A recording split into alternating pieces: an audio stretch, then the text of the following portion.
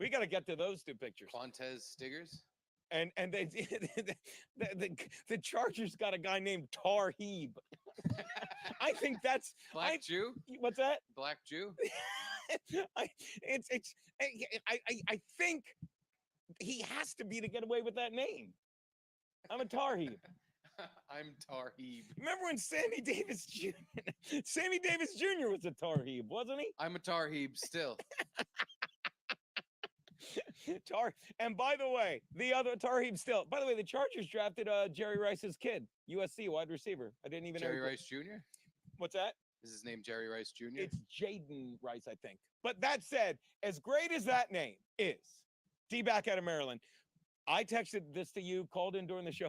Oh, no, I texted it about that first draft. It showed a whole draft. But 3 different people, I sent them the screenshot. I'm like, I already texted Garrett and Steve. The man, and if someone had stolen his 10 Super Bowl rings that he'll have in the next, he's going to win 2 this year, right, Garrett? He's on the Jets. Looks like it. Please welcome Quantez Stiggers, everyone. It's really. That couldn't be. Was his mom joking around when she wrote that on the birth certificate? Because that's hilarious. And I would love to see the draft pick when fucking Roger Goodell goes, and the Jets pick with the 100 something. Am I allowed to say this? Can I say this? Quantez Stiggers, please come up to the podium.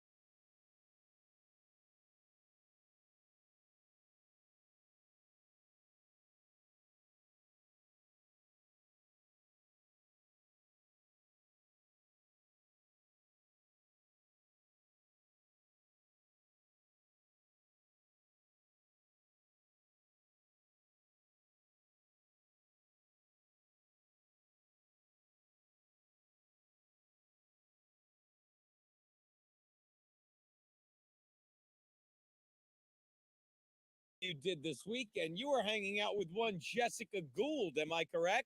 She's doing great so far. Did you see I that? just sent the That? video of Jessica Gould to Compound Media. Oh, no, it's not a picture. It's a video. Did you see the video, Garrett? Yeah. Now, and I got to tell you, Frankie. Okay, here we go. I have one question about Frankie. Who's that, Frankie? Jessica Gould. Say hi, Nelson Peabody. Hi, come to Julie's with Frankie. I'm doing great so far. Say hi, Nelson Peabody. Hi, Nelson Peabody. I'm doing great so far. Things going really well right now. I bet they are, Frankie. Now, was that her 18th birthday this weekend? And she's in her early 30s. Really? That's a change up. He usually says well into her 20s, but this is early 30s. I think he knows. She looks the youngest yet. Yeah, he knows this one personally. Well, there was another picture. Who's this girl, Frankie? She's a big fan of mine. Yes, no kidding. So on the Instagram picture, it's the girl like waited. She's like, "This picture is 2 years old. I'm not dating Frankie." She's a morbid fan of yours. When did you two break up, Frankie? Just a fan of mine. That is all. I still never get these pictures. So What's that? Frankie goes up to them and says, "Here's my phone. Take a picture of us." Frankie, is that your phone or her phone? They took like he didn't hear you. Her Like I'm phone. translating. He sent it to me, and I just forward that to Compound Media. But who Oh, took? so she takes the picture and then texts it to you? So you Yes. get her number. He's fucking slick. I just sent Yeah, Frankie. Yeah, Frankie. Wow. What a perfect plan. I got this video. All right, let's take a look at this Steel video. City on my birthday. Frankie, did you film this? Somebody filmed it. Yeah, I thought Frankie filmed this. Oh, you didn't film this? Watch the end. You have to. You ever see those clips? Watch till the end. I thought he was filming this girl's butt. And that one's too. Look at this. Oh, there he is. Look at Frankie. Are you picking a karaoke song there, Frank? Oh, that's Jessica Gould. Yeah. That's Jan Jessica Levinson Gould's Gould. butt, Frankie. Let's see that butt again, Frank. Look. Look at Frankie. Ooh. Oh, Oh, hands nested it. Oh, Nested it before he hands laid it Ball down. of the back. Sliding. Looking down. Sliding. Oh, Wow. And as she got Frankie. That's from my Completely birthday last appropriate. Wednesday. What's that, Frankie? That's from my birthday last Wednesday. That was a little birthday back touch, right? Is that the birthday back boop snoot? Birthday back boop? there was too much social repose in that back touch. That was fucking creepy. That was That's too well Jessica done. Gould. I wouldn't have even done that. Yeah, That's wild. it is, Frankie.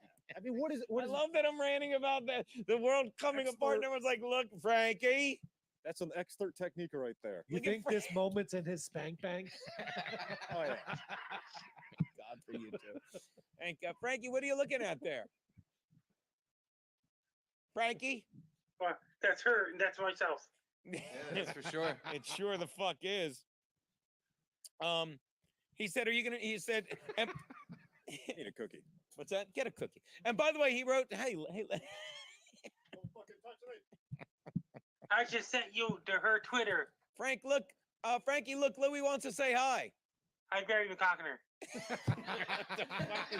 Are I you just talking sent about the you video again, her Twitter. Frankie? Show the video. Show the video. Frankie, say hi to Barry McCockner. Hi, Barry McCockner. I don't know where that came from. All right. So as I was saying, here's a life hack for you. If you're getting regard, first of all, I recommend the polio. It doesn't. How do you say regard? It's fun to say regard. I don't do brajol or gravy. Nobody We says always that. said regard. We did, but Where is that from? if you say ricotta, I'm not going to say it's regard. But you don't In say, Argo, we said you regard. don't and I say like that. regard in Italian. You don't say regard in You can English. say it however you'd like, but you knew what I meant. All when right, I I'm said- gonna say cheese. you From the blue to you. It's cheese to me. say it again. From the blue to you. He said it differently both times. He said it All right, different. my point is, all right, you're just making. There's literally no reason to say it that way. A lot Italians. Am I wrong? No, a lot of It's not pronounced. It's like moots. It's not pronounced. We It's, go to the tiebreaker. Hey, caller, you don't have to tell the caller he doesn't have to hold on anymore. Don't hold on, caller. Don't hang up. Don't hold on. What I'm hold on, Okay. hang up. okay. All right. First, I got to do a little This is housekeeping. Doris. Here we go. It's First of all, okay. happy birthday, Bobo. Happy birthday, Bobo. Happy birthday, Bubba. Can we call him? Do Uh, you have his number? number two, that sheriff is a pro-gun guy, so that's pretty good. Is that from the dump? No, the sheriff, you fucking doing the thing for tonight, you maniac. Yeah, make it 10. Keanu might not do it. Keanu might not do it. She's very bent out of shape about that fucking North Carolina shooting. Might not want to do it. Go What on. happened in North Carolina? Some fucking some guy, I don't know what color he was. They didn't show a picture of him. Yeah, he was a felon with a gun, and when they went to lock him up, he opened fire, and they unalived him. They unalived don't him. get So it. here's what we need to do to No, rectify actually, the dude. problem. Because 1% of the people break laws. We have to punish the 99% and say you're not allowed to have a fucking automatic a rifle, which a weapon, because you'll just do the same thing. You'll kill 4 cops. Does that make sense, Joey? Yeah, pretty much. Okay, I'm gonna shut up because I have to sit in a car 3 hours with Keanu. Anyway, my point is, Joey D. When I say regard, I'm not trying to out-guinea you. I'm not saying say gravy, not sauce. It's just how Aunt Olga said it, and I liked saying it like that. That's all. Is that bad? No, that's how my family said it. Yeah. So, but if someone said ricotta, do Dumb. you go, whoa, whoa, whoa? It's ricotta. It's a joke. No. I'm an English major, and I have strong feelings on the way things are pronounced. God, I want that. Salmon, almond, egg. You can have one. Your body can process 1 drink an hour. 1 is too many. 2 is never. Salmon, almond, egg. You want to do this? Hey, everyone. For another minute. How the fuck are we? Can you see me? Can you feel me? Can you hear me? You better tell me. I'll start screaming.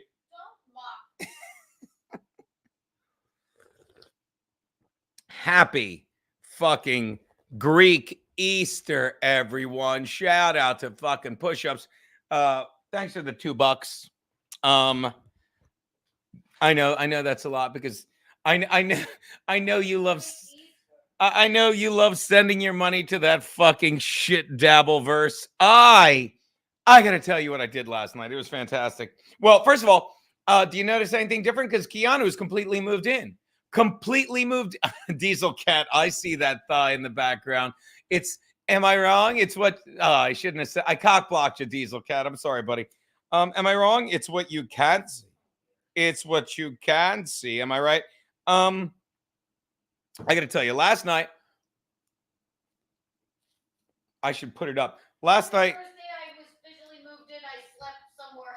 I know she's completely moved in and she slept with another man, some queer, my good friend Elliot. I got to tell you, hey, Jim Satala, what's up, my man? I had to turn the volume down because you're about 30 decibels higher than that video that was playing. I will lower my volume. As you know, I could give 2 shits about this. I should work harder at it. I apologize. After I fucking carried bags and boxes and shit up the stairs and got quite the leg workout, I'm very pleased. Oh, my God, baby. That was the easy part. Fucking, I was just a little mule. You packed everything, organized, sorted. I was exhausted. So,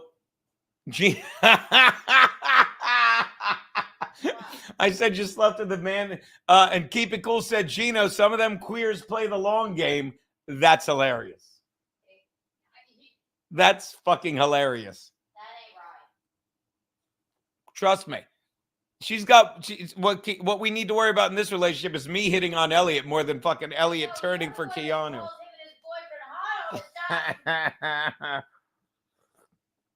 It's a funny story because Keanu went over there. He called up. It's like I need a girls' night, or what is he called? Just a girls' night, right?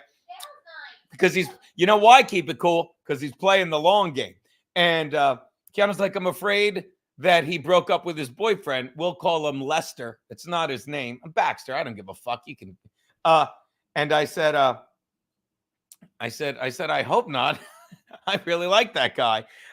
He's a dude. Like this gay couple came to one of my comedy shows at 3 Monkeys, and when I called one of them a faggot, they lost their mind laughing because they get it. Again with this focusing camera. Why? Yeah, but the camera never did that before. You know? So, what was I going to say? Oh, yeah, so whatever. But yeah, and they came to my show, but we had dinner that night, and I was bullshitting with the Baxter guy, just a dude. Let me tell you something about gay guys, and this is another reason I get so offended when people are like, oh, Geno said faggot. Geno deep-throated a pink dildo, and I hung out with gay guys. I hang out with gay guys all the time, and let me tell you, fucking Elliot and fucking Baxter are dudes. They're dudes, okay? So when someone says, trust me, let me tell you, if I'm hanging out with fucking, actually, there was a time I called a gay guy faggot because of what he drank. This guy's like, I think I want a pineapple and vodka. I'm like, just get the pineapple vodka, faggot. And he laughed because I was calling a gay guy a faggot for what he drank. okay? But when I'm drinking, when a gay guy says to me, remember, like, I'm just gonna have a wine, and fucking Baxter goes, I'm getting whiskey on the rocks. He basically said, why don't you have a whiskey, faggot? And I did. So again, while everyone's saying like, wow, aren't you worried about YouTube? No, I'm a nobody. Let them ban me for fucking pointing out how fucking people use words to divide. When if I were to go out on the street and scream transphobe, no one would run up to me and be like, where? They'd actually, excuse me, people would run up to me like, where? Where's the transphobe? But that's a fucking hateful word. If I were to run on the street and yell anti-vax, fucking, I guarantee most of the people now would be like, don't be a bitch. But no one would scream, that's a hateful word, when transphobe and anti-vax are far more hateful than the word nigger and the word faggot. They are. And I'll say it again. I'll say, and then you get...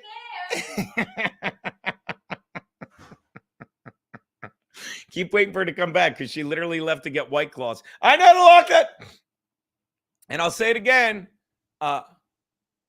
You need to burn that OU headband. I'll get you an OSU one. You know who sent me a headband that I loved and I haven't worn it since? I have a great LSU headband that I wore once, and then the fucking women's basketball team had to disrespect the national anthem. Thank you. Good night, Mr. Thompson. Thank you. I mean it. And you live in the Dabbleverse, and I'll get to the super chats. And I, again, look, I don't know why. Oh, I know why, because I don't give a fuck. I don't know why I just like use this weekly get together with everyone to just talk. And I actually pay attention to the actual chat when obviously the thing to do is ignore you guys, ignore people like Cockdiff, who I know is going to say Brandon Staley for president and fire Jim Harbaugh. But while you guys keep promoting the hate of the Dabbleverse and the shit that went on this past weekend, last night with is Dr. Steve in here? Hi, Dr. Steve. Is Dr. Steve in here? I sent him an invite. The people that fucking, live like this and only read the super chats. I get it. You're only here for the money, but I love coming here every Saturday and just catching up with you guys, living like this, saying, hey, let's chat. Like we used to do this before YouTube was a thing. We used to do this all the time. We would sit there and we once a month, Gum Fridays, me, Garrett, Steve, and Aaron would have a board meeting. And we would have everyone fucking that wanted to. We'd give them a link. We'd have fucking 4 screens of people, and we'd try to talk to them. And it was great. It was great. And it was fucking bonus content. It was bonus content for the one fucking charge a month. I can't thank you enough for the super chats, and it's nice.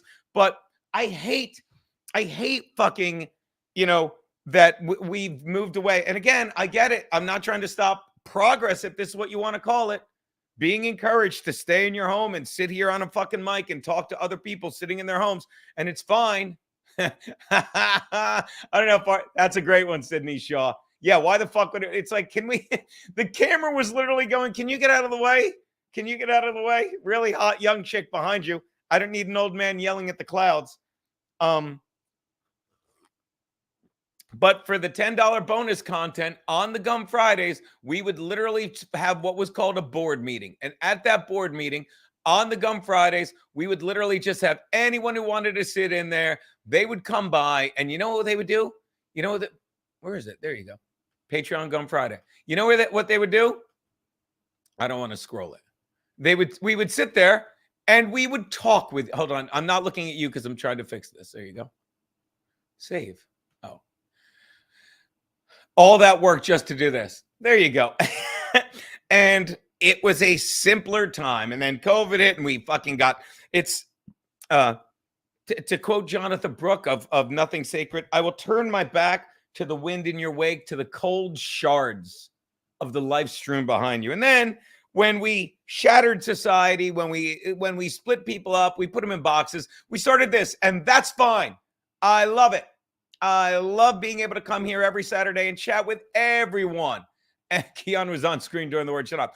I love Jim Satala. And now Jim, who's a grown man, fucking very young, but in my opinion, too old to have a grandson. This guy's streaming. He's an expert podcaster now because he's been a guest on 5 shows. So my advice is to disable autofocus so it stops trying to focus on the real Kiki talent. Jim, I'm going to try that right now. Camera. It's on camera. All it has is mirror my camera, touch up my appearance. I'm not touching up my appearance. I don't know how to do general, shift, auto, but I don't know how to do it, and I'm not touching it. But Jim, I will take that. Expert podcaster Jim Satala, I will take that to heart. So yeah, it was a simpler time, and now I love sitting here every Saturday, being able to do that, being able to show the highlights of fucking some of the week. Shout out to our In Hot Water Gum Friday guys. If you're not following this guy on the fucking YouTube, you guys are fucking morons.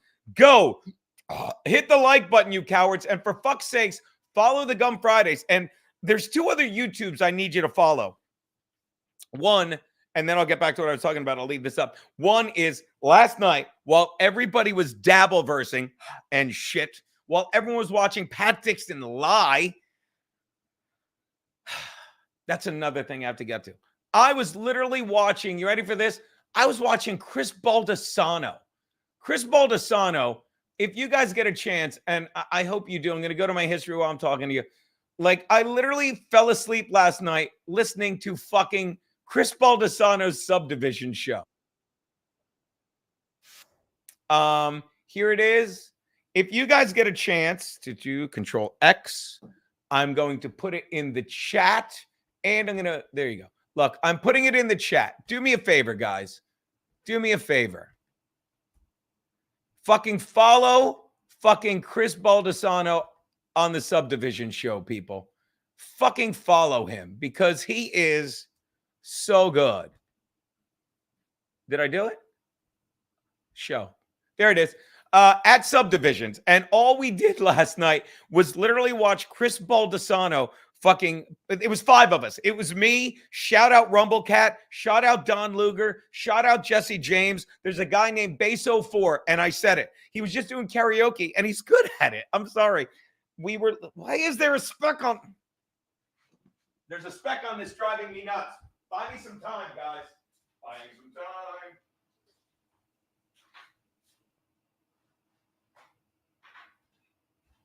Hi. Yeah, I'm wearing underwear. I'm wearing pants, I mean. And I said it, we were just like 4 guys hanging out. We were just like 4 guys hanging out at a bar where there were no chicks, but we liked the music. So we got 219 subs. Fucking subscribe, you bastards. Go to it right now and sub. 4 people did already. Thank you so much. We will keep a count going. We are up to 223 subscribers.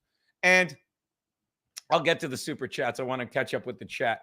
So as I was saying, I like coming here every week. I like talking to people. I like going through the actual chat because I don't need fucking money, although I appreciate the money very much. Thank you so much for the super chats. Let's get to those real fast. Mikey Cuts, thoughts on Boss joining the Dabbleverse? I will get to that. I will get to that in a sec.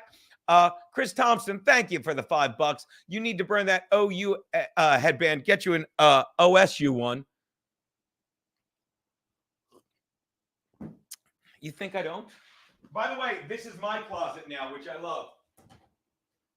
You think Daddy doesn't have? I have this. You'll be happy to know. Before you go wasting your money, buddy. Before you go wasting all your cash, buddy. Look at this. That's how the sausage is made, people. What are these? Chris Thompson. Chris Thompson. What are these, buddy? Buddy, you want me to make your day, Chris Thompson, since you gave me $5? Chris, since you gave me $5, you pick, Chris. This one? Boy, and I got to tell you, that one pops. Am I wrong, Chris? Chris, does that one pop, my man? Does it? Does it? Or, and this one is fucking, I love this in the winter. This literally, shout out. Did you send me either of these, Chris? Because literally a lot of Buckeyes fans out there. And by the way, I just realized, Chris Thompson, are you screaming right now? OU, and you're saying Oklahoma State, aren't you? Because by the way, this is a great one too. Look.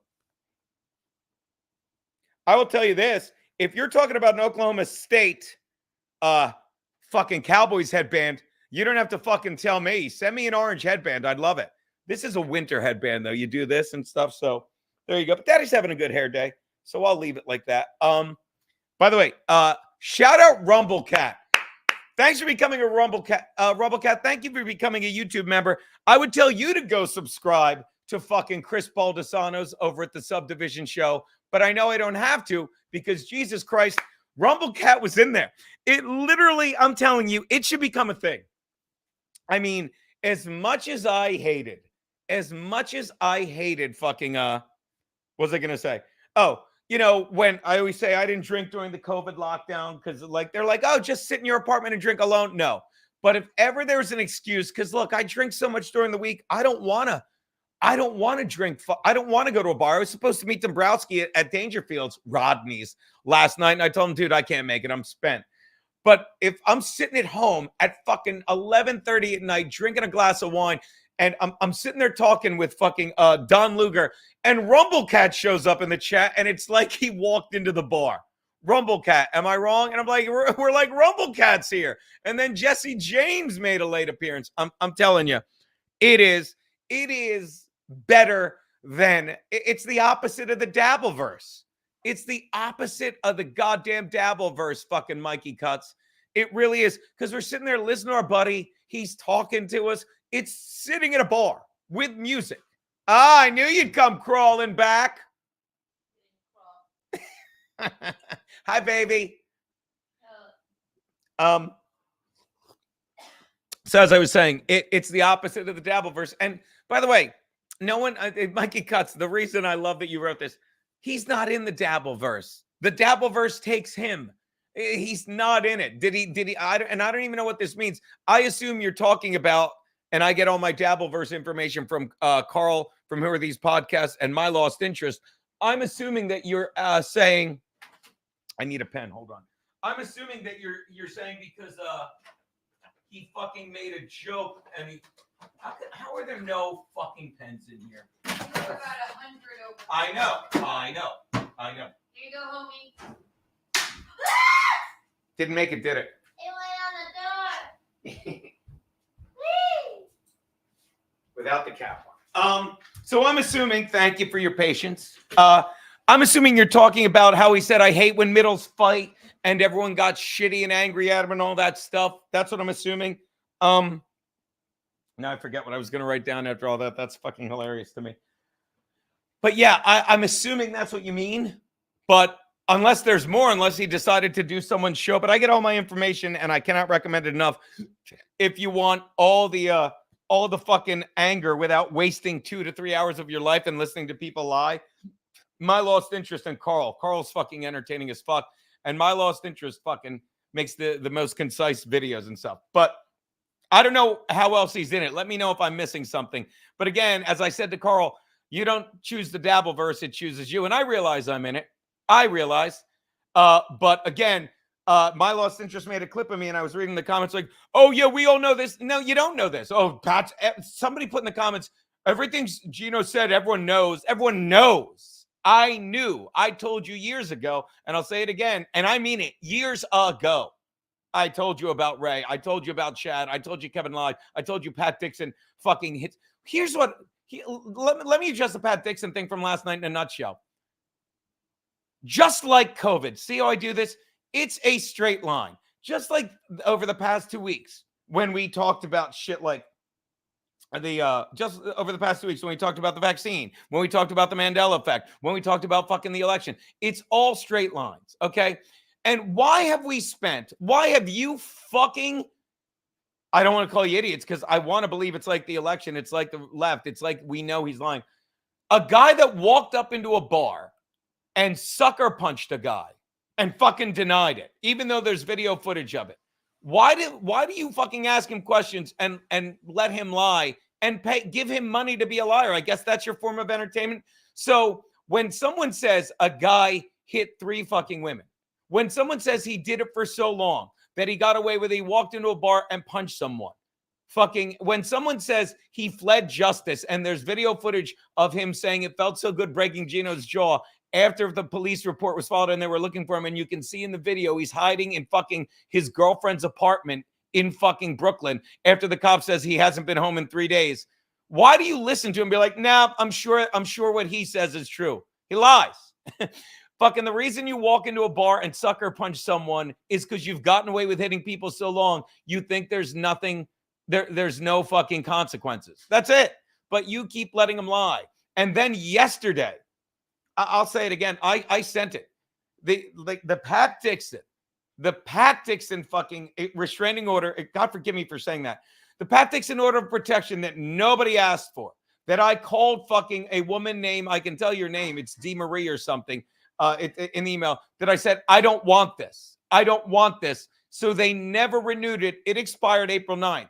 When someone says to him, and then I sent pictures to Melton. I said, I'm coming to fucking Hackamania, which someone put in the show yesterday. They literally put Geno's going to Hackamania. I got to find that clip because apparently he couldn't even look at the camera. And when fucking for a very brief period, what's his name? Derek actually confirmed him and said, Geno sent me a thing and said he didn't say Geno, which was nice of him, because why fucking have him, make it easier? Oh, Geno. He's like, I'm told that expired on the 9th. And Pat Dixon goes, no, it was renewed. He said, I have a restraining order. God forgive me, an order of protection goes through December of 2025. And fucking Derek said on Geno Bisconti, and he goes, I have a restraining order. God damn it. I have an order of order of protection through December of 2025. Yeah, on Felicia, because you hit her, because you're insane. And they just let it go. So again, Pat needs you to believe that he has an order of protection from me or whatever it's called, from the courts. I've not been in the same room with Pat Dixon since he sucker punched me, despite the fact I didn't see anything. What are you guys looking at? I have not been in the same room with Pat Dixon since he sucker punched me. But he wants people to believe I fucking was sitting in the courtroom saying, that's the man, please protect me. Yet, when I go to fucking Vegas, and we might go, flights are cheap. Me, you, fucking steel toe, fucking do a little gambling. That could be fun, right? I mean, I've saved. Everything with you is a gamble. Thank you, baby. I've saved. And by the way, I don't need you losers. I got 99 cents producer Roberto Thompson, Dago Body. When did he add all these fucking names? He's covering all his bases.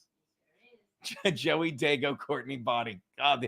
By the way, this is going to fucking freak a lot of people out. I hung out with him twice last week. God, it flies. Come back soon. I was drinking with Robert last week. 2 different days in real life. It's amazing. Welcome, new member Shano. It's great to have you. Thank you so much. What's that, baby? You didn't mention a second one, and you certainly didn't mention mine. I will get to yours when you come up in conversation. It's a seamless thing. What was the second one you were going to mention? Oh, Garrett and Steve. Garrett and Steve have a YouTube page that I'll find in a second. Thank you for reminding me of that, and I would have gotten to that. So again, I want to thank everyone for the $8 in super chats and membership after YouTube takes 30% so they can further the lies. I cannot thank you enough. 2, 4, 9, 19, 20. 20 times fucking. Thank you for the $14, but more importantly, thank you for sending $6 to YouTube. YouTube, which says don't say this word, don't say that word, takes down things that fucking tell you ivermectin is safe. On behalf of YouTube, rather than fucking pay $7 for 1 fucking month of fucking one of the greatest fucking broadcasters ever, thank you for spending that $7 on fucking YouTube. And make sure you go to fucking Kevin Brennan and fucking Chad Zumach and Melton and throw money at fucking YouTube. Fuck your super chats. Fuck them. Keep giving fucking well, then we can do the super tip system. Keep fucking promoting this cock-sucking model so people can get paid to be lying fucking cunts. Fucking every week I come here, it always turns into yelling. And then I'll get to the chat and talk to the normal free chat so we can catch up. Every week I show you fucking the fucking, how many fucking 6, 7, 8 hours if you have Gum Fridays of entertainment we do for fucking, if you're on Gum Fridays, that's another $10 a month for fucking $17 a month. $17 a month. Yeah, but we like the new model where we give money so you'll like me better. I love all of you except Snoo Kerman. Fuck this guy. I don't know what no thanks is, and you know I love you, Snoo. What don't you get? We're willfully heading towards this new fucking bullshit. Fucking YouTube, which could not wait to put up this fucking interview with Joe Biden, which I tried to watch with my lovely fiance. Couldn't get through it. Because at least when Donald Trump says shit, Donald Trump says mean shit. Yeah, at terrible people that need to be treated meanly. He literally, have you ever seen a politician that literally fucking says, I called this guy an asshole, a piece of shit, a garbage person, a fuckhead, because I can't remember, and lethargic. And then he endorsed me, so I'll take out the lethargic. Because he doesn't back down. Fucking meanwhile, Joe Biden, and I don't know how people sit and watch this, literally goes on and lies. Just tells stupid fucking stories for fucking every story is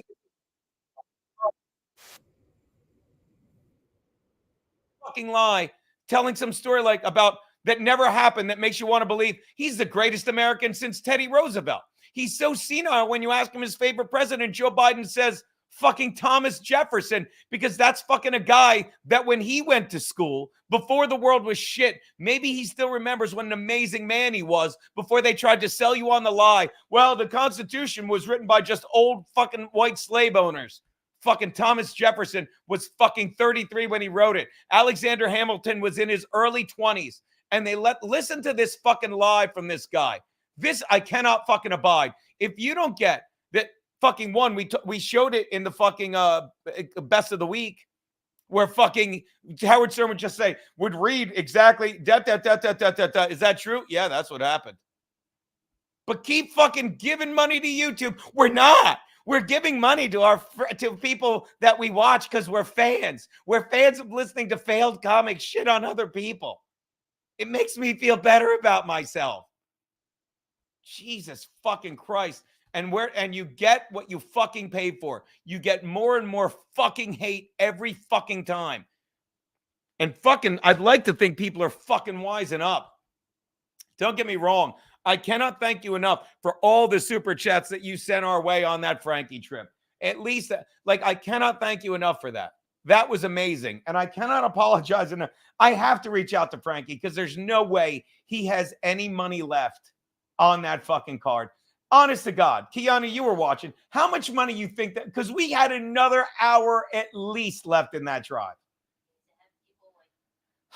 You're right. Maybe we saved his life. Forgive me if you're chatting. I'm on a different screen right now. And that's another thing. Let me put this up before I get to the Joe Biden thing, and I'll get to all of it. There you go. By the way, Dayla says, "Tell Aaron to unblock me." Hi, Kiki. And Bobby Riggs says, "A little bird told me Dixon lived in a closet." I don't fucking know, Bobby Riggs. I don't know, but the fact that you're like, what's that? No, they're saying he literally lived in a closet. Like, Maybe it's both. I don't know. But bottom line is he's making thousands of dollars. I don't even care anymore. Put it past such an angry man to be gay. Please. And if you don't get that his mother did something to him, either mentally and or physically. Like, and the beauty of it is at least fucking, like, at least when Felicia says things, and she's fucking nuts too, obviously. But when she says shit, it's like, well, you can decide for yourself. If you think like the sexual proclivities of Pat Dixon that I heard from fucking Chrissy, from fucking another one of his exes, Courtney, and whatever Felicia's saying on air, fucking, no, that's not true. That's not true. Why would a guy that fucking is such a misogynist and such a drug addict that hates women and hits them, why would he be like that sexually? You would think, I'll tell you who's fucking pretty decent sexually. I hold my own, right, baby? I'm not trying to be creepy. Fucking because I really like women. I like dudes too. Did Baxter ask about me? You know what? When he gets back in town, I'm sure he'll call. I bet he will. Anyway, but whatever. Who cares? But again, this model is this is where the money goes. It goes to fucking give you wonderful programming like this. So YouTube can, like, they're taking, when the Bakersfield doctors literally said, and all he talks about is COVID. This isn't about COVID. This is about fucking saving the future for your fucking kids. The Bakersfield doctors literally, what is up? I'm throwing these glasses in the garbage because something won't come off of them. When the Bakersfield doctors literally said this was the first time fucking YouTube's, like I saw YouTube take something down.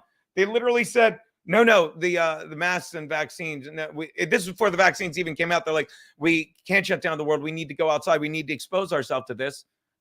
We need to fucking expose ourselves to this because, you know, it's immunity. And they said, somebody snapped at them. You're saying you know more about COVID than Dr. Fauci? And they said, we know more about this particular strain of COVID because we've handled thousands and thousands of patients while he's in an office. And they got mad at that. And then but after they said that, they said, think about it. When a baby's born, you don't put the baby in a bubble and say, get immune, get immune. You expose the baby to things. And now we're grown-ups with an immune system. And they took them down. But you know what they're happy to put up? Fucking Joe Biden telling lie after lie with this fucking mannequin named Howard Stern that fucking will do anything for the left now. And this is the law. I'm putting, it's still queued up to it, that fucking Catholic school thing. Now, anyone that went to Catholic school, no, they're fine again. But do me a favor, spray Windex on a little thing. Thank you so much. I didn't say anything. Anyone that went to a Catholic school, anyone, by the way, let me do this before I forget. I fucking, little Lemmi might be coming by in a little bit and I have to send her a link. Hold on one sec. Lemme. Lemme. Where'd it go? No, we're not doing that. Why didn't it show up? Little. It's not a chant, honey. That's not really. It's not a chant. It's not. Just ignore her. Just ignore her. It's not a real thing. COFCCOU.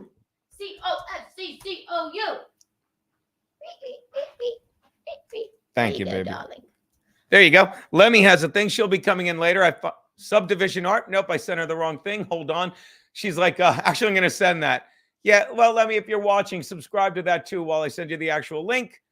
While I'm doing that. Okay. Now, look at this. Okay. So this is Joe Biden. Now, anyone that went to Catholic school, anyone that ever went to Catholic school, fucking needs to understand or should, let me rephrase, should realize how insane this is, okay? And this is a story he wants you to believe, okay? And let me tell you, if you went to Catholic school like I did in the fucking 80s, if you went in the fucking 80s, all right, then you fucking know what it was like. Imagine when this fucking, what's the word I'm looking for? Dinosaur, this fucking dinosaur went to fucking Catholic school. And think about it. Okay, do the math. He's 82. 82 fucking, what is that? 24 from 82 is 58. Fucking 58 from fucking 40. He went to Catholic school in the fucking 50s. So imagine how strict they were. I don't know if you know this about Catholic schools. They used to literally hit you with a ruler. They'd hit you with a ruler if you were left-handed. Okay? They would smack you in the knees if your fucking skirt was too short with a ruler, with fucking whatever. They'd hit the students to fucking discipline them. But listen to this fucking, what is it? The guy in the Ray-Bans. Listen to this story. This story is true. That let me it's tell famous now that you were a stutterer. And by the way, the only person who's got more credit for being a stutterer that never was than him is Stuttering John. I said fucking years ago when he was on the Artie podcast, Artie Quitter podcast, I'm like, if you want to see John lose his stutter, ask him for his plugs. Then when he gave his plugs, you would have thought he actually was a Mensa member instead of a creep who, by the way, did you see the My Lost Interest clip when he tried to sneak in, why will you go out with me? Because I'm ugly? And hoping that Elisa Giordano would go, no. It's not the ugliness. Yes, it's not the ugliness. Like, You are extremely ugly, but let me tell you something I would never say to a person, male or is it because you don't think I'm funny? I would never say that because it's like Camus says in the book The Fall. When we judge ourselves in front of others, we cannot lose. Because if I say I'm not funny, then you can either agree with me and I said I wasn't funny, or you could disagree with me and tell me I'm funny. So when John goes, is it because I'm ugly? He wanted her to say you're not ugly or just fucking let it go. But she called him out and said it's not the ugliness, which doubled down because ugliness isn't just his fucking look. It's his fucking energy. It's his soul. It's his voice. It's everything. It's not the ugliness because Alyssa Jordana's a giant piece of shit as well. And she would happily fucking put up with a man for fucking millions of dollars until she fucking hits him. John is so ugly inside and out, Alyssa Jordana won't fuck him. Where was I? Oh, yeah. Howard Stern. By the way, again, YouTube says thanks for the $8-9 in super chats. I don't know how much I made, but I thank you for them. The important thing is that we're furthering shit like this. As a boy, you suffered from a horrible stutter, and He didn't. there was a nun who decided to really goof on. By the way, the only thing worse than people saying he suffered from a horrible stutter is, if you believe it, thinking it's cured because he stutters. And this is their way of making you of rationalizing, you know what? Well, he did have a stutter. This isn't early onset dementia. No, this dementia is about 2 decades too late. He never had a stutter. He does now, and it's not a stutter. It's dementia. Jesus. On you and screw with you. And your mother marched Look down at there and said this to that fucking dinosaur. Look at this velociraptor. and I'm going to rip the habit off your head if you sit there and make fun of my son. Wow. Is it true? Well, it is true. We, You want to play the drinking game and drink every time Howard says, is it true? Because he has to, and by the way, it's literally coaching him. He literally gave him the bullet points of the story. And watch, all Biden does is fill them in wrong. Fills them in wrong. Probably the best thing ever happened to me. I'm not joking. I'm Was switching I to Rumble stuttered. next week. And because I learned, we have a rule in our family, and my mom's family as well. My dad. We have a rule, mama. Now he has a stutter. Everyone's laughing at us. That you can Hit the like button, faggots. never make, no matter what a jerk someone else says, you can never say anything about them that's true. If they're fat and ugly, you couldn't say you're. Which fat, is you could say why you're he stupid. fucking says terrible things about lies about Trump. Listen to this. In a fight, if there were whatever it was. And my mom was one of these people who, you know, she said when I stutter, I used to talk a little like that. It was that bad. It was that bad. Oh, But God. only I'm not with my friends. With my friends, I occasionally stutter. But when I had to read in school, when I had to do things like that, and a particular nun, and the nuns were great. I had them for 8 years. This one nun I was reading, you know, you read in alphabetical order, and I knew my part was coming up. The nuns were great because I can't piss off the Catholic Church. I can't do that, even though I'm I'm pro-choice. Even though I stand in a fucking Catholic church being pro-choice and fucking make a mockery of the very religion I'm pretending to fucking support. So let me say the nuns are nice before I tell this lie about one. And so when one thing led to One thing. I used to memorize I'm lines not- I was going to have to read because it's easier than look at the paper. Yeah. And I said, and Sir Walter Raleigh was a gentle man. And the nun said, what's that word, Master Biden? I said, gentleman. I said, Mr. Biden. Oh. And I got up and walked out of class. You Really? You don't do that. Yeah. And I went home, and my mother said, Someone tell me what is gallingly false about this made-up story. Someone in the chat, tell me what is gallingly false about this fucking made-up story. You're telling me in fucking the late 50s, I can't even. What is he? 82 minus 20 is 62, minus 4 is 58, fucking minus fucking 50 is 8. This is 19. This is the mid 50s.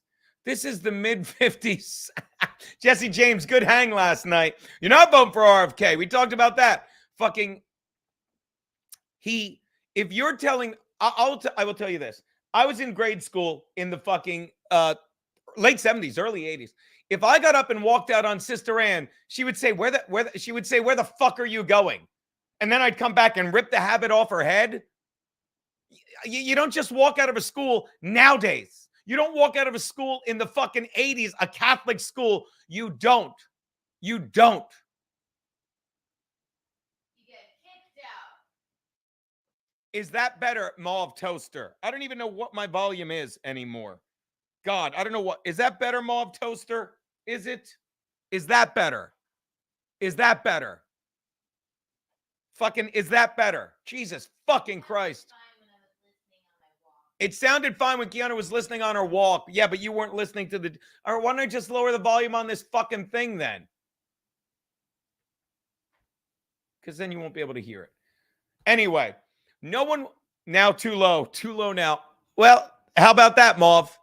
Everyone says the audio was fine. God damn it, fuck everyone. I apologize to Mauve Toaster, James Chatting, and everyone in between. The Catholic girls start much too late. You do not walk out of a Catholic school room. You do not disrespect a nun. You do not disrespect any member of the Catholic Church back when there was a reason not to. Before we knew they were fucking little boys in that school. You don't. You don't. You don't. You don't. But this is what he said. He walked out on the nun. All right, let's listen to this. Let's listen to this storyteller now. He should be a storyteller comedian like we have nowadays because he says nothing funny, but people will clap no matter what he says. She was tapping her fingers on the kitchen table. She get in the car with my younger brother, drives me back. I remember walking in. There was a little anteroom to the nun's office, and she had me sit down and hold my brother. Anyway, I could hear the door was cracked. And said, "What happened, sister?" And to the mother superior said, well, it doesn't matter. He just was so rude. He walked out of class. He can't do that. The next thing you know, he said, yeah, okay, yeah. He was just so rude. He walked out of class. He can't do that. But we let him leave. We let him leave. We let him walk out and made me, no. Sister down, brought her down. I could see them, and there was a crack in the door. I could see the profile of my mom. Oh, Keanu, he's such a bad boy. What he did was he wasn't in the room, but he was peeking through the door, guys. Guys, we got to vote for this guy. He's a badass. He's a rule breaker. He's an elderly faggot. Who was 5'1", about 108, 102 pounds or something. And and she said, "What happened?" He said, and the nun said, "Thank you."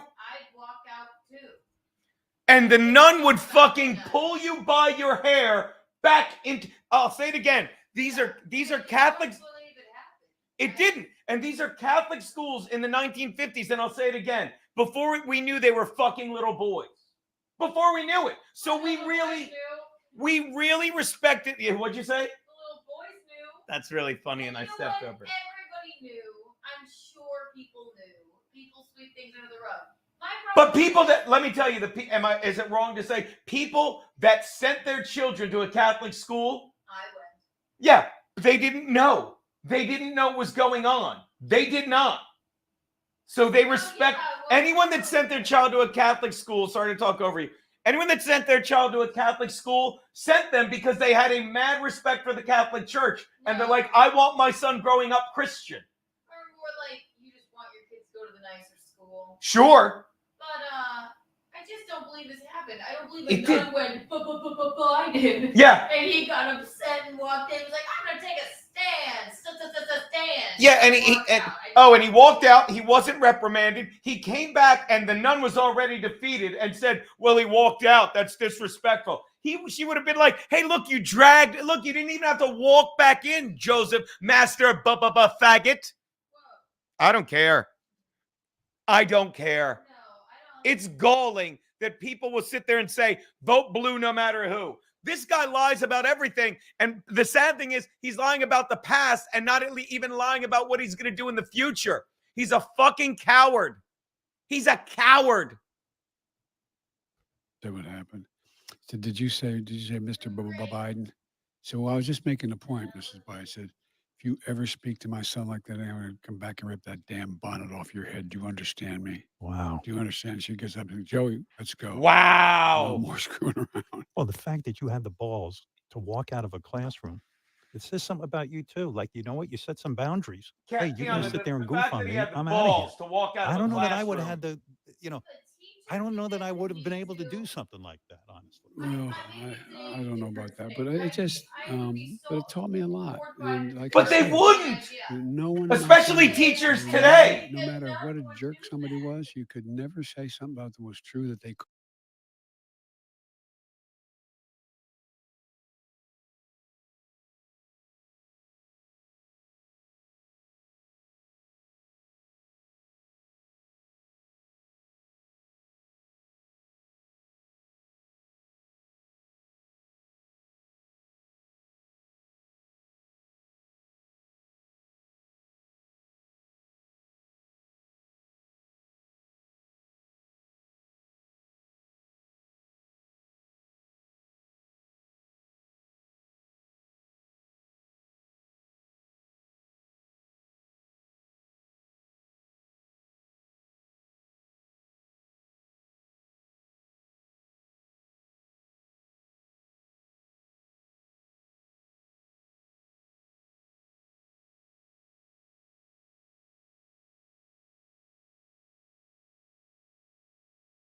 God damn it. How come I'm muted?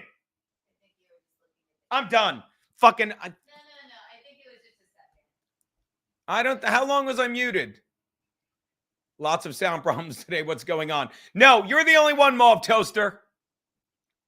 Courtney Body Thompson. All I was saying, like, did you hear the story? I was slapped by my headmaster in 1986, fucking because I was so nervous. Forgive me if I'm being redundant. I don't know how that I'm so aggravated.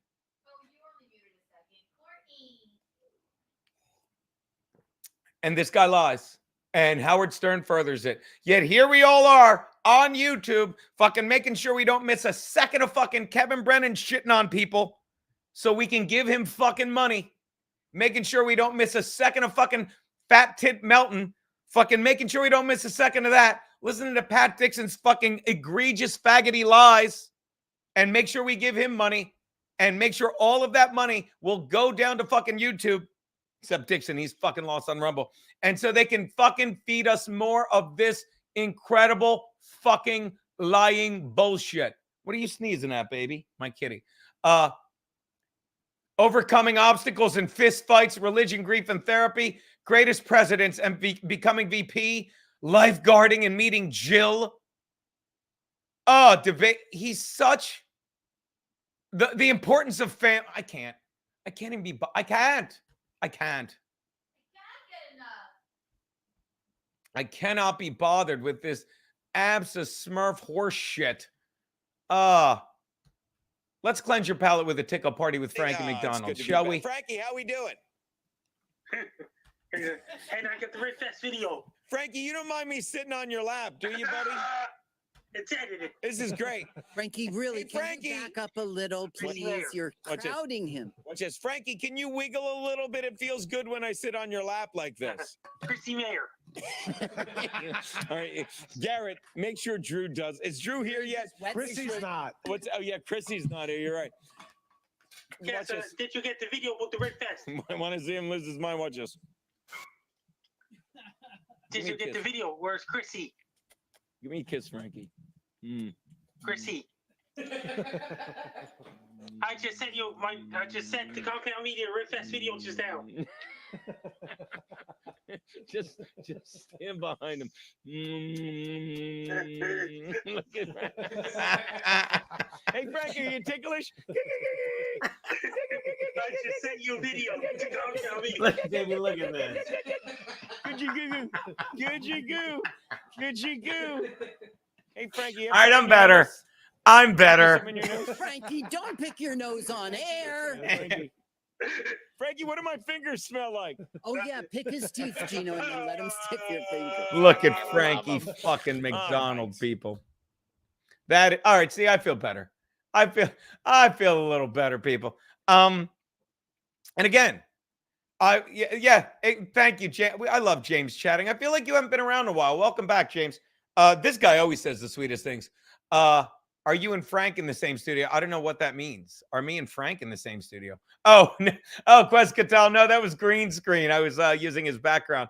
But yeah, he's very grounding, and I'll say it again. Since I went to see him, since we made that fucking trip, what a fucking like I'm telling you, I feel so much more fucking, fucking invested in the bits I'm doing with him and vice versa.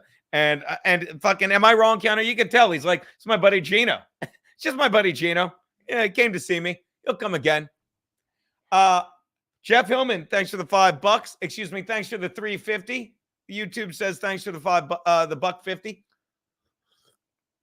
Palate cleanse from Match Game 76. Keanu got so mad at Geno last night while attempting to make whoopee. He started yelling about blank. Oh, that's cute. No, it's like that. But actually, that's if you say whoopee and blank, that is I'm sorry, Jeff. I love this, but that is actually fucking the Newlywed Game, which I've always like I would love to do that. Like do the Newlywed Game with me and you, fucking of course if Anthony wanted to do it, fucking him and Missy, fucking Garrett and his girl, and fucking Steve and his girl. Oh god damn it. Obviously Chrissy and Frank. Yeah, you stupid son of a bitch. Actually, Chrissy and Frank, definitely them. Because it'll. What's that? How do you play? Literally, they would put me or you in a soundproof room, right? They put all the like their newlyweds back. Love to be in a soundproof room. That's very funny. See, that's why I need it loud so you don't miss their jokes. They start out the couples. They introduce all the couples, right? And I'll even show it in a sec. But the bottom line is, the simple thing is, first they put all the grooms in a room, or they put all the men in a room where they can't hear, and they ask the women questions like this. Kiana got so mad at Geno last night while attempting to make whoopee. They always said whoopee instead of sex, right? He started yelling blank. And then you would say, he started yelling about fucking COVID, And then I'd get on and they'd be like, Geno started yelling about, and I'd be like, Ray DeVito. And I'd be like, damn it, and we'd get it wrong. And one of the most legendary, and I don't know why this hasn't become the Mandela effect, is they asked He got so mad he started yelling about the Mandela effect. No, that too. And one time, it's a legendary. Oh, yay! I'll get to you in one sec, beautiful. Thank you. One time, it's legendary, and they allowed this. It was a black couple, and they'd already asked the woman. I don't know what her answer was, and she's sitting there holding the card because they'd always hold the card, and then they'd hold it up if you got it right? And they go, "Where's the weirdest place you ever made whoopee?" And what did the black guy say, Keanu? He fell out of his chair. Nope. He said, "In the butt." In the butt. It is a good answer. And they didn't mind that apparently. So yeah. I do see that chick that picked a fight with Chrissy. Push-ups. Thanks for the $2. Thanks for the dollar fucking. I don't care. Thanks for the buck fucking the $1.40. YouTube. Thanks you. By the way, and then I'll get to the guest. I love that she showed up. Right at 2. Fucking prompt. Oh, let me get to one more super chat. $10. Wow. Thank you, WJS, for the $7. Politics and news is mental warfare. Engaging with it at all and taking it seriously is trolling yourself. I know. Look, dude, WJS, and I'll finish. I know you're right, but I can't. Do I not say all the time? They win. Like I watched Garrett and Steve. Let me read the rest. Good choice to move on from the Biden interview, in my opinion. What good does it do? Yeah, you're right. Let me rephrase. Let me add something. What good does it do for people like me that you just described in the first 2 sentences of this? Because I can't. Like, I was watching Garrett and Steve. Thank God the future is bright. And they don't get mad. They look at the same thing. And rather than me screaming, it's a lie, it's a lie, Steve is just sitting there drinking a beer going, well, he's drinking soda water now. well, he goes, who would believe this? He just calmly giggles and says, who would believe this? And I'm like, you son of a bitch. Anyway, let's get to the woman who sat in and listened to all the truth spouted in the hard-hitting interview with Derek Quadfather last night. You know her from the BYB podcast. The first guest ever on that was who, Keanu? Little Lemmi, everyone. Little Lemmi! Let me take that down. I'm sorry, baby. Thank you for coming in, sweetie. How are you today? I'm good. Thank you for having me. Oh, It's good my. to see Well, you know, I had to cancel a lot of people and pull a lot of. I'm lying, of course. Do you prefer it like this or like that? Like this. Yeah, me too. What? Yeah, I'm very like. I really want everyone to see my Eames chair. I want to fucking, you know, act like I'm really doing something while the rest of the house is just, you know, pitch tents and fucking throw pillows. But thanks for coming in. I would be lying if I said I didn't watch some of that interview because I'm just so. I literally love listening to Patrick Dixon lie and everything. But I'm just curious what your take on all of that was, because I'm sure everyone here knows mine. And then we'll get to talking about normal stuff with you because you're a great gal. I think I might have a different perspective on all of what happened last night. I'd love a different perspective. I need a different perspective because you know mine. Everyone says hi, by the way. Tiffany Washington says hi. King Yeti says hi. Producer Roberto, give me an hour to say his name. Roberto Thompson Dago, Body Light Meg says hi. Anyway, go on, sweetie. Keanu's real life. Keanu says hi, by the way. She's a big fan. I love her. One of these days, I'm going to steal that woman from you. She's perfect. Please do. It won't be hard. She's an idiot if I got her. So what is your I can cook, Keanu. I'll make you dinner every night and rub your feet. I'm selling her on you. All right. My take last night was I would have much preferred the guest that we had booked that wasn't Pat Dixon. I don't even know who he is. Tutty, right? Tuttle from the Bubba the Love Sponge show. Oh, Tuttle from, okay. Yes, I'll be honest. Like, I never met Bubba. A lot of people think I did because I did, you know, the Pharrell show a lot on Sirius XM, but he wasn't in studio. And I don't really know that show that well. I know all the fucking rumors and stuff from it. So he's on it still or all the time, or I don't know anything. Please enlighten me. No. He was on with Bubba for a long time. He was kind of Bubba's do boy. He was the self-proclaimed stunt man. They would let him do a whole bunch of really dangerous shit to him. You know what I mean? love how you say they'd let him and not like they. No, just he let them. He was I'm A-okay with getting shot with an airsoft gun while he was passed out drunk, or not an airsoft gun. It was something stronger than it. It left welts on him. Like he had to go to the hospital. Sure. They expanded his anus with one of those balloon pumps. Yeah. On air. Now you're talking my language. Go on. Yeah. We love Tuttle, but he like lost his fucking mind for a bit, tried to delete his profile, went to the funny farm, and Bubba kind of kicked him off the show because he was a bit of a liability. But he's been off the show for a couple of years. He's since gotten sober, gotten his life together, and Bubba's let him back on the show on Wednesdays now. Right. And I've kept in touch with Tuttle the entire time. I love Tuttle. And you are, forgive me, I'm just getting a cigar. I'll take it as a compliment. I'm so relaxed hanging with you. I'm gonna have a cigar. And plus you're smoking, put me in the mood. So you're saying like he's like, well, go on. So he left the show kind of because he ran its course. He was too crazy and they didn't want to put up with the kickback from it, so to speak, right? It just was a lot of shit that he wasn't familiar with. Honestly, none of us are super familiar with it. In our house, like me and Granny and Tuttle and all that. And to me, it felt more of like that would have been more appropriate. Last night on BYB would have been more appropriate on a Sunday because it's like the Dabble Week in Review. You know what I mean? Yeah. Very good. Yeah. And it just, I mean, last night's format was a little off. I'm not going to bitch about it, you know, because well, I'm going to bitch entitled to an off night. You can absolutely bitch about it. Absolutely. But I'm going to bitch about it because, like, I'll say it again. First guest you ever had was Keanu. And I always complimented your podcast because it's like, I've always said there's a lot of people like, oh, I could podcast. No, you can't. But you guys have just always been, and I said this as well. And again, this is just me talking to my friend, not sitting here talking down to you, Lemmi, saying this is what you're doing right here. you know, but it's like, I said it about fucking before fucking Ski Mask just became fucking look at me, how drunk I can get and get tattoos and stuff. It's just people that like hanging out and talking. So that's the show. And I even said after fucking Keanu did the show and I did the show, Steel Toe and April were doing the show. I'm like, they just scream over each other, but trust me, it's fun and you'll know when to talk. And they said, yeah, it was exactly what you said. And remember, they ended up staying a couple hours. It's a fun fucking hang. But now, like, I keep getting mad at myself because my friend Derek, I'll say that, I keep fucking letting him back in. And I literally sent him one thing. I said, and I was wrong. I said, Dixon's not going to do it because Dixon is protected from me in fucking every other chat he does. Brennan banned me. Fucking that fucking tranny chick he groomed to fuck so she could support him fucking banned me. So I'm in there and I put 3 comments and I got banned in your chat. Who fucking banned me in your chat last night? I don't know. I didn't see you get banned.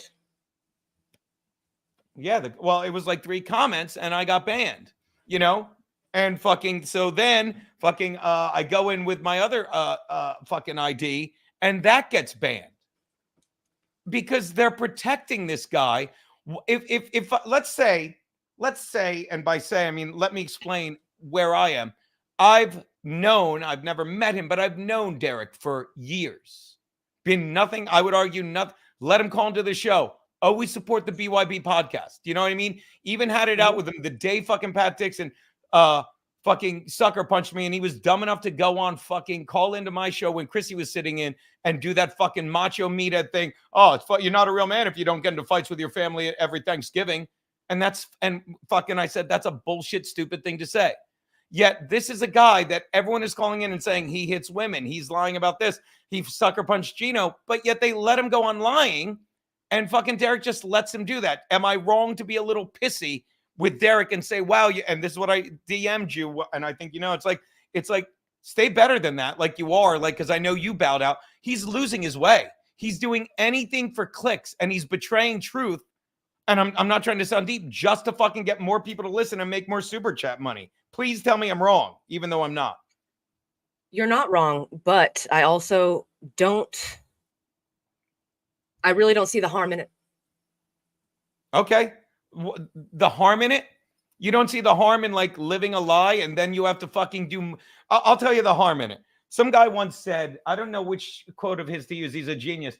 I don't know whether to use if you dip your toe in the river of iniquity or, and I think the second one's far more applicable, you never go down in size in a butt plug, Lemmi. You never do. Okay. And true. It's true. Well, I know. You're the one that sent me the video. You never do. And the bottom line is you just said, like, that's your first step. It's like, well, I don't see the harm. The harm in it is he's got to do it more and more. They have to bring in more shit. And if that wasn't a fucking sign, you just said it yourself. A guy that actually does radio, a guy that does radio with a successful show, fucking, even though he was the fucking, you know, the lolcow before it was a word, in my opinion, he had to leave. He's like, I don't understand this, but I know I'm uncomfortable. Because all it was a shitty person getting accused of stuff, and they were letting him lie his way out just for money. The goal of that show yesterday was super chat money, was to make 30% of everything for YouTube so they can further put up videos of Joe Biden fucking lying to us with cunt Howard Stern. So you're saying that now, but what's your next show going to be? What's it going to be? Because it's going to be, you're going to be like, that worked. Let's get more super chat money. Am I wrong?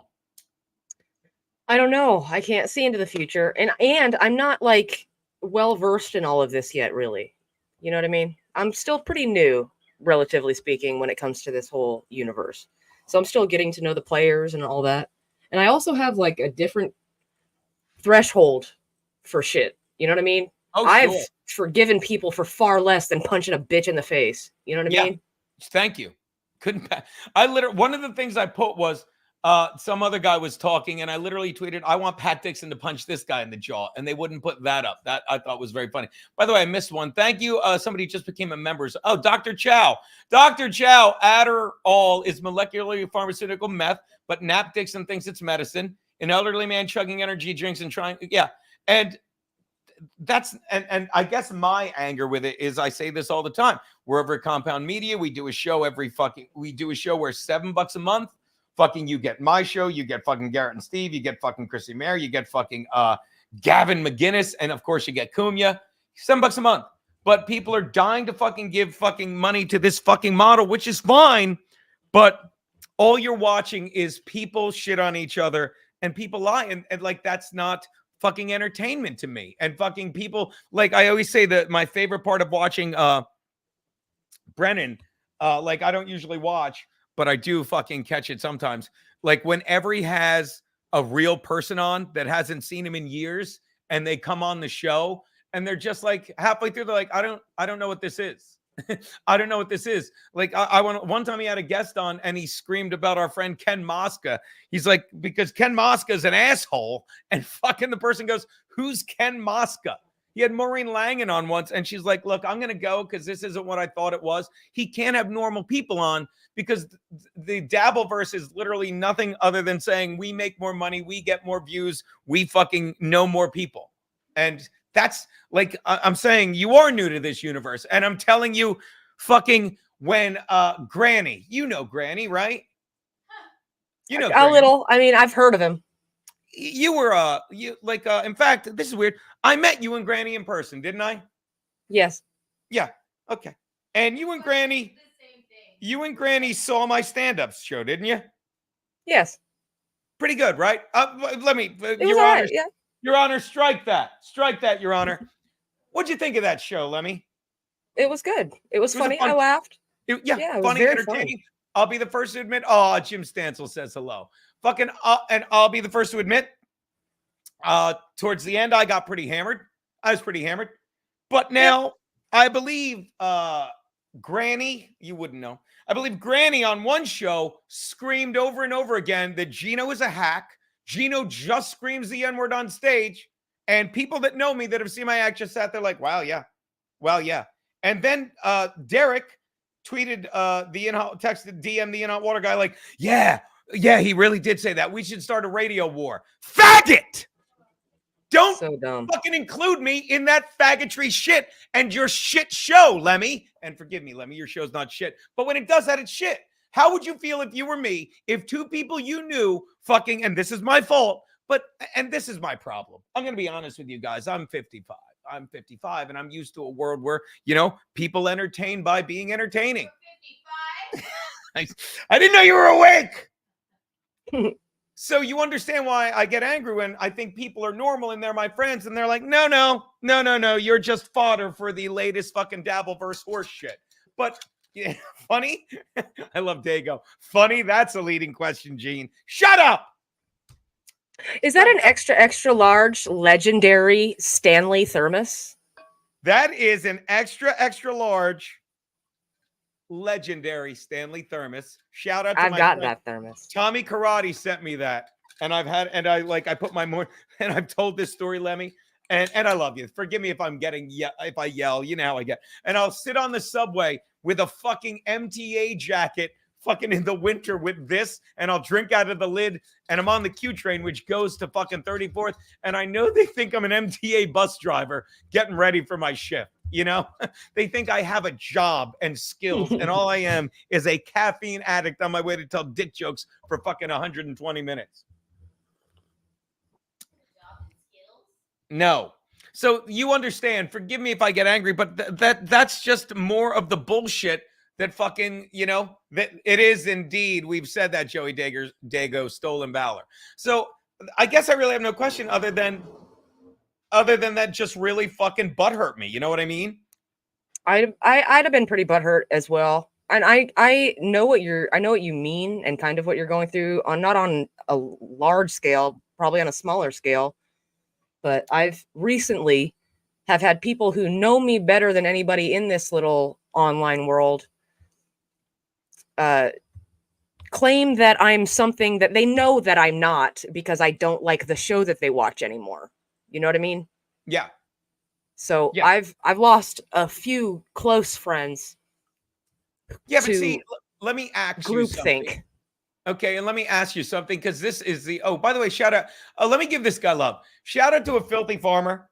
for the $5, because as much as and I said it earlier, I'll say it again, as much as I fucking shit on the super chat process because I fucking miss people just coming to subscription service shit. Don't get me wrong. We have our but people, I'm mad that people think this is better than fucking, just paying fucking one fee and getting the entertainment. This guy, when we did the road trip to see Frankie, this guy gave a lot of fucking super chats. Like I cannot thank you can give YouTube all the money in the world to fucking you can give YouTube fucking all the money in the world, show me all the COVID videos you want, but as long as I get to stand next to Frankie and hand him a fucking A&W gift card, that, by the way, Lemmy, it's Schindler's List.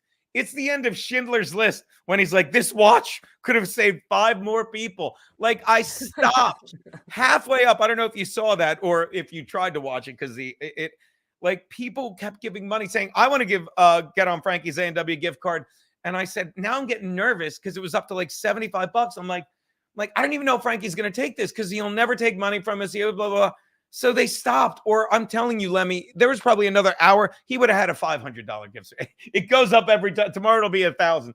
But it would have definitely been 3 figures. And they stopped. And then I got there and I'm all nervous. I'm like, Frankie, we fans got together and he took the card out of my hand, Lemmy, and just shoved it in his pocket. I'm like, that was my bad. I misread that situation. So thank you. I wanted to give him proper thanks. And I do want to talk about that. So you said you've lost a lot of friends, and that's the and this is my question. And now I'll talk like your mother. Then they weren't your friends, Lemmy. Then they're not your friends.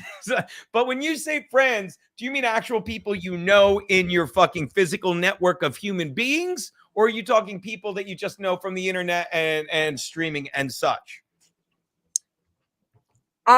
It's not as black and white as that, really. Oh, please, go on. I love these are people that have been in my community for years. Oh no.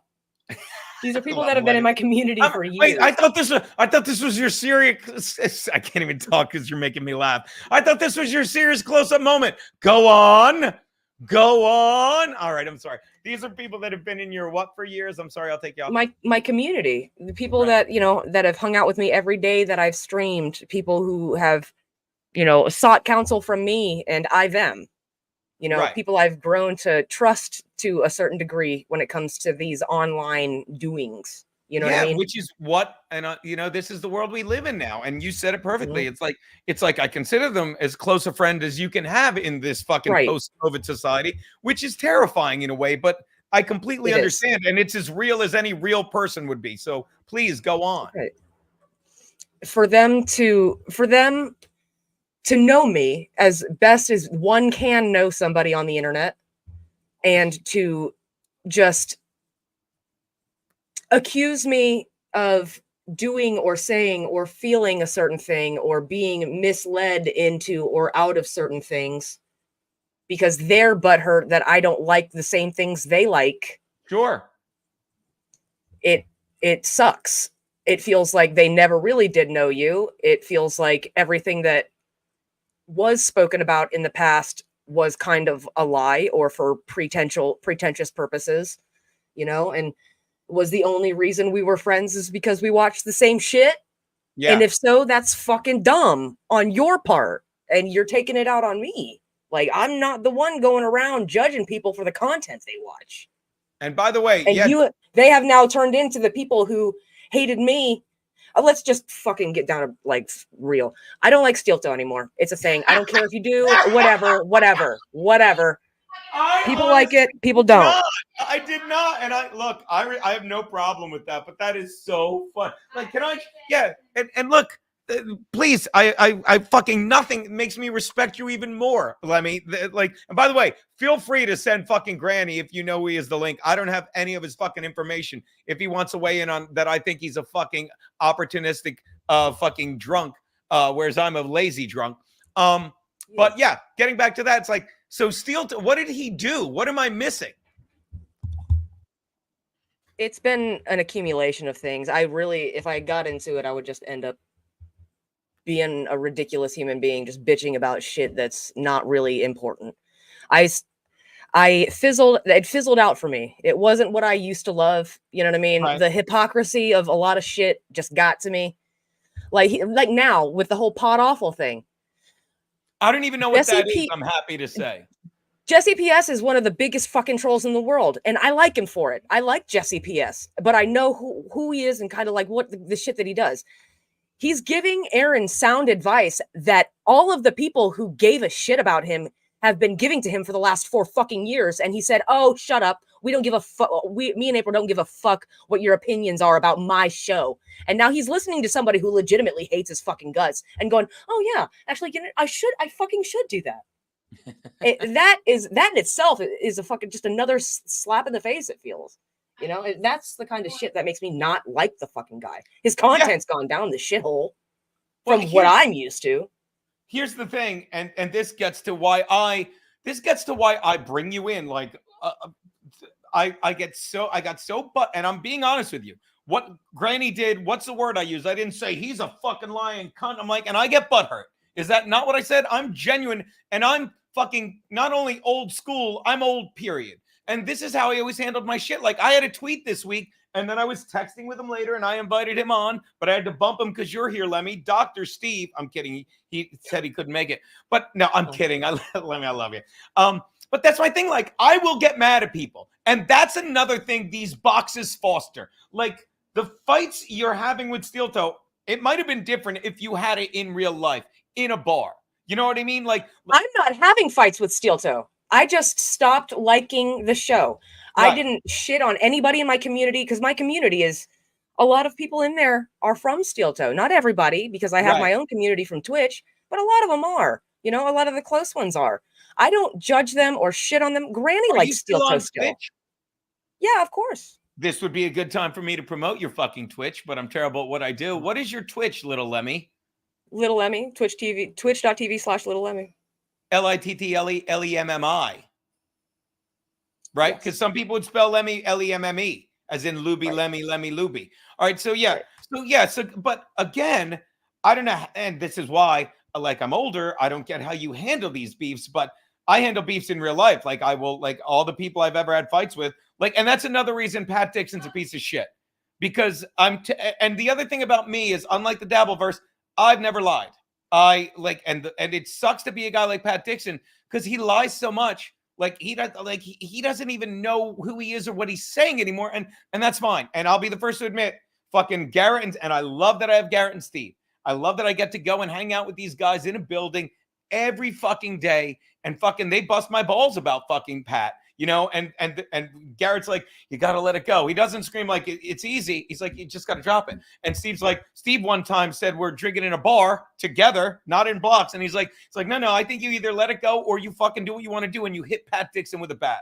And I've said this countless times. And I love that someone wrote I'm going to Hackamania. And I'm not saying I'm not. I'm not saying I'm not. And I'm saying again, I fucking will. I DM'd it to Derek, and Derek has the copy of the restraining. I keep saying that. Of the order of protection. Because again, when someone gets arrested and he lied about that, I waited till I had all the paperwork. I had the x-rays of the jaw. I had the video and I presented it to the cops and made it easy. And they went to his apartment. They're like, he's not here. And 2 days later, he popped up in a video on Ethan Ralph's stream, hiding at his girlfriend's Felicia's, saying it felt so good to punch him, whacked out on Adderall. Did you ever see the clip of him when he crashed Chrissy Mayer's show? And last night, it's like Keanu, you know what he said last night? What? Me and Chrissy are friends. Before this happened, we were texting all the time. Lemmy, did he not say that? Only not friends. Oh, I thought you were in there at that point. I apologize, hon. She does not think of him Ever. Lemmy's going to say something. Chat. I get real distracted by BYB chat a lot of the time. So Wait, we can barely hear you, Lemmy. Is it if me or I'm you? sorry, it's me. Okay. If I'm not like 100% invested in the show, take it down like a little click. Okay. There Hello? You go. A little lower. Hello? Perfect. I'm sorry, baby. If I'm not 100% invested in what's going on in the show, I'll jump in chat and I just won't pay attention. Well, thank you so watch this and then we'll get back. Why weren't you 100% invested in what was going on in the show at that point, Lemmy? Because I couldn't give a shit about some 8th grade baby back bullshit, toxic ass relationship between any fucking body. I don't care if those were my parents. I wouldn't have given 2 shits. I'd have been like, this is dumb. I don't want to be here. And I'll take it a step further because I thought, and if you had said fight between two 8th grade boys like me, I would not have been upset about that because I'm the first to admit, like people are like, that's all he talks about. It's not. It's not all I talk about. And I love that I start out every In Hot Water episode, every fucking Gratcast episode with, clips from the week because I've never been prouder of anything that we're doing than the shows of late. It's so great. And even when we take a dig at fucking Ray DeVito, who I'm going to see in 3 days, can't wait for that. And chat, sorry we haven't got to you, but I've got a legit fun guest. If you have any ideas for what to make with Cooking with Kiki, which I'll say, I look forward to Cooking with Kiki more than I do this every Saturday. Throw some food out at her. But when you said I disassociated, yeah. And I'm the first to admit that this, and I know I have to get over it, but just watching this guy lie, as much as I hate it, part of me loves it because he really is he's a sad man. He fucking left fucking New York City. He knocked himself out of New York City and all he's doing is lying about everything. And fucking when I sit there watching someone I think is a friend, and this, watch how I circle it back to the steel toe thing with you. Someone I think is a friend like Derek, who I've never met, but I've talked to a lot. I'm like, this guy thinks it's more, he's putting fucking money over friendship. And he really is. He's putting super chats over, well, Geno will fucking let it slide. And after a while, I can't let it slide anymore. Like when he says to Pat, you have an order of protection that expired in April 9th. I sent him the screenshot.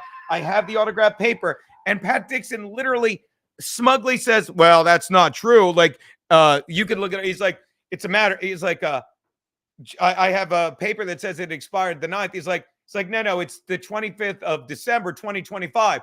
And he goes, the one with Geno? And Pat goes like this, I have a restraining order, which expires the 25th of December 2025, because it's the one with Felicia, which again, it's one with Felicia that goes through 2025 because he punched her in the back of the fucking head. Chris Mack says, hi, baby. But people let him get away with lying, and that's fine. I know people love their entertainment. I know people love having a reason to give YouTube money so they can show fucking pictures of fucking the man that stole the election lying to us like a faggot. I love playing on YouTube. I know they love that. But the bottom line is that's them. When I'm watching my friend Derek blindly let a guy lie, fucking blindly fucking, support a guy that hit fucking Chrissy Mayer, that open hand cracked Courtney in the face 3 fucking times, that punched Felicia in the back of the head, that every time I say it, why doesn't he fucking file charges for slander or something? Because then they would come up and testify and fucking Chrissy Mayer would say, Pat Dixon beat me in the ass because he was jealous of a yoga teacher. Fucking Courtney would say, Pat Dixon open face slapped me in the face 3 times during sex because he's such a fucking fucked up male misogynist that was diddled by his mother. He doesn't want women looking at him. He would say, and he doesn't want people saying that. Oh, did I say that? I hope he doesn't hear this.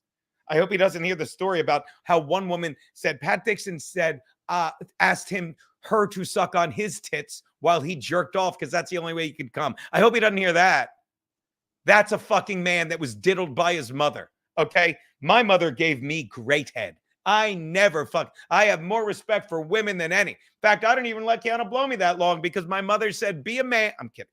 But you understand, like, that's how fucking, fucking dudes talk when they're fucking normal and fucking adjusted, but when watch this. I'm not saying, so you apologize, Lemmi. I'm saying, please have patience with me, Lemmi, when I snap at you, because I'm fucking that way where I'm like, I'm going to yell at Lemmi. And if this is yelling, but I'm going to have my friend Lemmi come on because I really respect you. I like what you do. When I saw you fucking tap out of that, I'm like, did I not text you immediately? I'm like, I DM'd you. I'm like, what are you doing? What's going on? And you said exactly basically what you said here. It's like, you said that, didn't you? It's like, look, when it gets to a point where I don't care, I just tune out of the thing. And I would argue that's happening more and more because you're a normal person. You just said it. Even if you said it's not black and white, but the friendships you have now, they're different, but they are legit. They're not what they were in fucking 2015. They're not what they were in 2001 when I was your age. And I'm fucking calling you old when I say that. They're not, but they're as real as any of them.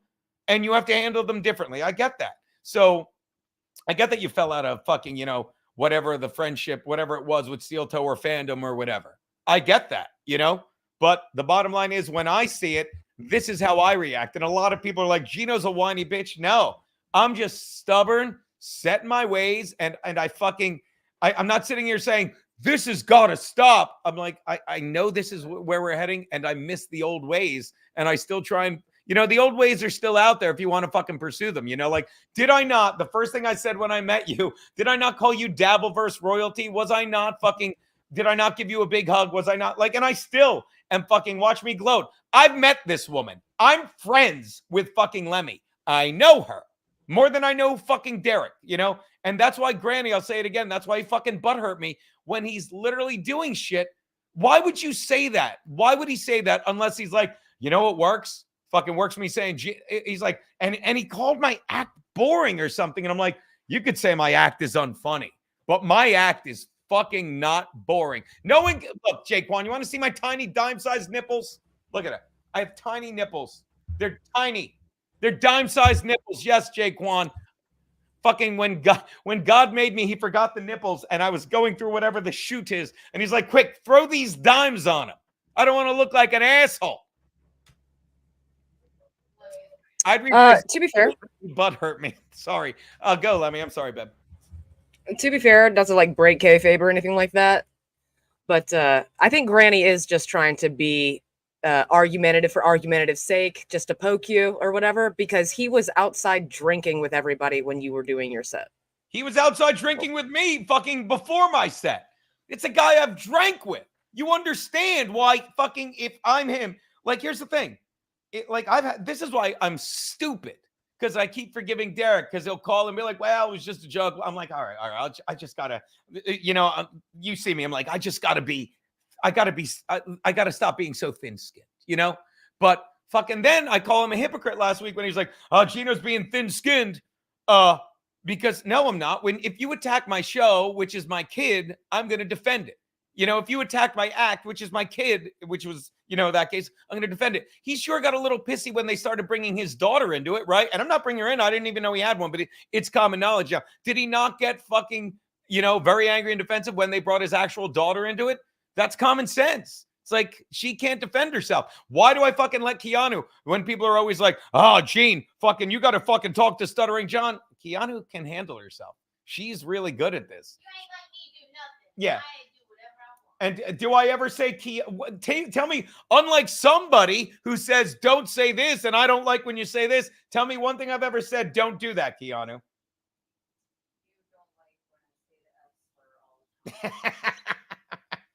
I don't like when you say the F slur all the time. Small nips are not a blessing. Stop trying to make me. I don't want big nips. I just would like them a little larger. I would like nickel-sized nips rather than dime-sized nips. Stop bringing them into the light. They brought it up. That's twice this week you've shown your nipples. Okay, I thought I was letting Lemmi talk. Lemmi, I apologize. I thought I was letting you talk. Lemmi, talk. Shit, no, you're putting me on the spot. I don't know what the fuck to say. I thought I was giving her topics. What do you do on the? Do you understand? Like, Dave. By the way, David Dade 1, thank you for subbing. 2, go fuck yourself. These are two friends having a discussion, having an argument. This is going great. Why don't you call your boyfriend Dixon, faggot? Let's send him a link. Let's send this fucking garbage person a link. But yeah, I'm sorry if all I'm really doing is fucking just having a beef with Lemmi, because that's what friends do. They talk shit out and they're stronger for it. But again, to prove a point, David Dade, as I don't let her talk, watch this. I'll ask it. I'll say it like I'm asking Lemmi. Am I wrong to say that that's the nature of what goes on now? It's harder for it's easier for people to fight than it is for them to resolve. Am I right? I sent you a link, fucking Derek, if you want it. Am I right, Lemmi?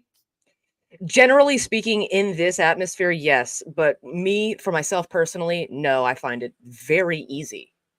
I'd rather to what?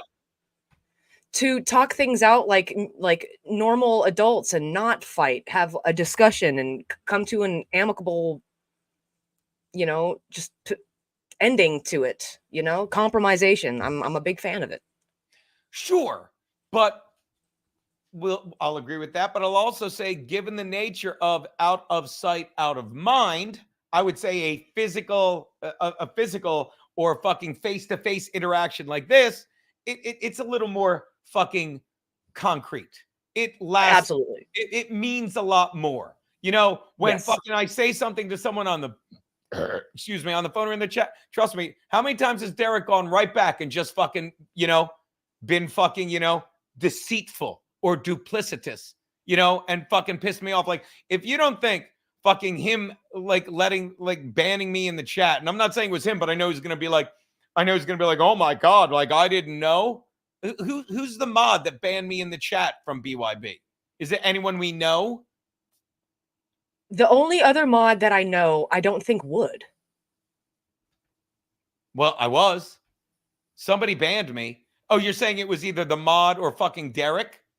Yes, it had to have been. So if Derek banned me in the chat, when I'm not saying like, I will fucking kick your ass, Pat Dixon, or fucking throwing N-bombs out and just fucking spitting facts, you know, why would I get banned? I'll tell you why. Because it fucking takes away from Pat, and he doesn't want to make Pat leave, because the longer he can ride the Pat fucking super chat train, the more super chat money he can make. And that's fine if all you're about is the money, but that's that butt plug. He went up another butt plug last night. Is that fair? Look, Flat Cat thought I left. And by the way, you know what? If I was smart, Lemmy, I'd be like, you know what? And I had it with that shit, so I just am a bigger man. And it was not Bobby Tambora. Oh, not close says hi, baby. I love that see, this is Flat Cat's problem. You have too high, you hold me in too high regard, Flat Cat. You think I'm like, you know what? This is beneath me. This is beneath me. No. You know what I did? I got down in the mud, Lemmy. I got down in the mud. I don't get this. Also, playing at 0.75 speed doesn't make Geno's yell speak any less annoying. Sorry, buddy. That's good stuff. But then you get people like this. Flat Cat, why is he a good dude? And I'm not saying he's a bad dude. Trust me. Why is he a good dude? Because he texts you cute things? I don't. That fucking Bobby P banned me from the chat. I don't know who that is. He's the one who died, and you shat on him for. I did not shit on him. I shit on. Okay, you go. I think I distinctly remember you. Well, you didn't really shit on him, but you didn't show any sort of empathy whatsoever. I didn't show, and that's fair, but I would argue I didn't show any sort of empathy for a GoFundMe for a person that fucking, you know, that fucking took this life for granted. And there's a lot of better places where money can go. And fucking in my defense, and this is not going to be a strong defense because I'm going to bring fucking Ski Mask in. I've said for years, if I ever wrap my car around a pole drunk, I do not want to go fund me. I do not want fucking people to do the thing they did. And I talked to his kid, and I'm trying to get him to come on In Hot Water. Fucking Greg Giraldo. Oh, Greg Giraldo fucking he fucking had a seizure and no, he didn't. He fucking OD'd on drugs. He fucking had a battle with drugs, and he gave in and he lost. Same thing. If I wrap my car around a pole drunk, I fucking was drunk driving, but I don't do that. If when Ski Mask keeps saying I saw a screen grab. Fucking when it happened, he's like, when I fucking die of liver failure, don't do a GoFundMe. And it's hypocrite. And I just got a little, and I apologized to Derek after that. We made peace.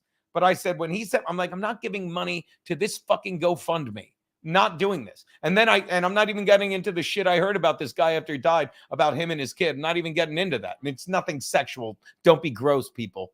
Don't be gross. But it's like the more I heard, the more I'm like, God damn it. Like it is, like I've said it. I've said it. The poem is fucking on the wall behind me. Fucking, I quote it all the time. Henry Wadsworth Longfellow, let the art is long and time is fleeting, and our hearts, though stout and brave, still like muffled drums are beating funeral marches to the grave. And you need to be happy every day. You need to fucking appreciate life.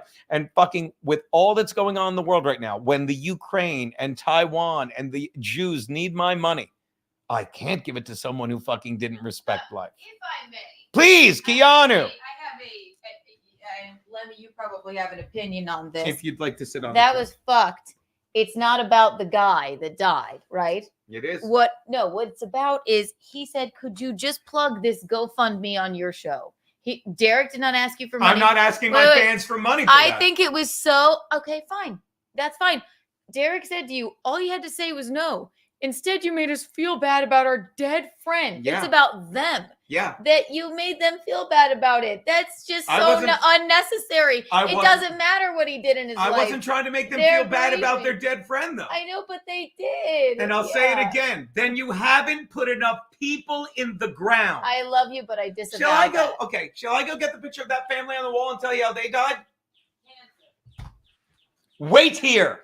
Nope. We're doing this. We're doing this. We're doing it. No. We're doing it. We're doing this. We're doing this. We're doing it so people can understand why I could give two fucks about it. Is he still dead, Lemmy? Is your friend still dead?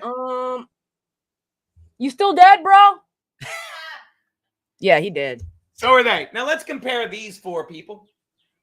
Oh, wow. Let's compare. Frank Medio, plumber, father of three, fucking lived in South Jersey, fucking married to this crazy bitch, Olga Medio, fucking served in World War II, was trapped in the hull of a ship a day after the war ended, but the ship got shot as they were sailing back. He survived, but imagine being this guy, wondering if you're ever going to get home again in the hull of a ship that's sinking. What a faggot. Let's do this guy. Fucking one of 8 children, the oldest. My father, Angela, oldest of 8 children. You know what he got for being that? He served in Korea. He fucking went to electrical trade school. And when he got back, they're like, no, you're the oldest boy. You have to run the farm. Ran the farm. Fucking not only supported our family, but basically was the fucking, patriarch for all those kids after fucking his father died fucking way before I was born. Fucking nearly lost his thumb in a pickle sorter. I like saying that to make it light. Fucking, he died of cancer. Do you know why? Because when he was on that farm, and I know this sounds exactly like your dead fucking friend, Lemmy, while he was on that farm spraying pesticides that they created where people wear Wuhan lab suits. Fucking, hold on, I have to ban Peter Scott Parker because he fucking wants to say I'm fucking insane. He's banned. Bye-bye, bitch. Who fucking needs you? You never gave me a penny.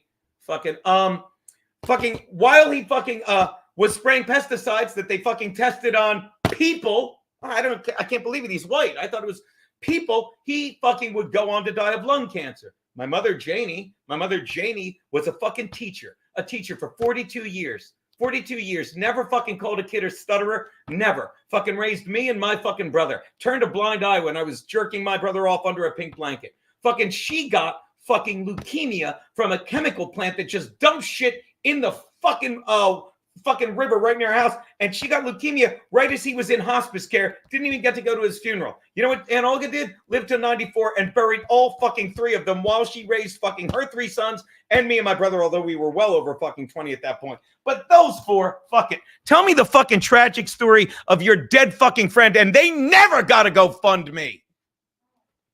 I'm sorry, and I'm not yelling at you, Lemmy. I'm just proving a point. I'm just letting you into my world where now you understand when I say to everyone, you haven't, did at any point, did I say, now apologize or now say I'm right? I'm just trying to get you to understand. Bobby P. Banjo. Oh, I put that up and thank you for the $5. I'm just trying to get you to understand that I'm not trying to be mean. I would argue I'm giving a very tough sort of love.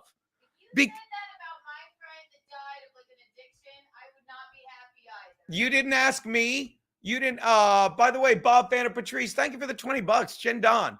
And I miss both Patricia. What's up with the giant baguette on the couch? Keanu, I would never say that about your friend because you didn't. I don't care, but don't ask me for a GoFundMe. But I get carried away and I try and have a point in everything. And there was a point, and I apologize, Lemmy. I'll say this to your face. If you in any way took that as me saying, ha, your friend is dead, don't get me wrong. I did actually say the phrase, ha, their friend is dead. But it's simply me saying, look, I've said it before, I'll say it again. War is coming. And the more you fucking normalize fucking people that do shit like that, the more it's easier to fucking live in the present and fucking turn a blind eye to people that fucking were forced to get the vaccine and fucking have fucking serious fucking problems, fucking get myocarditis. And you're like, well, you know what? It's okay because we'll just do a GoFundMe for them. That doesn't make it right. That doesn't change the choices you made while you were alive. And there are a lot of people that are still watching because they're alive. And I want them to understand that. And if you if you think I'm an asshole for saying that, I'm willing to accept that. I never called you up, Lemmy, did I? Or text you or anything like, no, Lemmy, hear me out. Here's why I said it. No. So stop. Not you. So people stop acting like, and unlike fucking unlike Granny, who fucking literally said I'm not funny and lied when he said I screamed the N-word on stage just for clicks and attention and had no point other than I want fucking drama. I'm telling you, it's a gift to be alive. And don't normalize or don't act like fucking we need to put our energy into a fucking guy that took life for granted, that neglected his family, that fucking did these things when there are people that are working hard. There are. I can't. Can I share a different perspective? No. Of course, I'd love a different perspective. Just tell me you at least understand. I do. I 100% to understand. disagree. And I'm just trying to say that. No, I don't even disagree. Okay, good. But if I may give you another perspective, I'd love it, baby. It wasn't so much the GoFundMe. The GoFundMe wasn't so much for Bobby P. It wasn't like his idea or anything. It's obviously not. You have to agree that there is a sort of helplessness that one feels when somebody close to you dies. Correct? Without a doubt. You don't know what the fuck Yes, to Your do Honor. because Yes, you are Your Honor.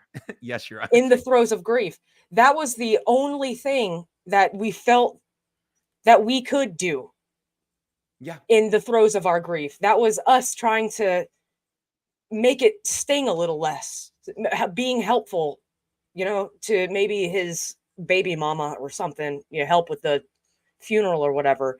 And I can totally understand a young man taking life completely for granted. Absolutely. And I think that makes it even all the more sad because there are no redos. I took my fucking foot for granted. I can't walk now. I fucking stomped on a piece of thick ass glass outside chasing pigs out of my yard. And it's fucked up. I can't walk. I can barely hobble around my house using a damn baseball bat as a cane. I took my foot for granted. But if I were to die, day before yesterday. God damn it, Lemmy. Okay. You want to see a picture? I'll send you a picture of it. It's fucked up. Feel free to. Yeah, I would start to go. It was my fault. It was don't because it was my fucking fault. I knew better than to run around my house without shoes on. I knew better than that. But I will say this: even though and this, I agree with everything you're saying, and you have to you asked Derek. I reached out and we talked. We said it on the air. I apologized on the air, saying I'm sorry if I upset you about that. But do not miss. I don't take back anything I said because there's always a point to what I'm saying. I've never said something that I didn't believe unless because I do get carried away. Immediately backtracked and said, "Let me change that." But I still stand by everything I said, and I just gave you the proof. And this is another this gets back to what I've been saying forever. I'm not saying the new way fucking has to stop. I understand this is the new way, but if we forget the past, we're doomed to repeat it. And YouTube is very much this Mandela effect bullshit. I found there's a video now. There's a YouTube series of Mandela effect. And it's here's episode 30. And it's just ridiculous stuff. And it's all the same. I played it for a minute. I'm like, it's insane. This is how they pass the Mandela effect off now. It's is this famous British candy called Dib Dab or Dip Dab? No one knows. And then they fucking show it's Dib Dab or it's Dib Dab. And see, a lot of people thought it was Dip Dab. No one cares, but they want us to forget the past. And I'm cranky and we're not forgetting the past. We're not letting them forget what they did in government. We're not letting and I guess I'm not letting you forget how someone lived. So the people that are still alive fucking act in the living present. That's another line in the fucking poem. We all fucking have the power to change things. Okay. And that's fine. Yeah. I'm sorry you lost your friend, but I'm sorry that I fucking am going to rail against GoFundMe's when fucking people are taking life for granted, when it's a gift to be alive now more than ever. That's all. And I'm sorry. I never acted like I knew this man.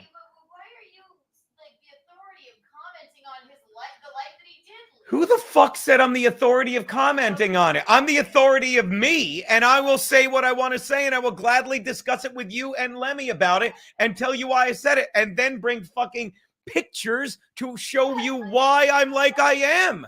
But if you think I go around to funerals going bullshit, I don't. I put more than enough people in the ground who didn't want to go. I put more people in the ground who fucking lost their lives doing what they believed was the right thing when they found out they were being used. I've done that enough. But when a guy fucking, let me pay your friend a compliment. Guy loved fucking heroin. He enjoyed it. Good for him. Good for him. He made it his number one priority. He lived and died with heroin. Is that fair? And I'm not being a dick. Good for him. Good for him. But don't fucking get mad at me when I'm like, okay, he's done. He fucking did exactly what he wanted to do. And he's gone. So let's move on. And I'm sorry you lost your friend. But I make no apologies for saying it's a gift to be alive and we need to fucking enjoy every day and treasure it. And if you treasure it by getting drunk from fucking 2:15 to 4 in the afternoon with me, I love you. I love you. But that's fine. But you know what I mean? There are times I fucking come home like, baby, I'm drunk. I'm sorry, I'm passing out. There was a time after a show a couple weeks ago, I got fucking so drunk I was great. And then a minute later, I'm fucking angry Geno, which I hated. I'm like, I'm sorry. I immediately said, I'm sorry, I can't do that anymore. And I haven't since, but I'm sure I will again. But that's what we do. That's how you fucking improve. That's all I'm saying. If you want a fun palate cleanser, why don't you check your Twitter messages? I would love to check my Twitter messages. Thank you. I'll share the screen. Let me. I wouldn't. I'm not sure if you can show that. I'm not, because it's got blood in it. Wait. Hold on. It's my mention. Oh, wait, it's sent a photo, little Lemmi. Oh, that's not bad. It's your foot. What did That's you the bottom do? of my foot. I stomped on a piece of really thick glass sticking up out of the ground. I don't think it's bad. To quote Joanne Nosachinsky, let's let the market decide. I don't think it's bad at all. Well, what's that? Keanu, hold on. I always hit the wrong button. Look, that's not bad, right? Look. Heel.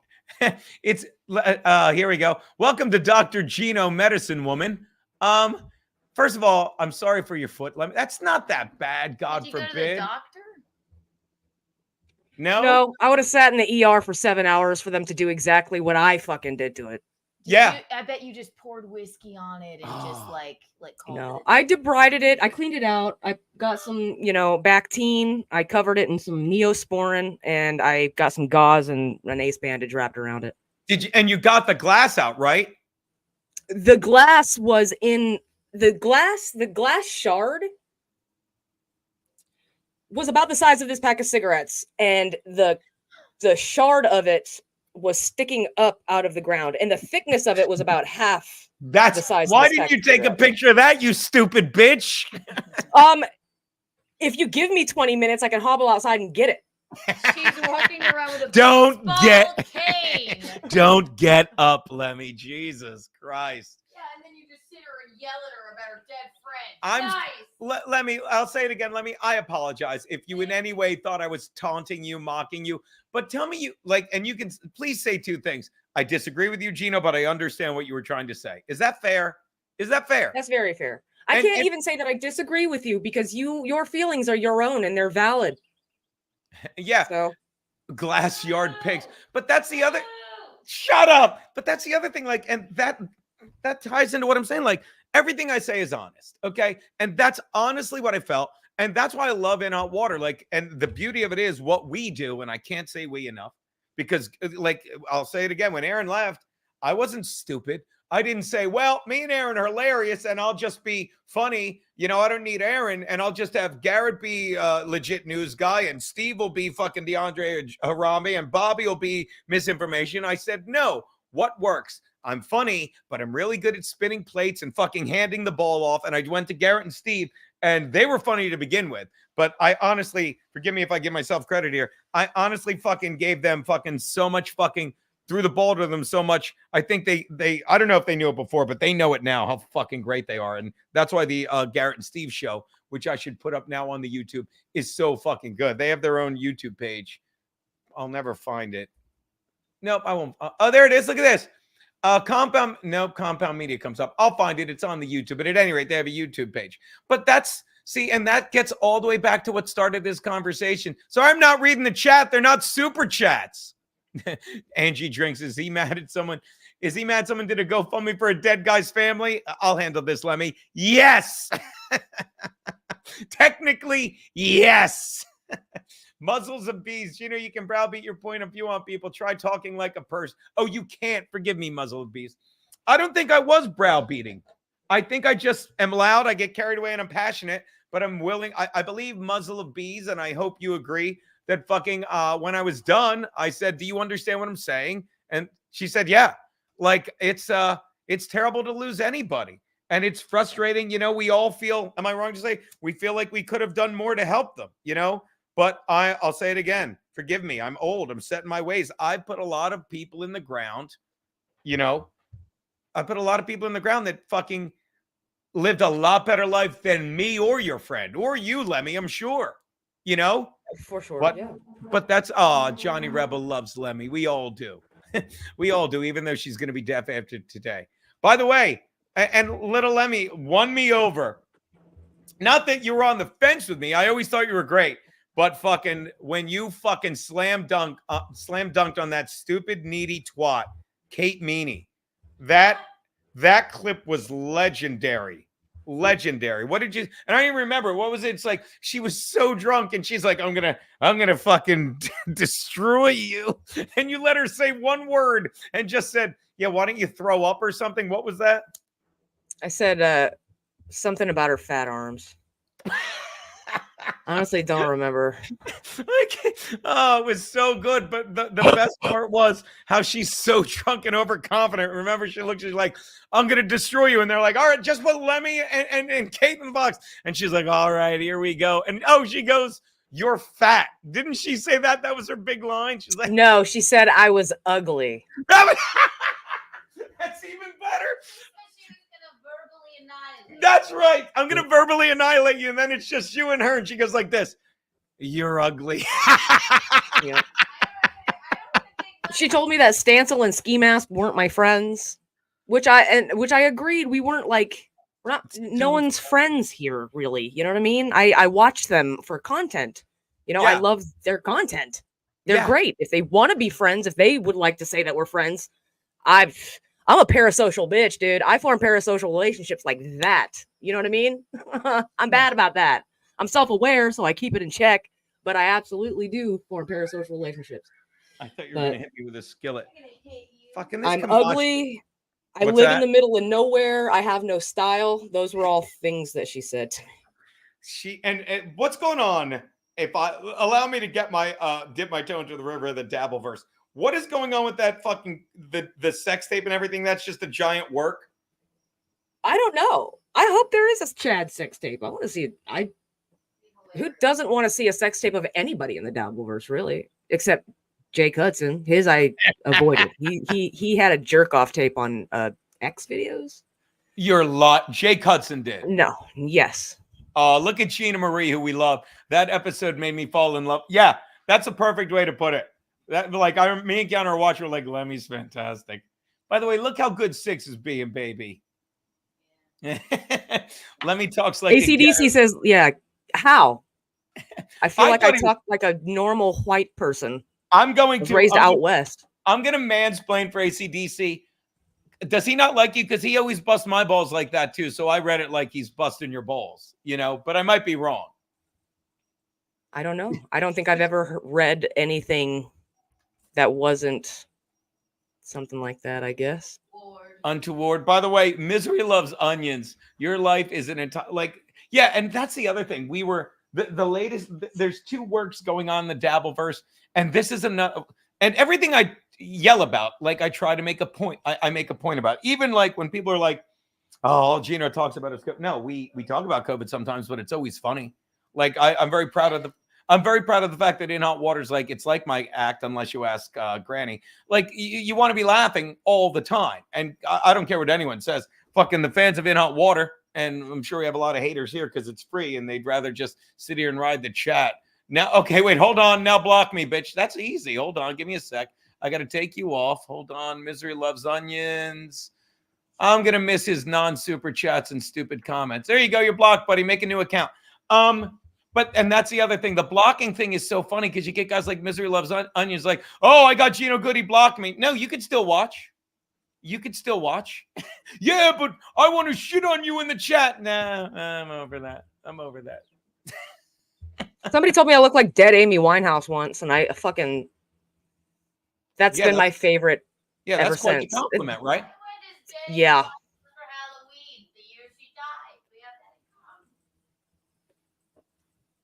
I pay Johnny Rebel PayPal's. What's your PayPal? PayPal's still a thing? Joey Dago Zelled you, by the way. What's that?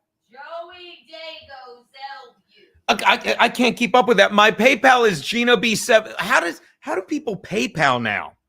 If you really want to PayPal me, I'll put it in the chat. You don't have to, but I'll take it. Geno B17 at AOL.com. There you go. There's my PayPal, buddy. PayPal. I mean, if you really want to, I don't mind. Amy Winehouse is dead. The realist Stevie Lou. Yeah. By the way, what do you think of? Let me ask you this, because Dr. Chow, who became a member, I might as well appease him. Actually, I'll get to the Ray DeVito thing because I did have a point.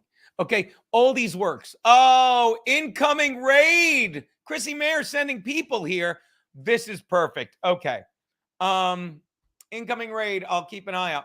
But my point is, when I talk about the Dabbleverse, like the works, and I agree with you.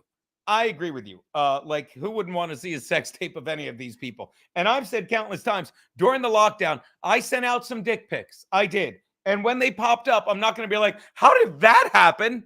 You know, if they pop up, and trust me, I didn't send out bad dick pics, in my opinion. So when they say, is that your, hi, Sarah. Hi, Sarah Tannen. Good to have you. You're the incoming raid. You're the incoming raid, Serotonin, which is a great name, by the way. Great profile picture too. I love it. I didn't even get the profile picture. Hold on, I'll make it big. What is it? It's like it's a desk. It's like 8-bit art. Okay. Desk lamp. I made it. No, it is. I knew what I was looking at, but I just figured I was missing out on whatever the heck it was. But that's the thing. It's like whatchamacallit just did one. Apparently, fucking, you know, I can't even remember the name because I stopped watching fucking Shuli, and I love him and I love Bob, but Zenhauser is such dead weight mush, unfunny. He's like a damp cloth that just fucking sucks the funny out of everything. But they did a work like Bob was leaving, and the beauty of it is like I love In Hot Water. Like even when I'm doing dumb jokes, or a lot of times I'll say something and it doesn't have to be funny, but Garrett will shit on me or Steve will say something funny, and the whole show is just a fun hang, and you're laughing no matter what. And you don't decide to laugh. You're like, that was funny. Or I'll do a joke that sucks and be like, that wasn't funny. You know, how is it funny when fucking 3 days later, they're like, we got you. Bob wasn't leaving. We got you. There was no sex tape. That's not comedy, but unfortunately, that is comedy now. You know what I mean? I do yell at Cloud. Torgo the White knows me. Christy has a 25. Like, that drives me insane that people are normalizing, just like they're normalizing living in boxes, just like they're normalizing, you know, let's have a GoFundMe for fucking someone and miss the point of it. Just like they're normalizing that, they're normalizing shitty comedy, which is either laugh or don't. By the way, this Tuesday, we'll get to it right now. This Tuesday, I don't think they've given it a name yet, but we're all going to see Ray DeVito. Fucking Keanu's probably coming with. Fucking me and Stanza are playing drunk basketball at the courts at West 4th at 5 p.m., even though I don't I said it on the show this week. Stanza, how are you going to get on? He's like, I'm just going to yell, welcome all 302 people to the fucking Gratcast. I'm Geno Bisconti. This is Lemmi. Why does the ceiling fan bother people? I don't get this. Hold on, everyone. Jesus fucking Christ. It's off. It's off. I don't get. Can someone explain to me? Someone in the chat explain to me. I know, Frank, it's a raid. Welcome. I'm Geno. This is Little Lemmi. Follow her on Twitch at Little Lemmi, LITTLELEMMI. You can put it in the chat if you want. Producer Roberto, if you're in here, put Lemmi Sing in the chat so people can follow her. Why does the ceiling fan on bother people? I'm not really sure. I live in Florida, so if somebody were to tell me to turn off any kind of fan in my house, I'd be like, you can absolutely go fuck yourself. Yeah, and I'm smoking cigars like a crazy person, you know, and fucking the beauty of this place is it's fucking 3 rooms with windows on each end. It airs out quickly. But Mr. No, it's I think it's a running gag with the trolls in the Dabbleverse because people are always like, okay, can you turn now I'm turning it back on, but I'm not turning it back on, people, until someone explains to me why the fuck it's bad. Hold on. This is the guy that said turn it off. Why isn't your ceiling fan on? Can't afford the electric bill. But you said got him. What do you think of Melton? As long as I got you. Hold on, my fan's off. Fucking jerks. Wow. I can't wait. The only reason I turned it on is because I want Curious Kalu to give me a new line. Why's your fan on, bitch? Thank you. Thank you so much. Welcome to the Geno Ceiling Fan Show, everyone who showed up. It's my only fan. Yeah, that's my only fan. So, yeah, I told you it worked. So as I was saying earlier, like that's the problem with comedy nowadays. Like a lot of things like, oh, it's a work, you know, and you'll watch things on fucking literally HBO. You'll watch things on fucking TV and they're like, is this supposed to be funny? Is this supposed to be clever? You know, it's incredible that that's what's passing for comedy when comedy is subjective. Keanu, that's perfect. Keanu said, if you didn't hear, comedy is subjective. And by subjective, the gauge is not, I think this is funny. I think that's not funny. It's, I laughed at that or I didn't laugh at that. And that's what people are getting away from. Comedy is subjective, but you either laugh or you don't. I've said this countless times. Some people find it hilarious when other people's friends die. When they OD'd. They did so much heroin and alcohol when they tried to quit, they died. I sent them a giant horseshoe wreath of roses that said, bye-bye, quitter. Whatever. Fucking Dr. Chow. See, and then you get guys like Dr. Chow, who I like, but he's a fucking nobody with and forgive me, he's nobody that's ever done comedy that gets a YouTube page. He's like, I'll tell you what's funny or not. No. Curious Kalu, imagine blocking 3 of one dude's account, then turning the fan off because he told you to, because you're being funny, Curious Kalu. I blocked all 3 of the other accounts because they were stupid. If you said something dumb as Curious, am I saying it right? Kalu? Curious Kalu? Curious Kalu. Like, you're proving my point. I blocked those other accounts, whatever they were, because they don't add anything. And I don't need that. But I need this account of yours, which literally said, turn off your fan. And then when I did, you made fun of me. That was fucking brilliant, I thought. And then my shoes fell off. Exactly. But that's the problem with comedy now. Like, that's another thing that I think this wonderful faggoty platform YouTube does, just a little something for the new people. I think that's another thing YouTube does. It makes, it normalizes bad comedy. It normalizes lame entertainment. And don't get me wrong, fucking, I will sit here and shit on the Dabbleverse. And if you new people don't know what that is, you're lucky. Don't find out. Don't look it up. Do as I say, not as I do. I should, one time I'll never forget. I'm doing the In Hot Water show, Lemmy, and I say, you know what podcast I was watching yesterday? And it was when I was on a Ray DeVito bent. You'll love this, Dr. Chow. And he knows what I'm going to say. So Steve goes, Joe Rogan? Because that's the shit I should be listening to, you know? But in defense of fucking shit like the Dabbleverse, at least, like, you don't expect a resolution. You know what I mean? Like, if I'm watching, you don't want a resolution because then the content ends. Thank you. Yeah, I call it interactive soap opera. That's what I call it. Soap opera. I'm stealing that too, because Keanu always called it the Real Housewives of YouTube. But I will say this about stuff like the Dabbleverse. Like, anyone that was just in here earlier, and if you just got here earlier, I was watching fucking I couldn't even think of it because I'm insane. I was watching Howard Stern interview Joe Biden, and I'm screaming, and we all know it. I'm screaming, Joe Biden's lying. That never happened. There's another point where Howard Stern would say to him in the interview, a flat out lie. A guy that used to fucking be, you know, the fucking biggest rebel of all. And now he's like, just do as they say.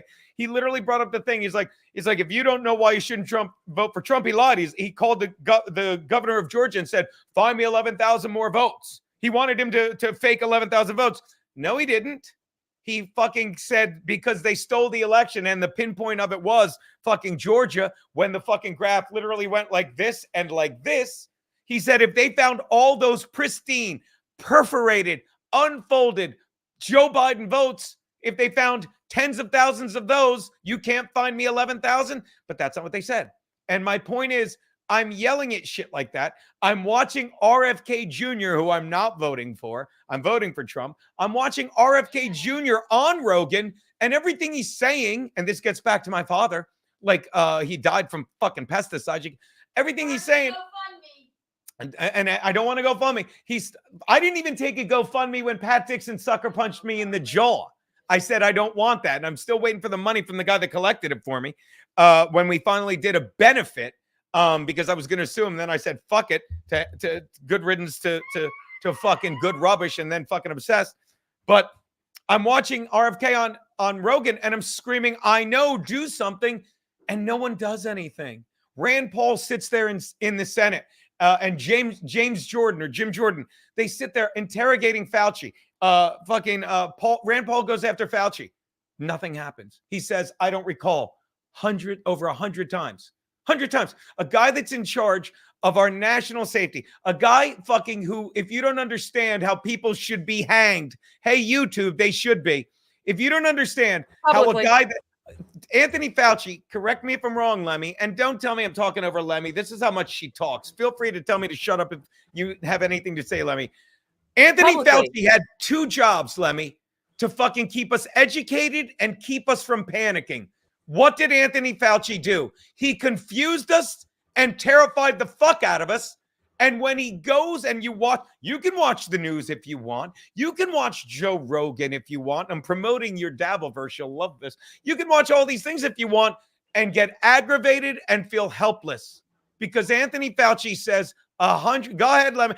Anthony Fauci says 100 fucking times. Now, watch this. Curious Kalu, you need to get excited. You need to start to care.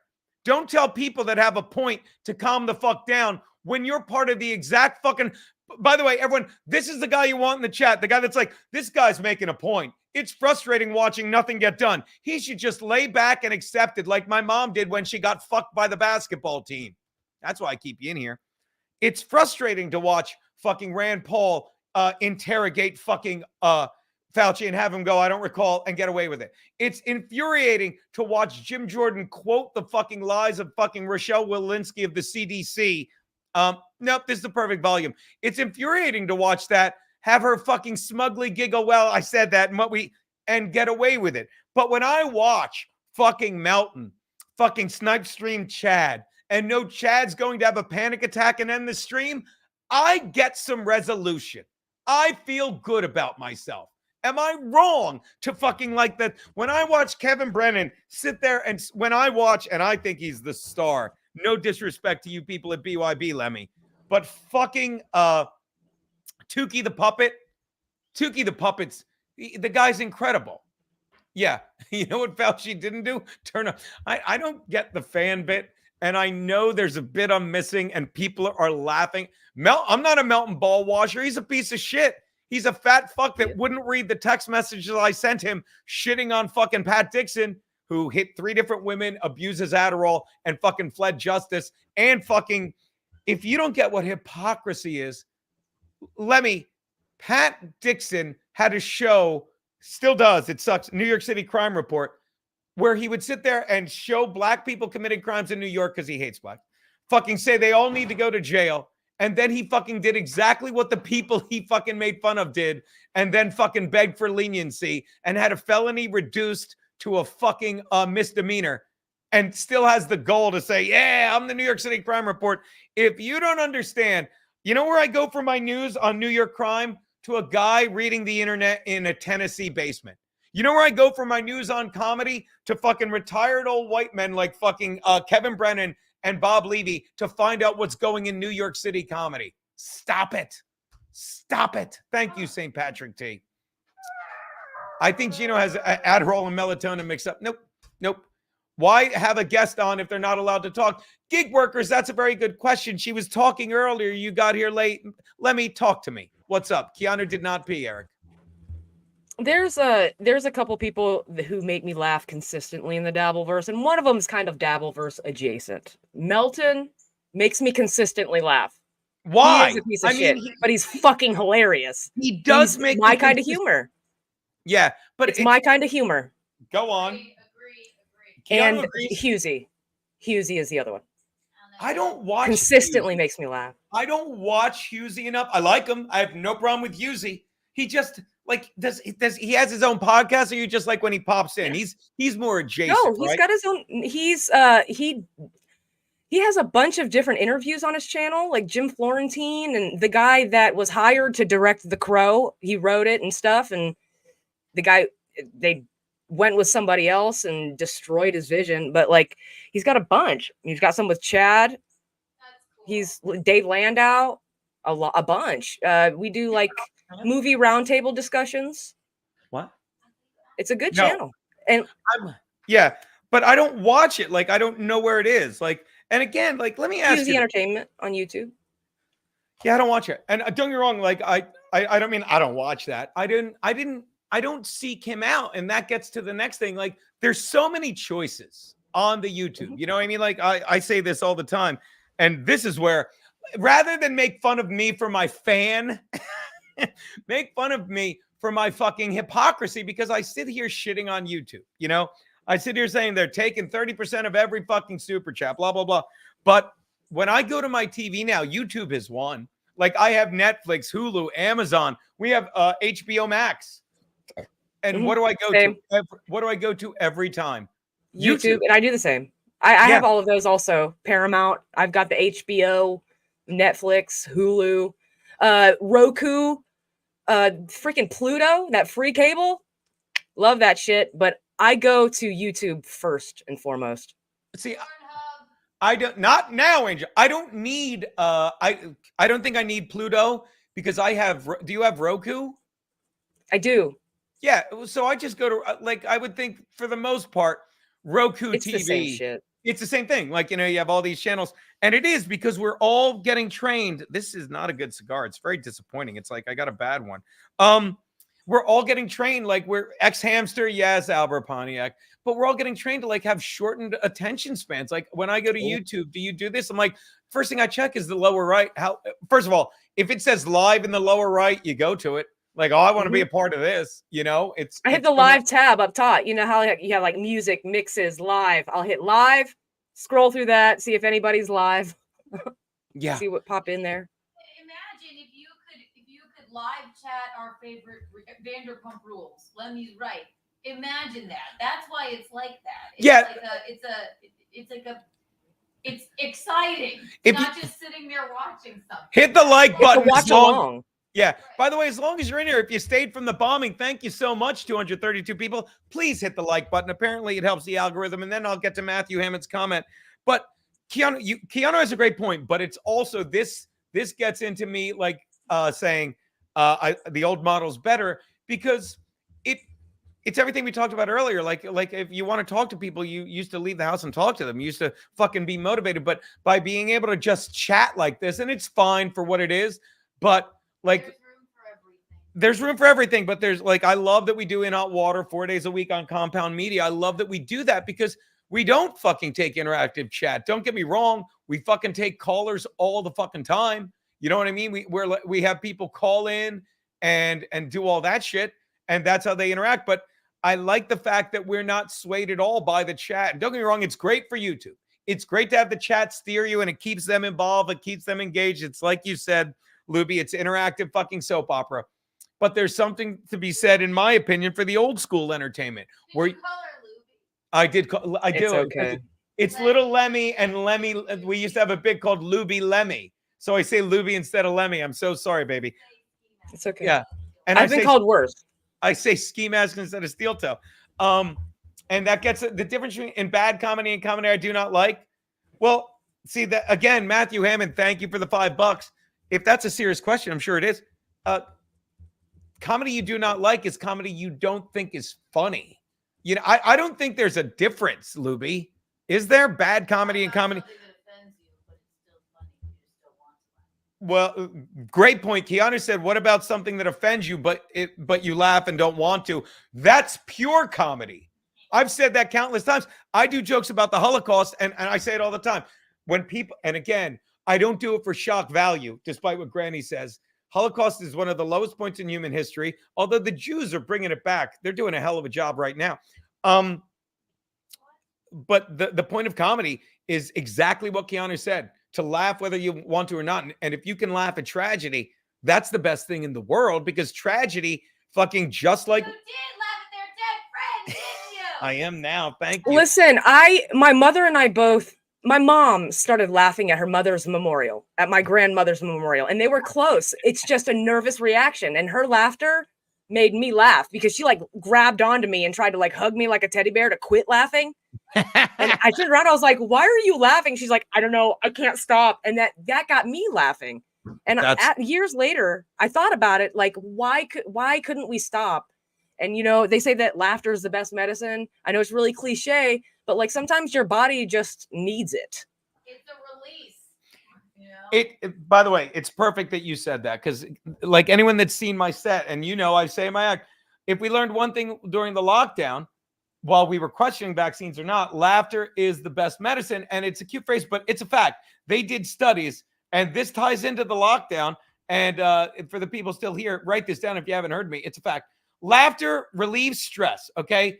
It relieves stress. It releases endorphins, serotonin, fucking, why can't I think of that? Dopamine. It releases these things that make you happy and joyful and physically heal you. And here's another fun fact.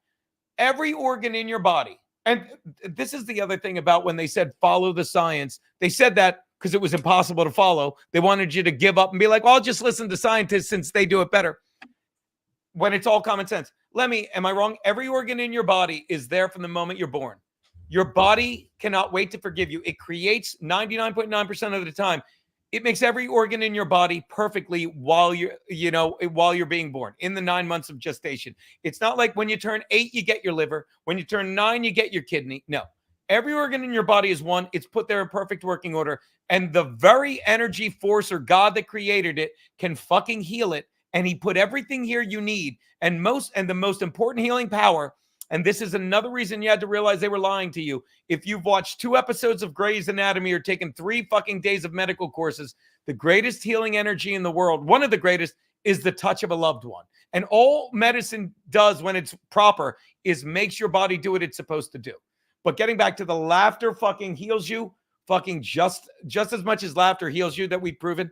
And one other thing, it increases the group dynamic. Think about it. You get on an elevator with someone you've never met before, and you fucking laugh at someone you'll never see again. You're at a funeral at a very sad moment in someone's presence, and they laugh and you laugh with them. That's the power of fucking, social interaction, of the human body, of fucking laughter and joy. And just like that, the opposite, when you're ill at ease, when you're stressed, when you're diseased, and I'm not trying to sell you a Dianetics book, you're diseased. And when your body is fucking in a stressful state, a state of inflammation, which is what the spike protein, whether you got COVID or the vaccine, do, that makes you sicker. And fucking people need to laugh. And this does get back to your question. Great question. Thank you again for the $5, Matthew Hammond. And what Keanu said, laughing at anything. Genuine laughter is healing. And the opposite of, comedy I do not like that's bad comedy, Matthew Hammond? Anything on late night TV now that I'll never forget it. Mayrad Kegnani said it, great New York comedian. I haven't seen him in a while. It's not laughter you see on late night TV. It's clapter. It's clapter. It's people watching something that's not funny, that doesn't make you laugh whether you're offended or not. It just makes you say, that's safe, that's harmless, and that goes with the narrative of the left. So let's clap like the sign says. Let's do as we're told and obey. That's not laughter. That's fucking acquiescing. I don't know. I think Amy Schumer is objectively bad comedy. And you can't move me on that. No one's been able to. because I haven't met anybody who thought she was funny. Her first special, I found her really funny. Watch this. You've met two people. Watch this. You've met one person because Keanu still does maybe, but I think she was funny, and I'd love funny. Well, you said, and I knew you thought that, but you said I've never met anyone who thought she was funny, and I'm not doing a gotcha moment. Like, I'm clarifying because I bet you agree. She was funny. No, I agree. I liked Amy Schumer. I was a big fan of like female comedians because you don't see many of them. I fucking loved Lisa Lampanelli, so I wanted to like Amy Schumer a lot. And her first comedy special, very funny, but everything that she's subsequently done after that is garbage. That's exactly what I say all the time, and I'll tell you why. I've said it before, and it's not her fault. By the way, the litmus test of a comedian, I always yell it, like, if she's funny. Whenever someone says someone's funny, I just say this: tell me one of their jokes. And they're like, then they're not funny. They're entertaining, maybe. But Amy Schumer used to have a joke. She's like, I used to have sex with black guys, but now I'm into consensual sex. That's funny. That's funny. That's the shit that was in her old act. But in her defense, then you get, by the way, Lisa Lampanelli's, my favorite joke of hers is, she's like, a Jew's dick is shorter than a black guy's to-do list. That is one of my favorite jokes of all time. And I'm going to give myself a little humble brag here. We were doing a show ages ago, and she's like, is this joke funny? And she said that joke, and I looked at her, and I'm not like, because I felt very cool. I looked at her, I'm like, you're fucking with me, right? That's one of the funniest things you've ever said to me. And she's like, okay. But in her defense, she's so funny. Like, all of her shit was hilarious, until she fucking said, I don't want to insult people anymore. And she's like, is this funny? I'm like, yeah. But Amy Schumer, I would say, is a victim. It's not her fault that she'd been doing comedy 5 or 6 years, and then Comedy Central, and we would have all done the same, said, we need you right now. You're cute. You're just cute enough to fucking do these jokes, and fucking guys alike and all this stuff. And she was perfect for Comedy Central. And like, she didn't, it's like someone that you bring up from the minor leagues too soon. You know what I mean? Like if you're in minor league baseball and they're like, we're bringing you up from AA, the team needs you, and you go through the league once and they figure you out, and then you have to go back down, or you're fucking never going to be more than a 220 hitter. Amy Schumer fucking, like, if they did it to me, I wouldn't be like, nah, I got to fucking do the circuit. I got to fucking do spots more. She came up and she did her one great album, and then she didn't really know how to fucking write jokes, or like her joke writing hadn't evolved enough. I hope I'm not out of line saying that.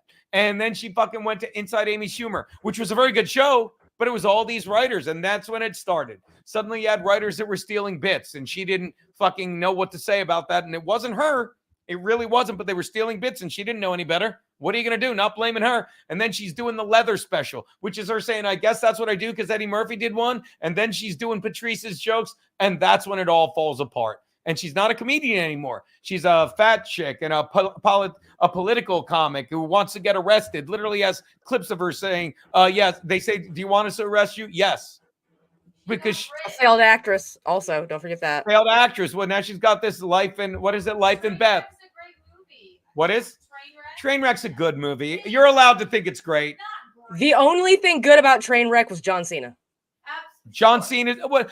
Trainwreck's a great movie because, and I wasn't one of them, but a lot of her fucking old friends were in it. Like great scene with fucking Marina Franklin and Keith Robinson in the movie theater with John Cena. That's been a disaster. She got rich. It could have been a train wreck. Yeah, oh wait, exactly. It was. Wait, She's it was. Resting on her laurels. She's rich. That's probably what's happening. Sorry, Curious Callaloo. I'm too good at drinking, which is why I get to shit on people. And again, if that ever happened, promise me you'll make fun of me and not start a GoFundMe. Yeah, but that's it. Like if Comedy Central came up to me when I'd been up here 4 years and said, we're giving you a fucking show, I wouldn't be like, nah, I really have to get the reps in on the circuit. But, that's again, the beauty of just fucking, enjoying the moment. Like, we're the sum of everything. I say this all the time. We're the sum of everything that put us here. You know what I mean? We're the sum of everything that put me here, sitting here drinking a black coffee with a shitty Camacho cigar. Camachos are actually great cigars. This one just seems like it's a little dry. Talking with Lemmi, and I the way I went, I wouldn't change a thing. I wound up fucking, doing radio with Scott Farrell, and then fucking, started working with Artie Lang, thanks to Bob Levy. Then I was fucking Artie's fucking, second chair on the Artie Quitter podcast. And then I bumped into Aaron Berg fucking because we were both hosting at the Stand. And then we started doing a podcast right when fucking Compound Media needed one. And then I'm here. And everything I did, I fucking owned everything I did. I say this about Ray DeVito. I'd love your thoughts on this. When I broke up with my last girlfriend, I lived out of my car. And when I say I lived out of my car, it's not me going like, I don't want to say I lived in my car. I can't take credit for living in my car. People that live in their car have balls. People that live in their car are fucking hardcore. All I fucking need minimalists. You know what I mean? But I was lucky enough to have my Aunt Olga, one of the dead ones in the picture, that lived in New Jersey. So I took all the shit I needed, put it in her basement, took all the clothes I would need for like a week, put them in the car, and I would fucking drive up to New York, and I'd stay on a friend's couch. I'd get a hotel. Sometimes I'd sublet. This went on a year and a half. And sometimes when the weather was nice, fucking I would sleep in that car because I would park it in my old neighborhood in Carroll Gardens, Brooklyn, which is fucking all ritzy families and fucking strollers now, as they say. And when you wake up in New York, when you wake up fucking on a couch in New York, in a hotel room in New York, in the middle of nowhere in South Jersey, you've got to get out of there. And you wind up going to Starbucks and riding the gym and working out. And since you have nowhere to go at night, you hang out at the clubs all fucking night. And that's how I really fucking got past. That's when I really fucking started doing all the clubs and all that stuff. Ray DeVito, on the other hand, is fucking basically living out of his car. But when he wakes up every day, he's in his fucking godparents' house in the outskirts of Cleveland. And it's going to, and I'm sorry that I love this, watch, it's going to keep happening because I can't wait for Hackamania. Tickets are purchased. I can't wait because everyone's going to go up to fucking Ray and say, am I wrong, Lemmy? They're going to be like, you're my favorite. You're really good. I love what you're doing. Keep doing it. And he's going to keep doing it. And he's going to keep being a glorified middle that lives in the outskirts of Cleveland, that fucking gets super chat money to be a fucking glorified middle that lives in the outskirts of Cleveland and acts like he's LARPing as a comedian, driving all these hours to do 15 minutes at the Stand for no fucking money and to fucking say I have a show when he's fucking closing an open mic in fucking Dayton. Am I wrong? To be fair, you're not wrong. But to be fair, please. Also, the flip side, I think if somebody came up to him and was like, Ray, you're dog shit. I think you're terrible at comedy, and I think you should quit. I say that all. I'm kidding. Bridge. He still would do all of those things regardless. I agree, but that's because he lies to. And you're right, and that's perfectly put, Lemmy, formerly Luby, because we're the sum of everything that put us here. And when you and you don't go down in size in a butt plug, and as long as he's fucking succeeding, he'll listen to the fucking people that believe his lies. And am I wrong to say everything you said? 1000%, Luby. God forgive me, Lemmy. I'm going to keep doing that. I apologize. 1000%, Lemmy. Because you know why? Because he doesn't believe those people. He's like, they're just haters. Fucking everyone knows I'm making super chat money. And like he said, he thinks people, like Keanu says it all the time. Stupid people think you're stupid. Okay? Actually, fucking, I think Melty said that. Keanu says hurt people hurt people. Yeah, I don't say that. Hurt people hurt people. But stupid people think you're stupid. And that's everyone on the left, by the way. They just they show you that clip of fucking they show you the clip of fucking Joe Biden and Stern just telling stupid lies where fucking Howard Stern goes, is it true that when you were in grade school the teacher said you had a stutter and you went home to your mother and walked out on the teacher and the mother came back and said, if you make fun of my son's stutter again, I'm going to rip the habit off your head? That's a true story, Howard. They think we're going to believe this stupidness. What's that? Yeah, but Keanu's like, my mother would do that. Yeah, but if your mother, you would tell the story about your mother doing that, bragging about it. You wouldn't need me to say, hey, Keanu, when you were a kid, I heard that you had a stutter and the teacher made fun of your stutter and your mother took you back to the teacher and your mother said, I'll rip the head off the teacher. And you would go, that's what our president does. Yes. By the way, thank you for agreeing with me, Vicky Small Wonder. Everyone on the left is stupid. Thank you.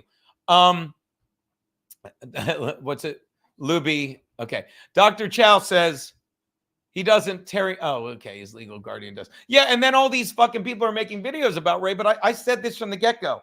Ray's an insecure fucking guy that fucking lies because he thinks people will believe his lies. And trust me, it's better never to lie, because the worst thing that can happen to you, and Ray is the perfect example. Am I wrong? The only thing worse than getting called out on your lies. And that's why I always when people say Geno's lying, I'm like, what? I always have the receipts. I have the order of protection I never asked for that expired on the 5th of April. I have the email of the woman that literally it made Pat Dixon take down one of his YouTube videos because he literally lied about everything this woman said. He lied about everything the lawyer said. Everything people want to debate me on, I have receipts, and even you just now, when you were talking about your friend who passed away with the GoFundMe, I explained everything, why I did it. I apologize if I've upset you. This is how people live, but when you're allowed to get away with your lies, you wind up like Ray DeVito and Pat Dixon. I hate to tell you, Ray DeVito, while he's living on the outskirts of Cleveland, wow, quit bragging, driving miles and miles. There's my Gary Biscayne shirt. Throw me that blue shirt. Driving miles. Keanu's moving back in, and I'm finding a lot of shirts that were buried in her apartment. And before she moves out, at least I got back. This is a classic In Hot Water shirt, people. Gary Biscayne. I love this one. For all the stuff like Pat Dixon, he's winning, Pat Dixon literally is the ugliest woman I've ever seen in my life, because he needs her to support him while he lives in bumfuck Tennessee, smugly abusing Adderall. How many he's gonna have a heart attack. I drinking Red Bull because of his addiction to that weird shit. And he's acting like he's winning. He can't. Luby, do you think he's gonna show up? I don't care. I told her I'm gonna keep doing it. I'm going to call her cunt face. Cunt face, do you think he's going to show up to Hackamania? By the way, Chris, hold on. Chris, you're late, but Chris, look what I was plugging in my chat. Look at that, Chris. There you go. Make sure you subscribe to this guy Chris's YouTube page. Now, let me ask you, do you think, I almost called her Luby. You think he's going to show up at Hackamania? Yes, no, why? Yeah. I do think he's going to show up at Hackamania. He's been promoting it like he is, I think he's got a way there. I think Melton wants him at Hackamania. Oh, without a doubt. He wants him there more than Ray. For sure. Okay. So my question is, you think he's going to show up at Hackamania? But what do you think he's going to do when I show up there? Is he going to lie and be like, I can't show up here because he's already trying to lie about the order of protection? What do you think he's going to do? I guarantee he's going to try and be like, well, I couldn't go because Geno, he literally used that excuse for the last time, the AC gig. It's like, Geno's going, I can't go, which is a lie. I could show you I got to stop saying that. The order of protection, which is standard procedure. I don't even, trust me. Do you think, let me ask you a question. You think I'd go out of the way to get an order of protection and not file a civil suit against Pat Dixon? That's stupid. It's standard procedure in those court cases that you can look up. But do you think he literally said, oh, I couldn't go? No, he's allowed to even be in the same comedy club as me in New York because the state of New York somehow thinks we're both still comedians. You understand? So what do you think he's going to use an excuse as an excuse, to quote my friend Schultes, when I show up there? What do you think he's going to do? I don't know what he's going to do. I would have no way of knowing what he's going to do. But if either one of you were mature adults, you would avoid each other like the plague. Why would I avoid him? Why would I avoid him when I'm dying? This goes along with what I was kind of saying last night between Pat Dixon and Felicia. Please. Yes, Felicia might be a fucking psychopath, but there was literally nothing you did to not exacerbate the situation and make it worse. You know what I mean? Yeah. That's just from what I'm hearing from what Pat Dixon is saying. Oh my God. She did this and then I did this. Stop. That sounds counterproductive. The beauty of it. No, you just said it. This is my problem. You did to make it worse. Tell me what I did. Not you. I'm just saying, if I'm being objective, I would be afraid that Pat Dixon would exacerbate the situation because that's just what I heard from him talking about his relationship with Felicia. It just sounded like both of them exacerbating things to the nth degree. And just both parties seemed incapable of doing anything mature or making a mature decision to leave. Okay, that's proving my point. That's two crazy people. That's two insane people, right? I'm talking about me and Pat Dixon. Pat Dixon is terrified to be in the same room with me. And let me finish that sentence so you don't think of like, he's terrified to. Pat Dixon's terrified to be in the same room with me because obtuse. He's, by the way, shout out Sean. Thanks for commenting on Twitter. He's terrified to be in the same room with me because the same reason he needs me banned in chats, the same reason he says something so, I don't want to say it on YouTube, retarded as, oh my God, I can't be in this stream if Geno's in the chat.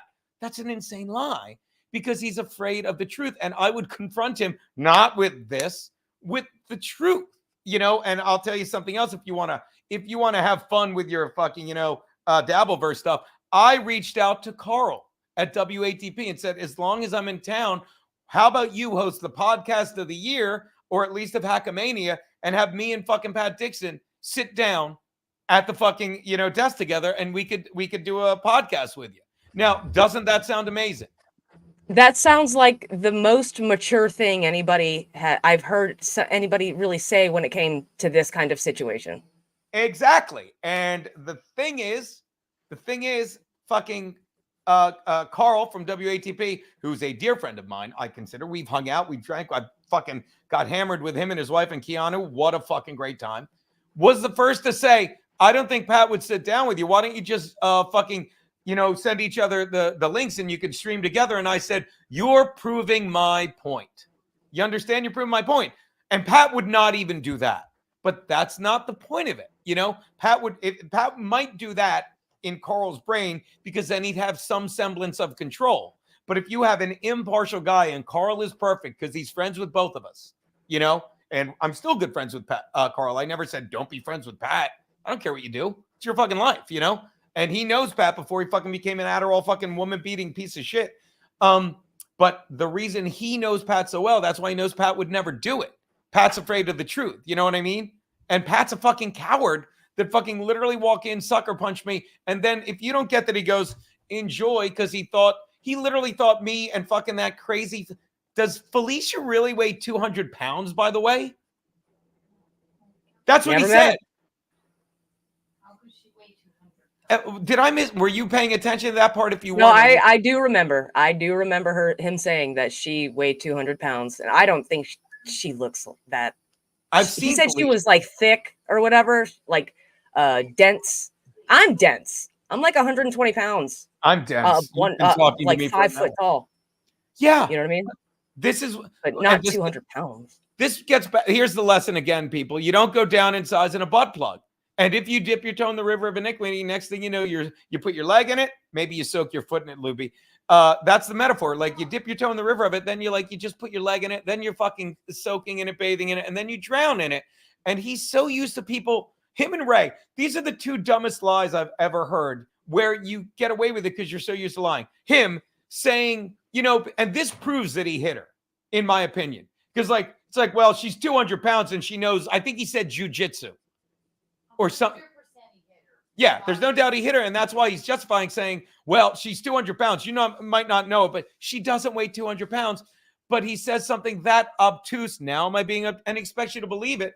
And another amazing lie was fucking the thing that started my entire beef with Ray DeVito. I gave him a guest spot at a fucking secret show during the lockdown. Right in front of me. I'm like, right before I close the show, I'm like, and it's outdoors. I'm like, yeah, do a guest spot, which everyone knows is 8 minutes. They light him at 8 minutes. He keeps blowing the light. He's on stage 28 minutes trying to get a laugh. Now, you don't get a guest spot at a comedy club for fucking any more than 8 minutes if it's a fucking standard 90-minute show, let alone if it's an outdoor afternoon show that went 3 hours. But Ray did 28 minutes, and while he's screaming, I'm going to put it up. He's like, they gave me a guest spot. And because he's a comic who knows in his brain what the truth is, he goes, it was a 20-minute guest spot, but I did 28. Because he knew he did 28. Like Pat Dixon knew he hit Felicia. So he's like, well, since I know that's true, since I know I did 28 minutes, since I know I hit Felicia, let me set up the lie. I know I hit Felicia. Felicia's 200 pounds and does do jujitsu. I did 28 minutes. So I said it. It was a 20-minute guest spot. both of those are to the naked eye or brain of a comedian. No one gets a 20-minute guest spot. No way anyone that's met Felicia thinks she's a 200-pound woman. That's how dipping your toe in the river of iniquity. That's how going up in size in a butt plug. That's how fucking getting away with lies, like I love that everyone in the Dabbleverse is allowing Ray and Pat to do, is ruining their life. If you think I don't love when I get called out for my shit, if you think I don't love that we just sat here discussing the whole GoFundMe for your late friend, if you don't think I love when Keanu's like, I don't like that you say this and I tell her why and we go back and forth, I love it. It keeps me honest. There's something to be said of, oh, beloved Chatter's in here. I didn't even see him.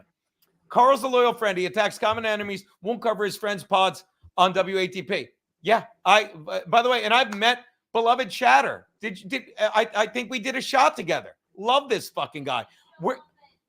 He showed up at the Borgata. Hey, beloved Chatter, we're going to see you Tuesday night, right? Isn't it? Oh, yeah, it is Felicia. Thank you. I say Felicia. Why can't he just give one thought?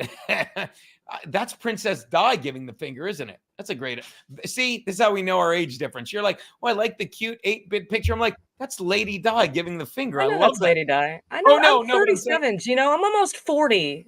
Yes, I'm not like 25, 27, or 30. I'm I'm not old. calling you dumb. I'm calling me old. I'm like, that what I get.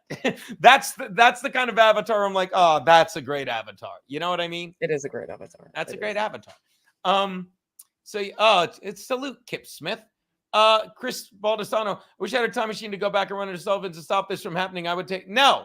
See, and again, but alas, Morty took the DeLorean. See, and that's what other people say. Like, if I was there, fucking, if you haven't seen the video, like, I don't need you to take the punch for me. Like, and yeah, quit sipping, Chris. Yeah, and I love Chris. Why? You fucking abandoned him last night to bang that gay guy playing the long con. I was in his chat hanging out with the guys. By the way, Chris, I fell asleep. I don't know if this is a compliment or an insult, but we were having so much fun. I dozed off. I actually passed out listening to the stream. But I cannot recommend enough. If you're hanging out with your gal on a Friday night or just some dudes, you put it on. You're in the chat. It was. I said it, Luby. I don't care. I said it, Lemmy. It was 4 of us.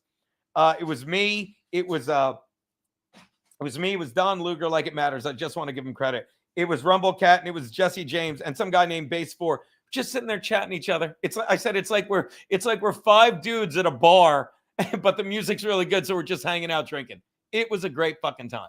But yeah, Tuesday we're there, buddy. But the bottom line is, when he punched me, he was trying to shit. Oh, he never got me down. I'm like, no, you got fired. You know, and he lied about that. I'm like, you got fired. And this is the thing I'd love to say to him in the podcast. Is that mine?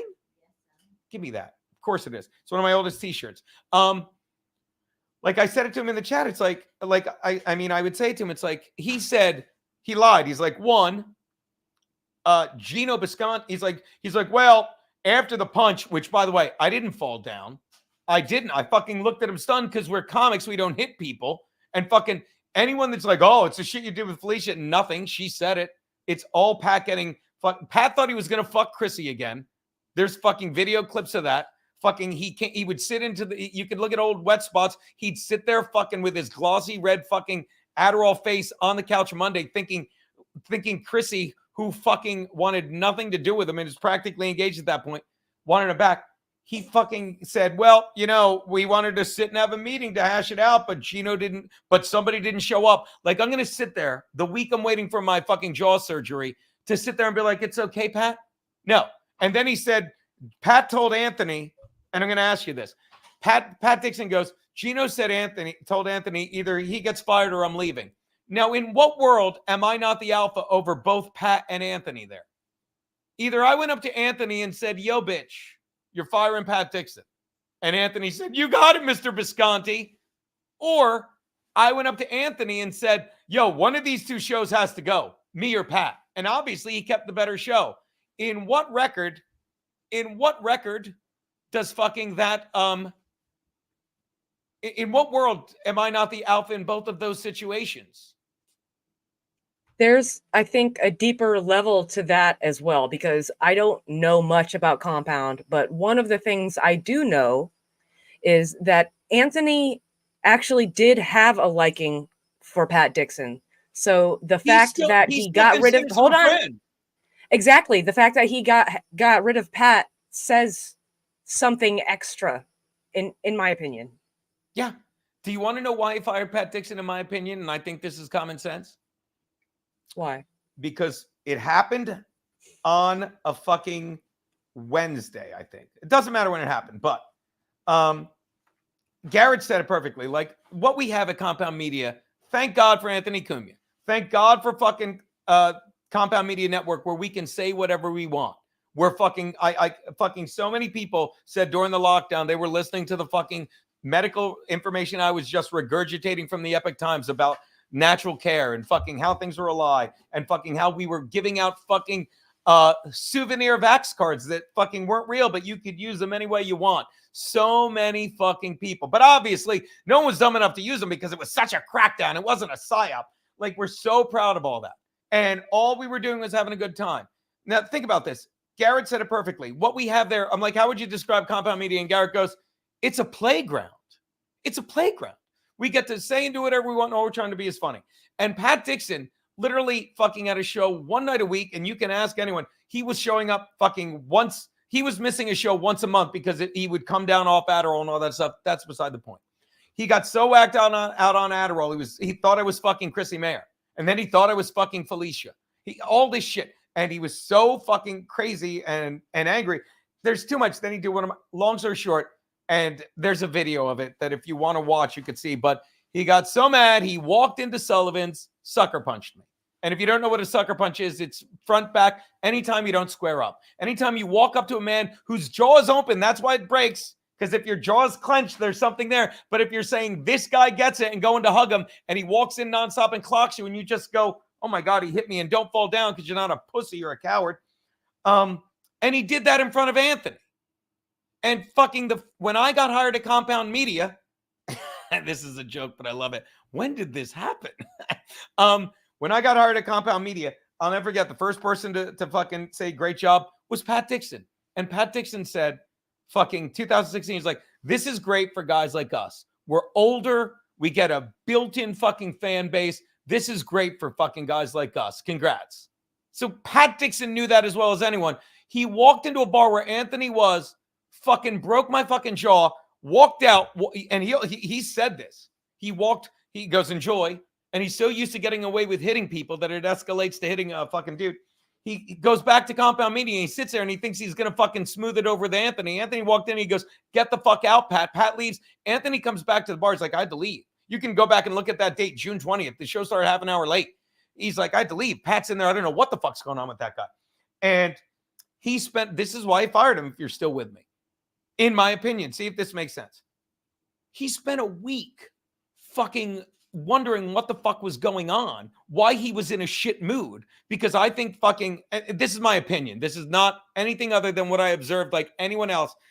Like, this is a guy that would go out and drink after the show. Now he doesn't know why he's in a shit mood until fucking a week later, he fucking texts me, I'm fucking firing that guy. Fuck him. And it wasn't, and let me make it abundantly clear. I still would think fucking him and Pat are friends. I'm sure they text. I don't care. I've never, but your friends do shitty things.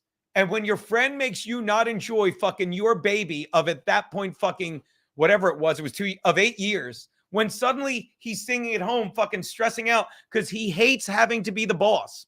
That's why he had Keep the Cop. That's why he had E-Rock. And that's why he's like, I got to fire this guy. He finally had to fire him because fucking Pat Dixon's fucking Adderall irresponsible actions made Anthony fucking not enjoy fucking what he was doing anymore. You know what I mean? That's my thought on it.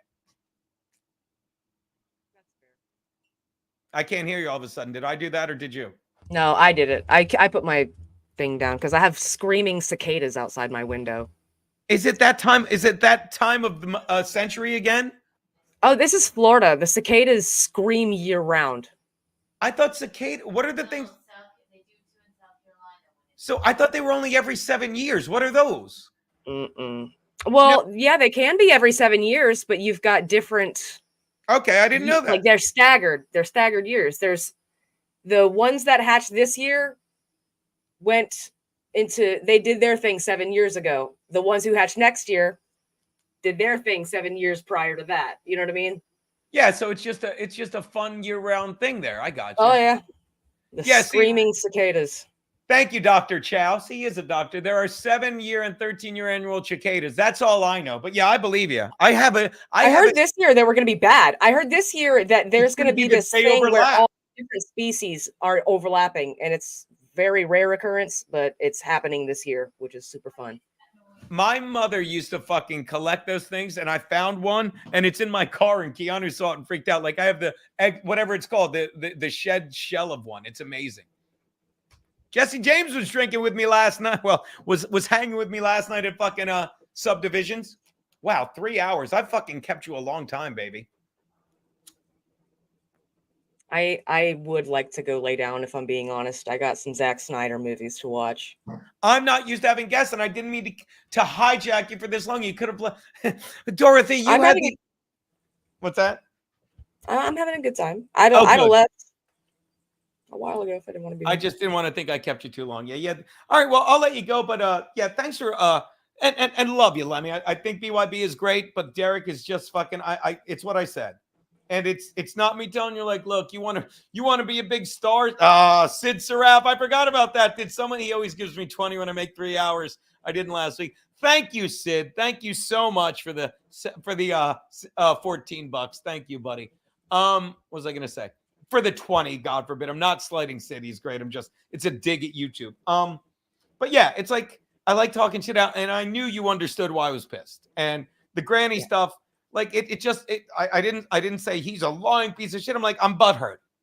Make sure he knows he butthurt me with that. Because don't do that shit. Fucking don't. Because I know he likes you. I know for a fact that he likes you and thinks you're funny. So. I drank with him. I love fucking drinking with the guy. That's my litmus test. But like it's that, and we make fun. But I mean, it's like you're going down that path, and it's a lot more fun to just be honest and tell the truth and fucking, be genuine and see what you get from that. And it makes your job it makes what we do so much easier, Lemmy, because you're just playing off of it. You know what I mean? Like when what was I gonna say? Like when you're just fucking, when you don't take yourself seriously, when fucking Keanu was making fun of me for fucking the GoFundMe thing, when you're fucking like, I love it. And I would say the backbone of fucking Compound Media, forgive me, of the In Out Water show, it's fucking, even when I do get serious about COVID, about Ray DeVito, Garrett and Steve bust my balls, and it's funny, and we move on, And I've said it, like, for all the shit we talk about, that's not dick jokes and stupid and Stancil and voices, like we make COVID funny. We make Joe Biden shit funny, although he's funny on his own. We do. And I love it. And now I'm just getting wordy and keeping you too long. I'm going to let you go. Let me do your plugs. Dr. Chow actually says, give us a Ray synopsis before you leave. Ray. Oh my God. Dangerously oblivious. On one. I'm so sorry to everyone still You're here. Fine. Please. Ray is dangerously oblivious, and it's going to be the death of him one day. Don't tease me. Do you promise? Why do you say that? Because nobody that lives their life in such a way where, like, you need somebody to do your paperwork, or you need to be reminded to check emails for important work events, like actual work events. Sure. And you're 50. There's no... I'm 50. There's no learning. Yeah, there's no learning. There's no learning from that. But yeah, my plugs. I'm Little Lemmy everywhere. YouTube, Twitch, Instagram. And I'll circle PayPal, back Venmo. to something. I'll circle back to something both you and Keanu said. You're right about Melton. He's funny, and I got pissed at him for this fucking Dixon thing when he simply said, and I watch this, and I got butthurt when he said, like, if I read your drunken speech to text, boy, would you be embarrassed. And I'll be the first, like, to who? Your fucking fans? But I'm telling you, if I went to Hackamania, I would sit and drink with fucking Melton. We would sit and fucking have drinks. I would be the first to admit that. And I think and unlike, I don't know what goes on when Melton sat with fucking Brennan and they still fucking tell two different stories of that. I guarantee you, me and Melton would have the same story about us sitting and having drinks, at least from what we remember. You know what I mean? When you're physically in front of each other, it's a different element. It's like those two dogs barking at each other behind the fence, and then you remove the fence, and they're like, "Oh shit!" Yeah. By the way, T-Gun, thank you. 1 for the super sticker for $3, and 2, look, baby, it's that Moss chick in the fucking. Don't help me here in the Matrix that I always thought you looked like, and it's so funny. Is that Carrie Ann Moss? Look, I'll make it bigger. Yes, Trinity from Trinity. And I remember watching The Matrix, and I was always like, God, she's hot. And then somebody said, Keanu looks like her. And I'm like, she does. And I felt like I'd gotten away with something. My dad's in that movie. Your dad's in The Matrix? Oh, yeah, Keanu. I'm sorry. All right. There's her thoughts on fucking Ray. I've kept her forever. Look, I'm going to call it. I'm going to keep doing that. I'm sorry. Okay. Because we used to have a bit on In Hot Water where we'd go Luby, Lemmy, Luby. So when I get to that part of my brain, it's a 50-50 shot, Luby. I mean, Lemmy. But I like Luby. She's, if I were to be called, that's an honor. She's fucking hilarious, dude. That's true. Luby, Lemmy is Luby of the Dabbleverse. Or actually, Luby is Lemmy. Luby is to Compound as Lemmy is to the Dabbleverse. You're fucking, you're smart, you're fun to talk to, and you sneak in those funny jokes, and they're great, but you also don't take yourselves too seriously. And that's what you need for this shit, you know? When you do start taking yourself a little too seriously, you need to step back and reevaluate some things, as I've been wont to say. And I would like to believe, and I hope you'll agree, I get caught up in things, and before I get too serious, someone, including especially this fucking psycho bitch who I adore, fucking Garrett, Steve, even you, and that's why I had John. I like when people knock me down a peg because I'm the first to say, fuck you, no, let me defend it, or I'll just laugh at myself. Whenever I did something stupid, oh, you took the picture, but my mother, that's why, and Kiana reminds me of this, whenever I did something stupid, my mother wouldn't say, hey, she would be like, that was funny, stupid, do it again. Like, she would never let me take myself too seriously, and I fucking love that. So to speak. Well, I'm getting the fuck out of here. You are free to go. Fucking hold on. Oh, look at that. Chris Baldassano wants to pop in as a guest. So I'm gonna let you go. And since I'm enjoying this cigar and this coffee, I'm gonna send a link to Chris Baldassano. But you're Lemmy, you're the best. Please tell fucking Derek I love him and I want to fucking punch him in the throat and make things right with my fucking drinking buddy Granny. But I appreciate it. Thanks so much. Can do. See you later. Later. That's Lemmy, everyone. A lot of people call her Luby because they're stupid, but you know.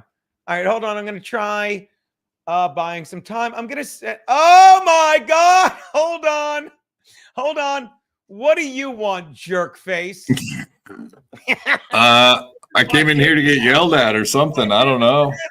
What's that? I came in to get yelled at or something. I don't know. Am I in trouble? Did you ban me in the? This is why I can't stay mad at you. I fucking hate you. It's like you're like Homer with the who can stay mad at you. What the fuck? What the fuck was that last night? I have no idea. It was a show. We did a show. Did you mute me? No.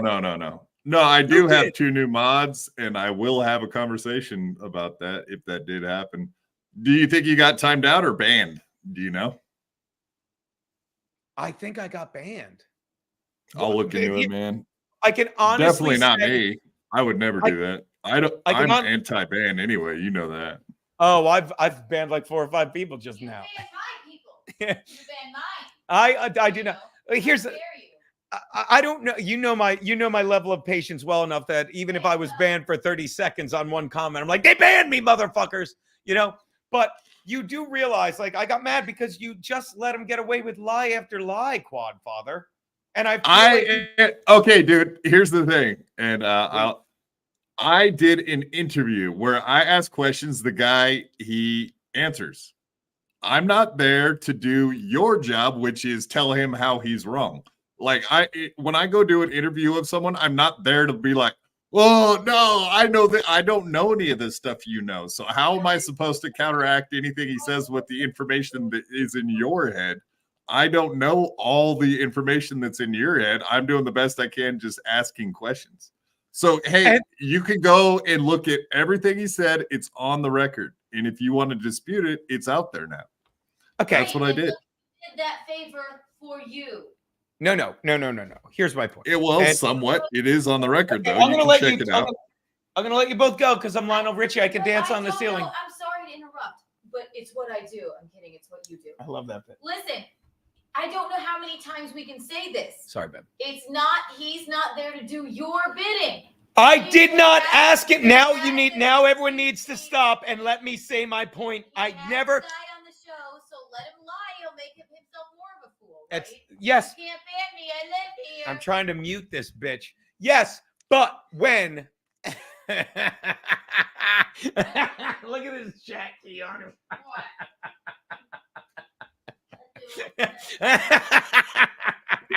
If I could punch him in the face right now, I would. Jen, Rick. Ooh, Quadfather's winning. Quadfather's winning. Yeah, John, you blew it, Quad. Go off, Queen. Look, here's my point. And everything you're saying, I will not disagree with. And in fact, I'll disagree with one thing. And it's a disagreement that if you're implying I sat there and said, now Quadfather will do my bidding, when I just sat here and told you both, Anthony's still friends with Pat. Fucking my good friend Carl from Who Are These Podcasts is friends with Pat. I would never tell you don't be friends with Pat. In fact, you can read the DM I sent you. And I didn't say what I say. I'm like, Pat's not going to go on. And why did I say Pat wouldn't go on? Because am I wrong? I said, because he can't be protected from me in that chat. And then somebody in your mod, not you, protected him, which pissed me off. But the thing that got me about you. No, that pisses me off too, honestly. If that is the case, I'm not happy about that. I'll look into it. Or don't. Thank you. Yeah, but the thing that let me ask you a yes/no question.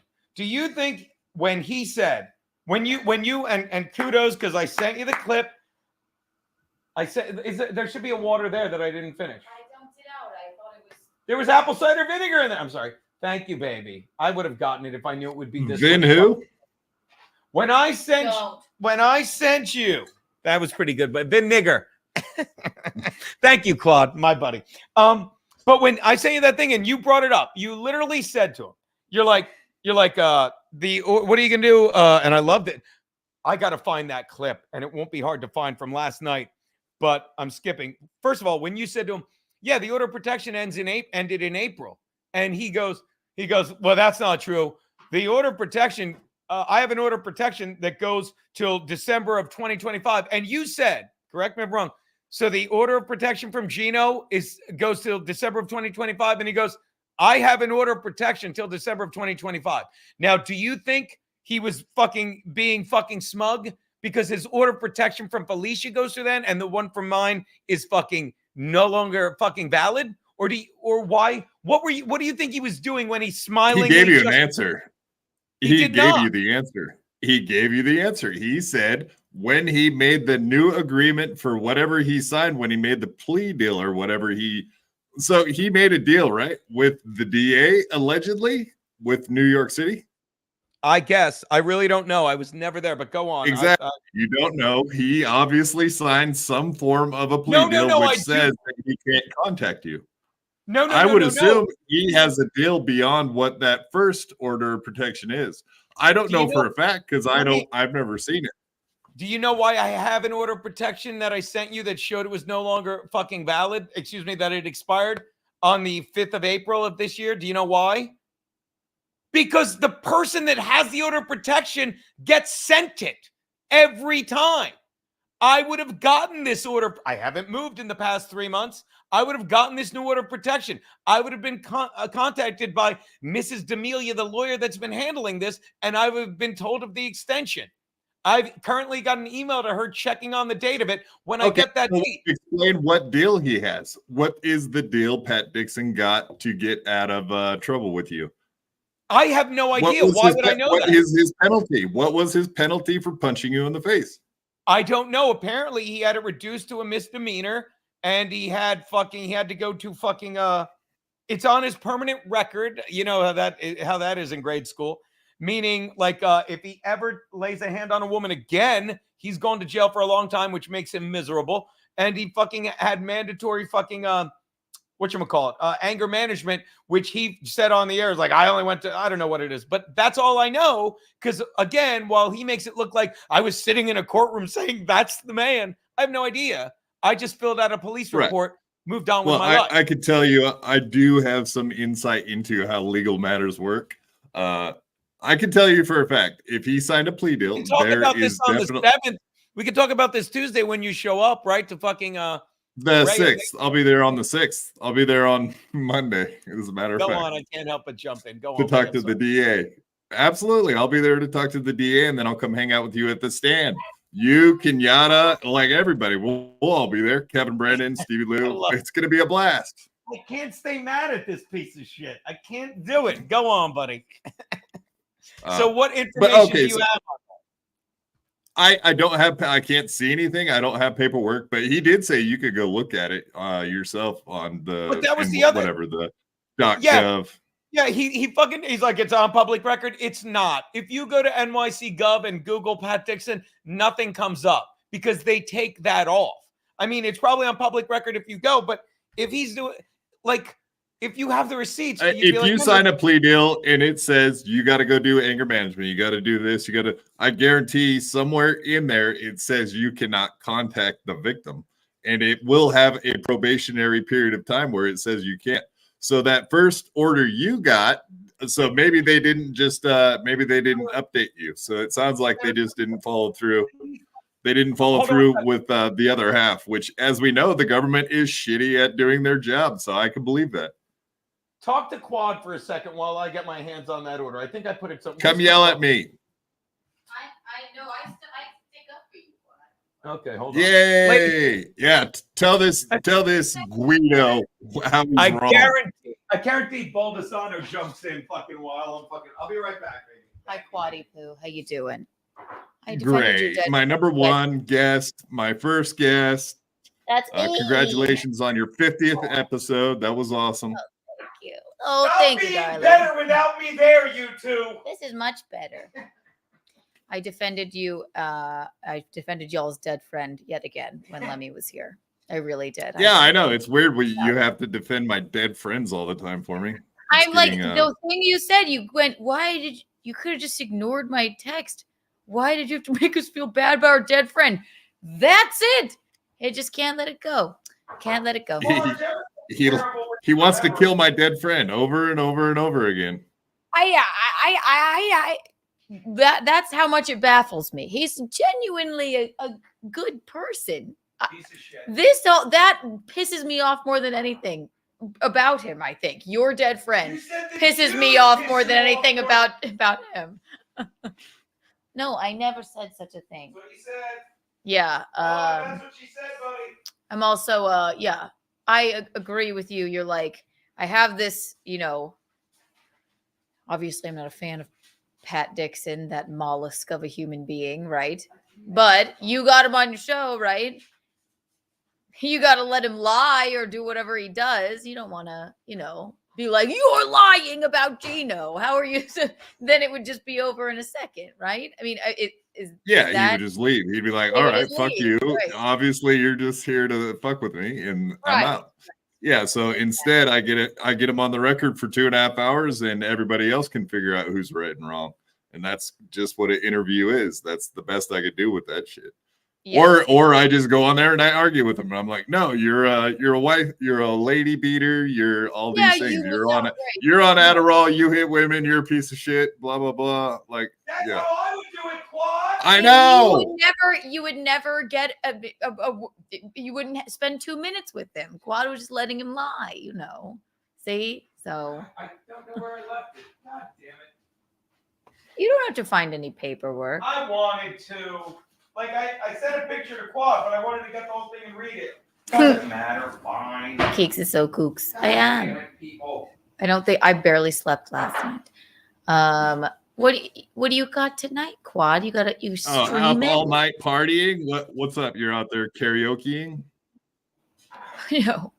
I have a stream to do. I'm supposed to be a surprise guest. I think. So I guess I'm not supposed to say. I don't know. No, I don't think it would be anything you would know, but I'll be streaming at 9. Well, I'll search for it, I guess, because I don't get to know who it is. So I can't go set it up to notify myself. I'll watch you on Twitter. I'll try to keep up. Yeah. To be honest with you, it's okay. I guess I can say it. What? Say I don't know. Sarah Bobera. I think her channel is called something. You'll see it. I will post it. I'm on Adderall, but I don't hit any. Sounds made up. Courtney, I love Sarah you. Bobera. Me and Quad got this. You can go. I'm just teasing you. By the way, ask him what to make for fucking. Ask him what to make for your. Do your plugs. Kiki, cooking with Kiki. I'm gonna cook tomorrow. Tell me what to make in the chat. I've run out of inspiration. Goodbye. You're my inspiration. Thank you, Keon. Anyway, I don't know where I put the fucking order protection that expired, but again, and by the way, good job. Thank you, Kiki. Yeah, you're right. You could sit there and let him lie. But again, I'm not sitting here saying like you're wrong, blah, blah, blah. I'm just telling you why I get pissed because it's like, just say, no, you're lying. I mean, we get it. But when he's sitting there saying like, oh, I got an order protection, it's like, just show me the order protection. He's an idiot. I don't actually know that what am I just supposed to take your word or his word? Like I could just sit here and say, Geno, you're lying. Geno, No, you got all the facts wrong, and like you can't believe him. You can't I could say do it to lying. you. I could do it to you just as easy. Watch it. No, you can't. Hey, Watch you this. have your facts. He has his facts. Felicia has her facts. Everybody has their own facts, and I'm out here in Oregon. I don't know any of the facts, and I would just be taking your word for it. Tell me what I'm lying as a about. loyal friend. I'm just saying. Tell me what I'm lying about. You say Pat's on Adderall, so that's not true. Pat's not on Adderall. Like, why would I don't know that he is or isn't on Adderall. So why would I assume either one? Because I can fucking tell Because you. you said so. No, because I'll walk you through it. Okay, look. You know what I'm saying, though. Like, okay, I'll just mute him. All right, so here's the thing. He's on Adderall, and I'll walk you through it, and the story will never change. Okay, like if there's physical receipts, I'll have them. Okay, you're unmuted. If there's physical, Chrissy was the first one to give him Adderall. Bill Schultz fucking constantly fucking would give him Adderall. When he was fucking sitting in on my show, these are just stories that will never change. When he was at the desk on my show reading the paper, he was only there because he went to meet, I believe Stevie Lou, could be anyone, for Adderall, and he had a prescription for it as well. When I was talking to one of his exes, Courtney, she always said, fucking, and everyone verified this that ever knew Pat, fucking, that's Chrissy, that's fucking this other girl. He kept Adderall fucking on him all the time, and he always has one in his vest pocket. These are all things you could check. I don't care. I fucking say he's on Adderall, and you can fucking take that or leave it, but it's obvious. 2, when I say he has yes, Quad. He raised his hand. Yeah, they work. Everyone says you're on coke. Everyone says Stevie Lou sells fentanyl. So are we just supposed to just take that outright as the truth? Like, you know how many times I've heard people say both of those things? Okay. And I always say I don't think Geno's on. And coke. let me ask. I say that. I defend. And let me ask you this, Quadfather. Name one time I did something fucking terrible to someone where they said, well, Geno's on coke. Name one time fucking someone died and they said Stevie Lou gave him fentanyl. Okay. And he's not muted now because it doesn't exist. When we say Pat is on Adderall and it affects his behavior, okay, watch this. Would you like to see a clip of fucking Pat Dixon on Adderall? Hold on, blah, blah, blah. We're not currently live. I know. Hold on. On demand. Boo. Now, if I were to say, like, if you not sure like how Adderall affects your fucking behavior, Dixon Mayor. I've never actually got to try any Adderall. See, I skipped out on the good pharmaceuticals. I always took the shitty meth and coke, but that was like 20 years ago. So I don't know if like no, if you're on Adderall, that just says, hey, I like to party. Come on, man. Fucking, I can't fucking find it. I don't know.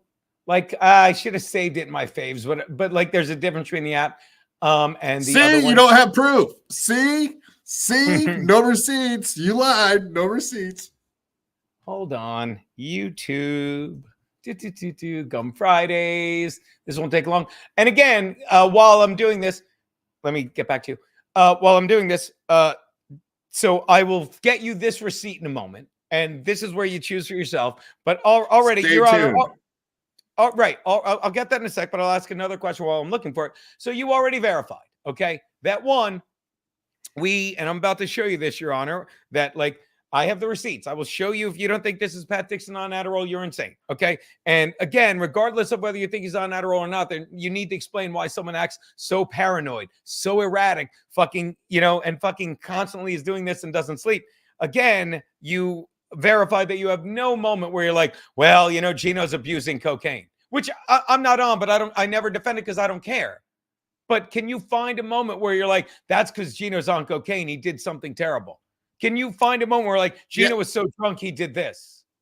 No, I mean, why do you talk so fast, Geno? I mean, obviously you're on something. I've always talked this quickly. In fact, it's almost like you can go back and watch clips of me or listen to either of my albums, some dating back as far as, and when I say some, it's so I don't say two, some dating is back as far as 2005, and I talk this quickly. I always have. So if I've always been on coke, then fine, but I'm not, and I used to do coke, and it's always fun, but I can't do it anymore because people always are putting, because Stevie Lou puts fentanyl in it. See how we tied that together? Stevie Lou's killing everyone with the fentanyl again. Yeah, I mean, that's how you do it. But it's like, so there's no moment where you're like, well, that's because, there's never been a time where like, well, that's because Geno does fentanyl. There's a difference there. That's what I'm saying. Pat Dixon. Yeah, speaking of which, when are you guys ever going to do that damn cocaine stream? You remember, you do like the 420 stream, you got to do the cocaine stream, have Larry Bea up and have a gay old time. God, Geno's drunken speech to text to Melton. Kevin Brown, I can't even find it. Fuck it. I can't even fucking find it. Oh, there's Are all your speech to text drunken? No, but it is so funny. I can't. You know what? I'm not fucking looking for it. Whatever. It's there. I just can't fucking find it, and I don't blame you for whatever. But it's. Didn't we have that? Let me try one other thing. Dude, we talked about that jokingly. Fucking, they said what Geno needs. Who said it? Steve said Geno needs to stop. No, that's not. Geno needs to stop sending drunken speech to text, and he'll be fine. Fucking Steve said that. See if this comes up. Wasn't Mayor? Blah, blah. Now, that's a problem, too, because Mayor's on too much. I can't find it. I always like reading your text. I know that Watch this. It never happened. Forget it. Hold on. When you were screaming at your phone, I always like reading your text when I know that you were probably screaming at me when you were saying your speech to text. Right. And they're I'm not hilarious. putting Coke Tuesday, and you know me. I do. I need a filing cabinet for all the receipts. But again, like I texted you a picture of the fucking order. And again, this is why we're getting away from common sense. Like, you spent the entire night defending all these lives. Like, wouldn't it make sense that a guy that's hit 3 women, that a guy that says Felicia weighs 200 pounds, Quadfather? Yeah, I know. That's why I asked how tall she was. That was my follow-up. That was my follow-up question, was like, how tall is she? That 200 pounds? That seems impossible, especially a lady. Ladies are a little bit their frames aren't quite so thick, so that didn't make much sense, but that's what he said. But yeah, I tried with all the follow-up questions. I tried, man. Like, I asked questions, so I don't know. I got him on the record for 2 hours, something like that. By the way, shout out to Zatochi's cane sword. I don't know who Zatochi is. I should probably know. He literally is getting starting to get scared of the weed thanks to the fentanyls. Hold on. By the way, let's go to 3 boxes, ladies and gentlemen. The host of the Friday night show Subdivisions. Please welcome Christopher Baldassano. Everyone, how are you, buddy? Oh, what's going on, man? All good things, man. We were just sitting there talking about your buddy Pat Dixon. Kidding. Again, like, I'm always telling you, stop being friends with Pat Dixon. I'm always saying it's him or me. Oh, yeah, that never happened. Now, I got to tell you, that was a fun time last night on the fucking show, buddy. Dude, 4 hours. I'm surprised I have any kind of voice today, but I'm still chugging away. How you doing there, Quad? Good, man. Seen you on Compound a lot. Good to talk with you. You too, my friend. Very nice to meet you. I'm trying to I got to stop trying to find that fucking. Geno, I've got to get that bread pillow. Holy shit, that thing is awesome. Are you kidding? This is. I think this was one of the last things we brought into the fuck, because now when I scream faggot, I'm like, I was saying baguette. Like, why to get a strike on YouTube when all I was screaming was "You're a filthy baguette"? I don't get it. I just don't. Fuck. Do you baguette it? All right, I'm done looking for this shit. Yeah. So how long have you been doing that night stream, buddy? Oh, geez, probably 5-6 years, I guess.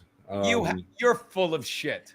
Are you? Yeah, well, I mean, I used to do it. Nobody knew about it. Nobody was ever tuning into it. It never was promoted anywhere. I just did it for fun, which is what I still do. But now I'm getting like 50 to 75 people at a time come in to watch it. Just come in there and People listen seem to you like sing. me. Fucking, I can't believe you didn't know the Pina Colada song, dude. I knew the song, but I didn't remember the guy, his name that sang it. You pulled that one out. That was impressive. Rupert Holmes, Pina Colada. The song is actually called Escape. Escape, yeah. if you pronounce it like Chris. But that is not a one-hit wonder because his best song was actually a song called Him. Him. What you gonna do about him? You're gonna have to do without him or do without me. No one gets to get it for free. It's time that you made the girls see it's me or it's him. See, Geno, you're going to want to come over and do some duets. Hey, Alexa, play Him by Rupert Holmes. I can. How long can you play it? Don't even bother. There you go, right? Huh? What if I mute my mic every few seconds?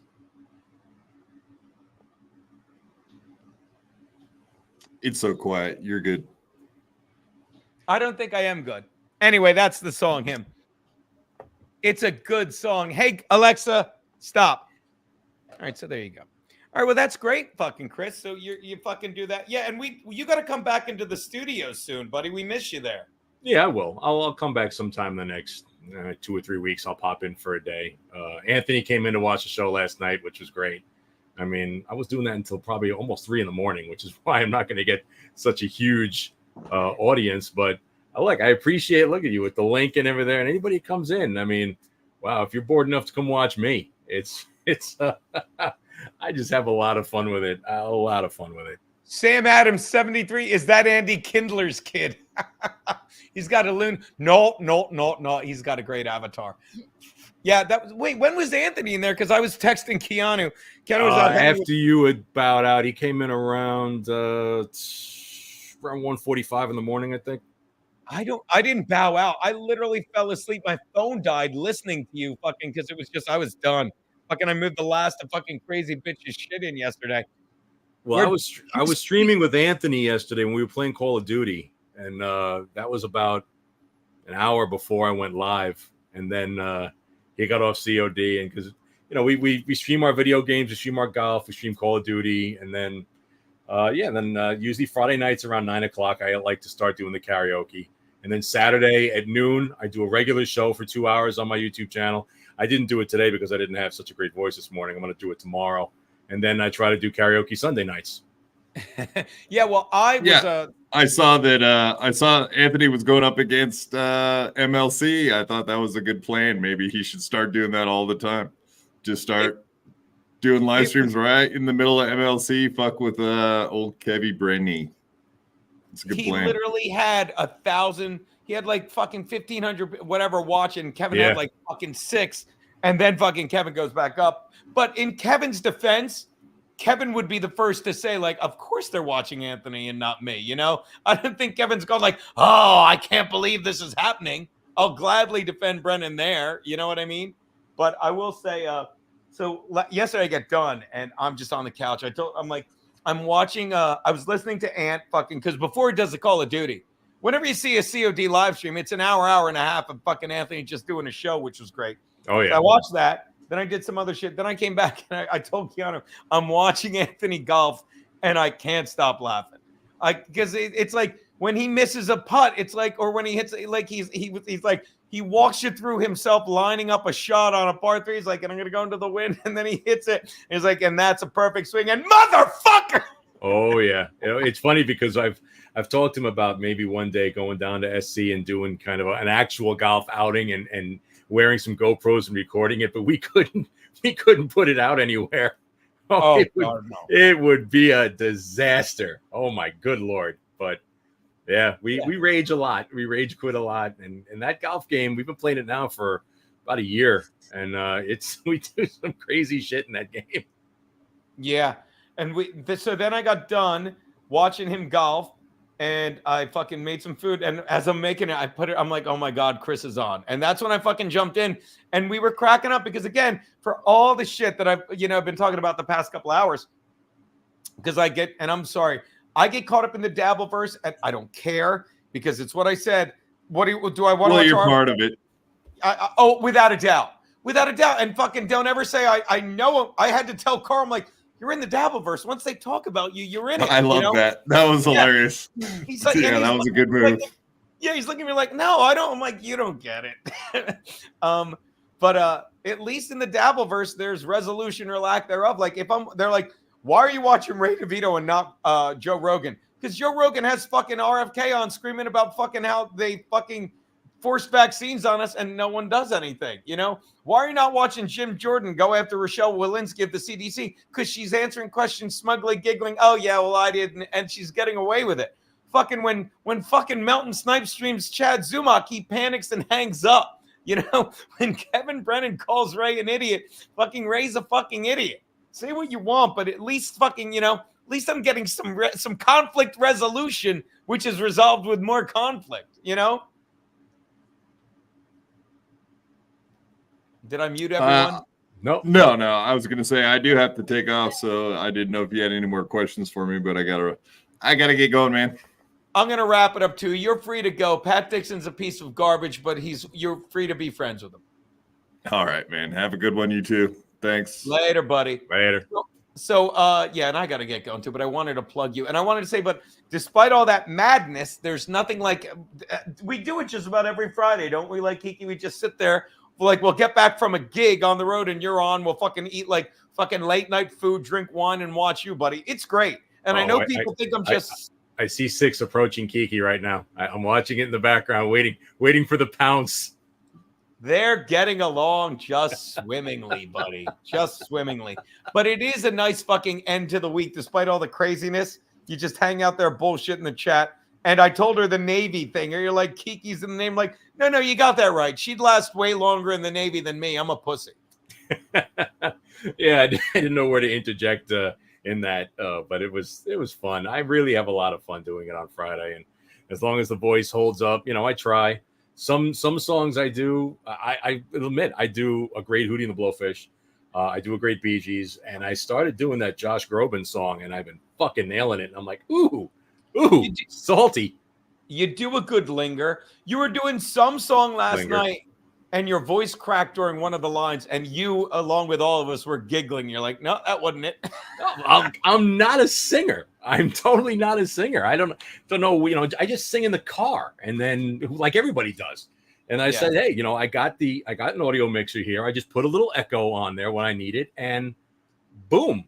I don't know. It's kind of taken off a little bit, and you got guys like Rex and Donald that always come in. You always come in. Kiki comes in, and a bunch of people. There's Sarah, and they just like watching it on Friday night. And I'm like, I'm here not doing nothing. I'm either going to be playing a video game or doing that. So, dude, I said it in the chat. I'll say it again. It was like 4 dudes hanging out at a bar where there were no chicks, but the music was so good. Like I was there. Then I don't know who Base04 is. Shout out to him because he was there when I got there. Yeah, and then he comes in. And then Don shows up, and then fucking what's his name? Rumblecat shows up, and it's like he walked into the bar. We're like, Rumble. Yeah, a stranger will come in every now and again with his wife. And a lot of people just hang out. Yeah, I didn't realize Anthony popped in. I must have been passed out by then. Yeah, he was in for 2 or 3 songs. He loves when I do the old stuff. No. And no, I would love to try to get to, one of the things I miss with that he's not here anymore is, we used to go to the compound parties. The karaoke at the compound parties was the best. Oh God, I have so much video of Gavin singing on stage and Dennis and all these great. It was such a great time. And the fact now that he's an SC, I'm so happy that he's down there and he's settled in and everything. But I mean, now he was kind of the connecting point for everybody to hang out with. Everybody would go over there and have a great time, and now that's gone. It's kind of sad in that respect. Well, it lasted long enough for him to do karaoke late enough to get drunk, walk home, and take a picture of a crazy black chick. So I have a job. Not going to argue about that, right? Yeah, that's absolutely true. Every year on the anniversary, we fucking raise a glass, or it's like, "Thank you, crazy black bitch." Or is that redundant? By the way, shout out Rumble Cat. He walked in. We're like, Rumble Cat. Every oak, thanks to the 5 Canadian, my man. Every oak has its acorn moment. Stay the course, Chris, on Subdivision. Genuine, wholesome content, which is so hard to find. It really is. It was one of those moments where, and I make fun of this all the time, and by this I mean me, because again, I have all the streaming services, but I'm broken, and I go to YouTube first. You know what I mean? I go to YouTube first. And are you frozen, or are you that good at? No, it's my stupid virtual camera freezes every now and again. Hang Oh, on. okay, that's fine. Okay, El legato. It looks like I'll just keep talking, but yeah, I'm broken. And I'll sit there, I go to YouTube first, short attention span, everything. But it's one of those moments where I'm watching YouTube, and even when I watch the Dabbleverse, it's a guilty. I didn't feel dirty. I didn't feel dirty sitting there listening to you fucking karaokeing and talking to people in the chat like we were hanging out at a bar. That's all it is. That's all we're doing is hanging out. Just hanging out. I throw some musical facts out there and stuff like that. We talk to the people. I tell them, look, send me in a request and let's just bullshit and have a good time. We're all just hanging out, ain't doing nothing else. So might as well, smile and have some fun. Is it wrong of me to say, I think you need to, don't change a thing, but maybe rebrand the title so people know what's going on? Because I get subdivisions with the cap BD. The title came from, it's my gamer tag. I've been subdivisions for 30 years. It was my PC gamer tag. So that's only where that came from. And I just rolled it into my show. So if you know me on Steam or you follow me on Steam, that's where it came from. I never really called my show the karaoke stream or anything. It doesn't really even have a name. It's just my YouTube channel that people come to. By the way, I should think of something. You're right. By the way, this is great. Oh, hold on. I got to read this one. It's all about Geno. Quad Cucker. I don't think this is the actual guy. I'm not going to lie to you, but I'd be thrilled if it was.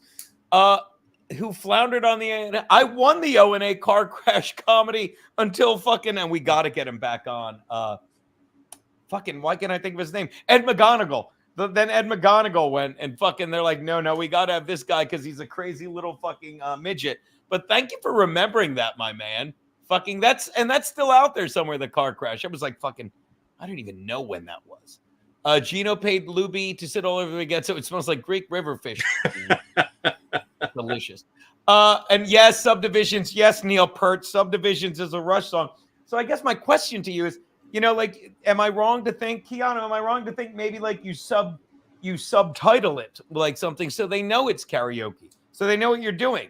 Or yeah, maybe if I set it up better, I can put a bar background on and have a sounds of a little clinkling drinks or something like that in the background of bars. The one place you're never going to find me in life being I don't drink, but I can fake it and come up with some kind of title for it. But yeah, I think I have 200 sub people right now that watch the channel. And look, I get more and it grows and it grows. Hey, that'll be great. Just more fun, more time to hang out. And I love doing it. I really do.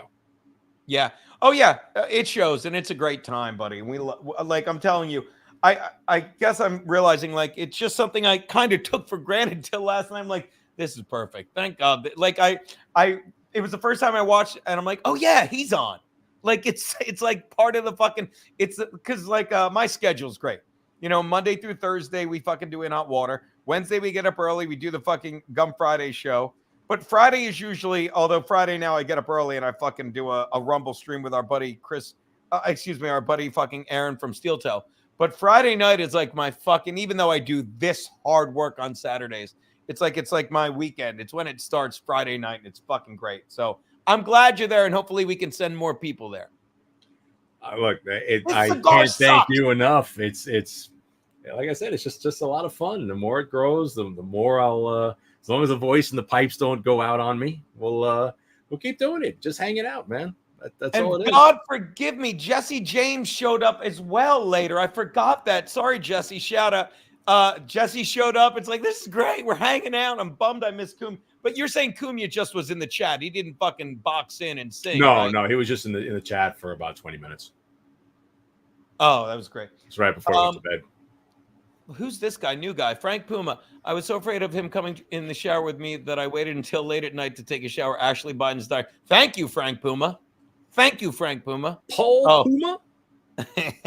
Pete Puma, not the fuck. Is the Cecil show going to be regular, Geno? If I get my mic fixed, I'll be on more.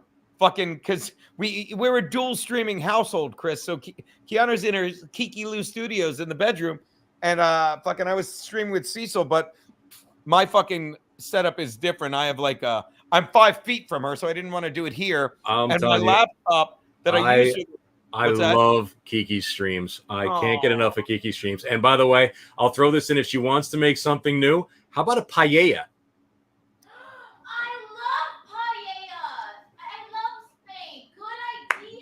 There you paella. go. We're making paella tomorrow night. We need the pan, but What's so hard about a paella pan? good idea. How big a That's Tom and my favorite thing. how big a paella pan do you need, or do you need a special? Need a specific pan for it. And I don't think I'll make it with like rabbit, which is customary, but You make it with shrimp. You don't make paella with rabbit. No bunny. No bunny. What? I got my bunny in the living room. I don't want to think about eating bunny. But yeah, shrimp. You make a seafood paella. Yeah, I've never heard of. Baby, you don't need a paella pan. You can't make. Okay, I'm going to show you the paella pan, everyone. Hold on. Let me bring this stupid thing up. This is a paella pan. And Patrick someone in the chat. Paella shout out. Baby, hold on one sec. Okay, here's your paella pan, right? Paella pan. Oh, yeah. Okay, you're telling me you need this. Yes. Why the fuck won't it show the goddamn pan? Okay. No, It's just a wide pan is all it is. You can make it in anything that you if you got a pan with a cover on top. That's all you really need. Yeah, here's my question. Okay. You're telling me this pan would just stop with the goddamn pop. For the love of fuck, stop with the pop-ups. You're telling me that paella pan is different from fucking Another this? pop-up. you don't have to show me. I I know what you're saying. I'm asking the chat. You're fucking- Oh, hey, Sarah.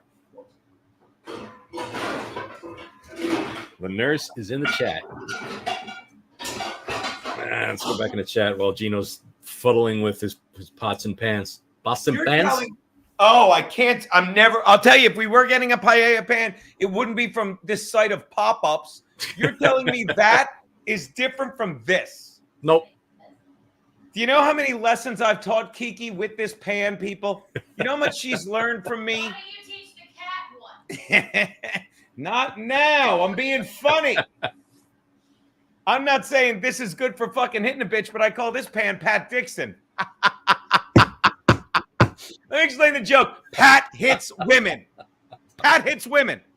Oh, I hope he doesn't sue me for that. Oh, he can't. So yeah, baby, you're making paella in that. That's perfect for paella. It's exactly the same. Yeah.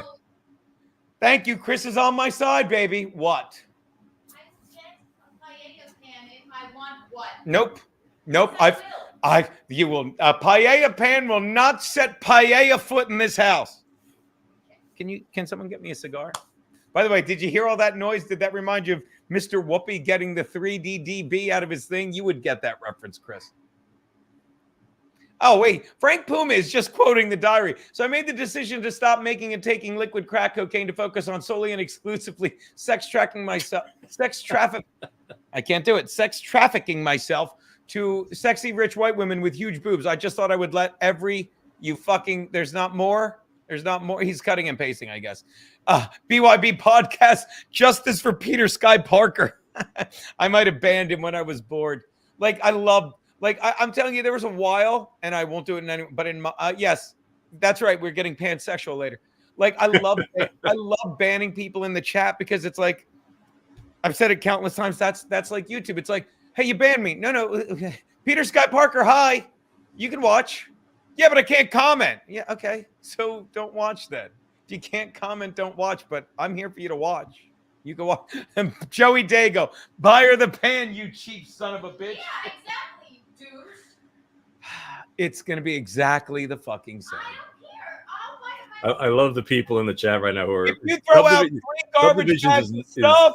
What's that, buddy? I didn't get my name Subdivisions from the Rush song. I know it's a Rush song. It's a great song, but I love everybody in the chat right now who's talking about Red Barchetta and all these Rush songs. It's fucking hilarious. Fuck.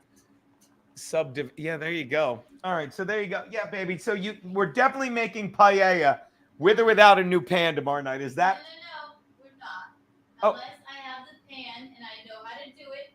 I don't want to do it incorrectly. Tune in tomorrow for Keanu Cast when we're having soup and grilled cheese. It's gonna be amazing. Ooh, that's not bad. I love soup and grilled cheese. I do too. Tomato soup with a little fucking make it a bisque. There's a pizzeria in Massapequa that does grilled cheese pizza. Actual pizza slices with pieces of grilled cheese on top of the pizza. God damn it, that's brilliant. That's insane. Oh yeah. And it sounds so healthy, Chris. Oh yeah, healthy. Like you live once, you love to eat. Look at me. Look how I keep this svelte figure. Yeah. I'm all about good food. All about good food. Dude, you don't roll out of bed looking like this. Actually, you do. Actually. Y'all ready for bisque? Great when I can. All right, look. We're going on 4 hours. I just wanted to fucking wrap up by plugging your fucking lovely stream every Friday. I thank you so much. And yes, I thank you all the time. This is great. Well, Saturday. You got to come back in soon. And I saw you hanging shit up. Oh, baby, you just hung it up, didn't you? I was hoping it was like sticking out. The fucking, you can hear me, right? The fucking Swashbucklers. Yeah, I just hung it up. Oh, I don't know where it is, but I just... Actually, Jim, I'll tell you where I got the name from. It's kind of stupid, actually. Back in the Counter-Strike 1.3 days, I ran a Counter-Strike team that had about 75 members, and we were in Cal at the time, which was an online organization for, competitive organization. And there was this thing called Proving Grounds. And I basically subdivided the clan into like 5 competitive teams. And boom, that's where I got my name from. My original online name was Killer B. I went from Killer B to subdivisions and I just ran with it ever since. That's where it came from. By the way, Geno's going to pan people from the chat. Not bad. Shout out to Sean, who's watching on fucking X. I love it. He threw a compliment at you, buddy. Chris, that's you. And Carl, we know Carl fucking how you're the best guest hosts. Fucking the best fucking sit in at that second desk. I don't know what this is. Thank you. Farouk saw a shadow. Now there'll be 8 more weeks of war. Oh, who cares? Not that I fucking have a problem with this, but it's stressful. It's funny, Geno, by the way, you mentioned Anthony going on stream when, or Quad mentioned before when MLC was on. Opie started doing these streams from that bar place that he's doing from him. When he was on Instagram the other day, I logged into it, and I have never met Opie. I don't know him personally. That surprises me. Story behind that whole thing, which is kind of funny, but he had literally 4 people watching, while Anthony had 1,500 plus watching his stream. So I'm happy that Opie's doing something. He should, and maybe it'll take off a little bit for him. I'm glad that he's got out of the house and doing something, but I just found that ironic. Oh, and Anthony, like, we've been laughing. Well, we've been laughing along with Anthony watching his, watching Tax, because he's promoting his book, Spare Me. Pre-order it now on Amazon. I already did. It comes out in July. And he's laughing because he's at a detente, for lack of a better word, with Opie. Like when he had when he had the fucking health scare, Opie fucking privately reached out. He said to his brother, he thought that was really nice. And they've been ceasefire, whatever you want to call it. He's like, but unfortunately, the book's about to come out again. And in that book, you might have taken some shots at the Opster. Yeah, and it was, it was more than a year ago when he wrote the book. So things were not so copacetic then. But that's the other thing. And I like to think like, I've gone from working with Artie, who's great and who just would lie all the time to protect his heroin use, to work with Anthony. He's so genuine and so honest. And just to hear him giggle at himself, because he knows. He's like, yeah, and then that book comes. I love you. He's like, who are we kidding? Who are we kidding? It's gonna be. Might have said some things about the Opster, and the fucking crooked grin on his face, because he's thinking, he's thinking of specific chapters, and you're like, I know. To quote Seinfeld, this is gonna be a shame. I love how authentic Anthony is, and knowing him for as long as I've known him, he's like a brother to me. And the other day, I mentioned a comment to him when he was on his show, and he was doing the read for Steven Singer about how he ran up his mother's credit buying the car and then just not paying for the car. And we all laughed because behind the scenes, we're like, man, we are just gigantic pieces of shit. Yes, we really are. and Yes! we fucking giggle, and it's a brotherhood that we have, and it's so fucking hilarious. Oh my god. I was driving home when he's saying this. I was laughing my fucking balls off in my car, telling me, oh yeah, you know, and I just decided to stop paying the car. Why? I got the car already. So why should I keep paying for it? Fucking hilarious. By the way, I should find that clip. Keanu's, when we did that was one of my favorite. And like, look, I say it all the time. You said, like, I love what we got to do at that brick and mortar building, you know? And Keanu, look, I'm sorry I'm going to simp for this girl in the fucking chat right there, but she's hilarious. And when she started, we started dating, I didn't say, and now Keanu, I didn't want to fucking Rich and Bonnie her. And don't get me wrong, I think Bonnie's funny, but I was not going to be like, now Keanu's on the show because she's my girlfriend and she's funny. So I never put her on. She'd call in. And then one time she did morning, she hung out because fucking Steve of the Dump is fucking, that show's great. And I think in Hot Water, Steve. I love Steve. I've said this all the time, and I fucking mean no disrespect to me or Chris or anyone. Steve is the best genuine podcaster at Compound Media, not named Anthony. He is. Like, he could talk and whatever, and he's so genuine. And because like us, he's a piece of shit. Yeah, he's a piece of shit. And it's show just is great. called shit. You just roll your everyday life into the show, and you know, people they come to it because we all have the same experiences, but nobody talks about it. So we open it up. Anthony opens up. Steve talks about all this stuff at home and stuff. It's fucking great. So everybody can relate. That's what everybody loves. And I talk about this all the time. Like, YouTube's fine, and I'm not YouTube. Like, I hate it, but it's a part of life now. And I'm not saying like stop watching YouTube because I'm as bad as anyone. But I am saying we're getting away from the old school shit, the brick and mortar building, the hang when like you'll come out, you know. And so my point is, so Keanu did Steve's show, and Steve's shows, as he's gotten so comfortable and it's so good. It's like a comedy show. Like, your job is to follow whoever goes in front of you, And you want, I always got a kick out of people that brought shitty comics with them to open so they'd look good. You want the fucking person to kill in front of you, and then you just take, and I think In Hot Water's been as funny as ever, and there's no replacing Aaron, but we've got as funny as ever. And that's because not just because we have Steve on it and Garrett, but Steve fucking sets the table with the Dump. You know what I mean? And it's such, it's a great mix. It's a, you know, your show is very original. You know, I'm not a show watcher. I don't watch MLC. I don't watch all these other podcasts. I really don't. I don't have time. I work too much, and then I come home and I'm so lazy I just want to play video games or sing my head off. But I've never seen a show like yours, like In Hot Water, because I consider it like basically an out of control fire hose. You never know where the hell your show's going. You can't follow it. You can't guess it. Nostradamus didn't see it coming. It's just, and that's what makes it special. That's what makes it good. You never know what kind of guest you're going to have. You can have a female comic on who's very, you know, conservative, whatever. And then all of a sudden you've got a porn director on, like that dude whose book that I was reading when I was on your show last time. That guy's a fucking maniac. And he's fucking hilarious. I have to have him on. Like, he's like, I got a setup now. He's like, text me anytime. I have his book, but it's buried behind one of, he was so good. And we had fucking, and I reached out to our In Hot Water guy, because I'd love to have him put him side by side. We had this guy, Jeff Hayes, on. He produced the RFK fucking, you know, the real RFK based on the book. And Anthony interviewed him like a month ago. And it was amazing, you know? Yes. And then I interviewed him fucking Thursday. And it is like no one interviews like me. And I'm not saying no one interviews like me. I'm like, no one interviews like me, because I go right in. I'm like, look, pretend I didn't do any research, and I'm going to talk to you like we're a dude. And at one point, he's like telling a really deep story about, and I said to him, like, I'm not voting for RFK. I'm telling you why I don't want to. And I go through all this thing, and he's like, I don't care who you vote for, but I'm telling you, I made this documentary because the fucking mainstream media is smearing this guy, and I want people to know who he really is. And then we're fucking talking, you know, about that. And then at one point I bring up Snoopy, and he fucking doesn't really watch Snoopy. So while the guys, I guess I'm doing this, I'm like looking, I'm like, this fucking piece of shit doesn't know who fucking, and he's laughing and going along with us. And the because show, you are an interviewer who has no fear, and that is, you know, you don't care about repercussions. He's not gonna go on like the old Letterman show and then have the same kind of it. It'd be completely different. You are just like, I'm gonna talk to you like you're sitting right next to me, and just gonna boom, here it is, lay it out. And that's what makes it fun. That's what makes it awesome to watch. There's no filter. There's no, like I said, there's no worry about repercussions. There's no fear about asking any question on the map.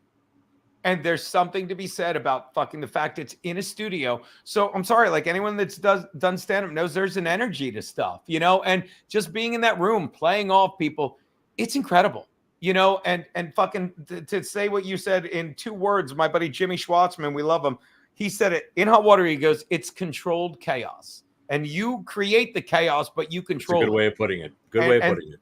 And the other thing I say to compare it to comedy is, I'm sorry to fucking, I'll brag. It's like my act. I learned from guys like Bob Levy. There's a comedian, if you ever get the chance, his name's Mike Egan.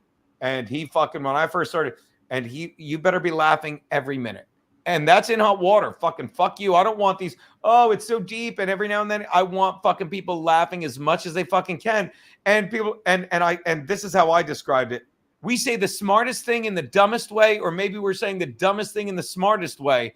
But people are like, oh, Geno's talking about COVID. I'm like, I'm talking about COVID sometimes, but we're laughing. I'll bitch about fucking, you know, somebody in the Dabbleverse and the fucking Garrett or Steve will call me out and they're laughing at me. I don't mind, because you have to be as funny as me, Garrett, and Steve to be able to set up fucking Steve, Garrett, and me if you're the other 2 guys. It's just 3, 4, 5, anyone in the studio trying to make the other 3, 4, 5 guys laugh. And I fucking, I'm so lucky to be part of it. This is where I give Anthony monster kudos. And it was a lot of luck because, you know, if it wasn't for Compound Media, if it wasn't Hold on. This guy just found comedian online, Ray DeVito. Who? I'll kill him. Anyway, go on, but go back to complimenting us. What did Anthony say? If Anthony didn't put this thing together, give everybody this platform to be able to go out and say what they want to say, where were you going to do this? You know, I've heard of people say, oh, you know, Rumble allows a lot more than YouTube. Yeah, but there's still, you know, when you're behind the paywall, you have that freedom to be yourself, to express yourself however you want to do it. And it's given you an amazing platform, Chrissy an amazing platform, Steve and Garrett. And look, I think I was the only one, but I always watch the morning show. I watch Bill and Joanne. I miss Joanne. Oh God, I miss Joanne. But you know, I love Bill. I went to Schultz's house a couple months ago and I fixed his laptop and he came downstairs and the merge bins. The merge bins. Oh, what could have been, what should have been. The merge bins. Yes, with Jimmy. It was a nut in his own right. But yeah, this platform is great, and I hope it continues to be, and it continues to grow, and it gets more shows. And you know, I always said, like, you should do something on the weekends, get a sports show, just do something. But I love the Compound platform, and like I said, I was there when Ant had the studio set up in his house when he was still doing O&A, and he would do that the karaoke streams from his house, live from the Compound back in the day. And like I said, it was luck that it kind of grew into what it grew, but he had the vision to take it to where it is, where, and this is the sad part about Opie, because Opie could have done the same thing, but he didn't, and he waited too long. So now whatever he does, he's always going to be compared to what Anthony has already done. He missed the boat. And the same thing with MLC, the same thing with all these other podcasts that are out there who are kind of trying to ride on the coattails of what Anthony built. And here we are. The thing about fucking Opie, and these are like, we get this guest once in a while on In Hot Water, and like we had a couple weeks ago, and we don't put up with it. Like, Opie does this, you know, fucking this takes on this attitude where, like, did you see anything? I didn't see anything. Opie takes on this attitude where, and by the way, I'm going to take you down for 1 sec to put up a show that I watch too. They have a YouTube page now. Morning Bill and Joe. They're back up doing shows on the YouTube. Episode 3 just came out 2 days ago. But Opie's like, well, and Anthony said it. Anthony said, he's like, Opie does a stream on his phone because he knows people. I'm not trying to bash the Opster, but he fucking doesn't want, he's afraid.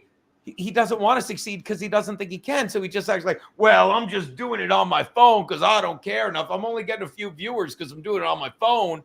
You know, and that's bullshit. And like, the thing we don't tolerate on In Hot Water, and it was illustrated when people fucking think they can hang with us, and rather than try and just have fun, they're like, let me act like this is beneath me and I don't fucking want to be here, so I don't even have to try to be funny, and it'll look like, what, I'm not funny, I'm not even trying, you guys suck. Just go back go back a couple of years ago. Opie actually came into the studio.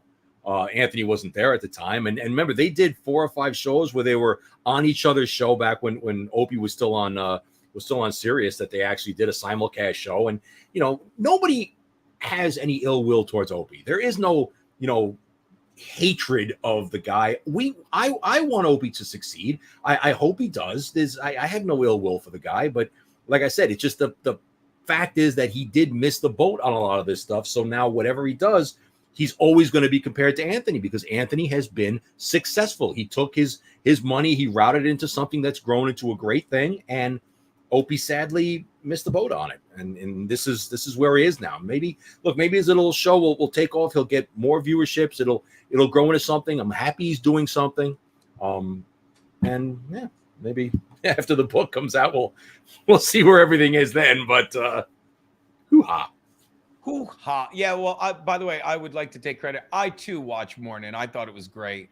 And but he even said it. Fucking, he's like, look, I tried as long as I could, but it's like Bill is a little too left for everyone's leaning, and me and Bill would go out drinking and still go out drinking, and he's got a little TDS, a little Trump derangement syndrome, And one time, Keanu, getting back to that story, like she did a Steve show, and then I had her hang out for mine, and sure enough, she's doing the show with you, and it's like we have her guessing fucking, there's some famous, I shouldn't say famous, but there's this thing that's viral that goes around YouTube. In fact, it did so well with this guy. We're not doing that. We're not doing that.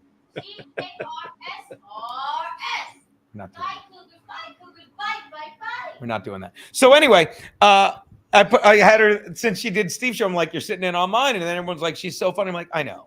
And don't get me wrong though. Thank God there will always be people like, she's not funny, because you don't want middle ground. I love when people are like, Geno's all right. You think I need you to like me the way I am? People either are like, I got Geno's back. Kiana did a show the other night, and she did this abortion joke that I fucking love, and one person didn't like it. But what happened after fucking she gets done? 3 girls run up to her. She's like, you're so fucking funny. I love what you're saying. I don't think most female comedians are. And it's like, yeah. Do you understand? Like, it's Hail fucking Hydra. Fucking for every one of you that hate me, 8 people are like, and I might be rounding up, but who gives a fuck? It's my goddamn living room. That are like, I like this guy, and I want loyalty. I don't want people that fucking watch shit just because it's on. I want fucking, shit that people fucking come to and stuff. Look, I've said it to you before. Don't get me wrong. I came to your stream last night when you were fucking playing that fucking Love on the Rocks. When you did that show at Governor's, the last show that I saw you at Governor's, when you were in that funny room, whatever the name is at Governor's, and there were those 3 really old ladies that were sitting there. They had to be in their 70s, and they sat through the whole thing. And I met them outside. They were getting into a car, and one of them came over to me, and he was like, they were asking me about you and said, oh, he was so wonderful. He was so funny. You literally reached, they had no idea what the hell was going on when you got on stage, and you reached out to them, and they had a phenomenal time laughing at your act. It was so great to see. We all had a great time that night. I love seeing you guys live. You guys are so talented, and it's such a great time every time I've seen you live. Never disappoint. And Joe Curry came out. Like, this is another thing about going to a live show. Joe Curry came out, and he's such a pro. He literally walked in, like, right as fucking the feature was closing. I'm like, you want to do a guest spot? He goes, of course. I'm like, now. And he just runs on stage, kills for 10 minutes, doesn't Ray DeVito the light. He fucking, you don't even light. He's like, I'm done. He goes to the side. Joe Curry has arguably, definitely top 5, the best genuine laugh I've ever heard. Oh, he does. I love Joe. Saw Joe, last I saw him was about 3 months ago, I think, when we went out to a solo Joe. Anthony's brother Joe does a show out in the Moose Lodge that we go out to on Thursday nights, and I sing with him over there. And Curry always comes by, and every time Joe is on stage, I don't care how many times you heard that damn whistle. When he blows that whistle, I laugh my ass off every single time. He is such a great dude. We were doing a show, and Curry knows the story. We love it. It was a while ago. It was me, Curry, Anthony, and Berg, right? And fucking, I say we want about Berg, but fucking, we're boys. We had a bad breakup, but no one ever doubted. Like, if he had stayed, I wonder what the show had been. But as what's his name, AC/DC, it's better without Berg. It's better without Berg for what it is. I wouldn't change a fucking thing. But when me and Berg started doing like before we did Comedians of the Compound, we did In Hot Water Live, and In Hot Water was me, him, and whatever comics. But even when it was Comedians of the Compound, it was always the spine of it was he opened and I closed, or I opened and he closed, and anything in between was gold. And fucking, I'll never forget that we did 2 shows, and the second show was he opened and he hosted, right? So it was me, fucking Anthony Curry, and then me. Excuse me, it was fucking him hosting. He brought up Anthony, then Curry, and he brings up and he's telling Anthony the time. And right as he's walking out, forgive me if I made the story too long, but I love telling it. He doesn't even give me a light. He's like, just come out when you hear him whistle. Because that's like fucking the 2-minute warning on his set. He's like, just come out when you hear him whistle. I'm done with this shit. But Joe reminds me a lot of Jackie Martling in that if you ever go to see Jackie the Joke Man, and I have. Jackie has been in comedy for fucking 50 years. That fucking phone number 922 wine is still on. It's the only copper phone line left in America is the 516-922 wine, the daily Jackie Joke Man joke. But you go to see Jackie, you know what? You know most of Jackie's jokes. If you've watched Stern, you dare try to go buy a pie. I fucked up the joke. A paella skillet. Anyway, go on. I'm sorry. So you know what Jackie's bringing to the table. You've heard his jokes a million times, but you know what? You go see him, you're still gonna laugh your fucking balls off, even if you know the punchline is coming. That's without a doubt. It's amazing. It's a talent that he has. Curry has the same way about him, that just his presence on the stage is gonna make you fucking laugh. I've told this story about Jackie countless times to compliment him, because when I first started listening to Stern, I would always be like, I'm like, Jackie's not funny. He just tells jokes. That's not a comedian, right? So fast forward to like, he'd been gone for a while. I fucking, I get a call from one of my guys that books me on the road. He's like, hey, you want to open for Jackie Martling? And I go, yeah. And they go, and it's like in the middle of nowhere on a fucking Wednesday night in New Jersey at some fucking bar. Put that there. I'm kidding. Make all the noise you want, hon. I know I did, baby. I'm kidding. And I'm like, all right, well, I'm going to go there and I'm going to blow him away on stage. I'm going to show him what and I show up and I meet him and I have this attitude, right? And I walk up, I go, hi. He's like, hey, I'm Jackie Martling. And I go, Geno Biscotti. I'm like, how much time do you want me to do? And he goes like this, look where we are. He goes, do whatever the fuck you want. And then bring me up to do my dog and pony horse shit. And then over there, if you want to really fucking be depressed, I'm going to sell shirts after the show. And I'm like, okay, this guy's kind of great. And then I watch him on stage. And if you watch him once, am I wrong to say this? He's a guy that didn't say, I know jokes, I'm going to be a comedian. He's a guy that is so genuinely good at telling jokes that fucking people made him get on stage. Yeah. And he's just great at it. And it's what you said. You fucking listen to him. And he was a genius on Howard. And like, I'll tell you a story if you want about what he told me when I fucking met him at the Artie show. But he's just so funny. You can't help but fucking laugh. And you said it. He does a joke. He's so funny. He does a joke. And he said this last time he was on Anthony in studio. This was like a year ago. He's like, this joke is so funny that the name of the joke is the punchline. And it's still funny. He calls it, do you know the nevertheless joke?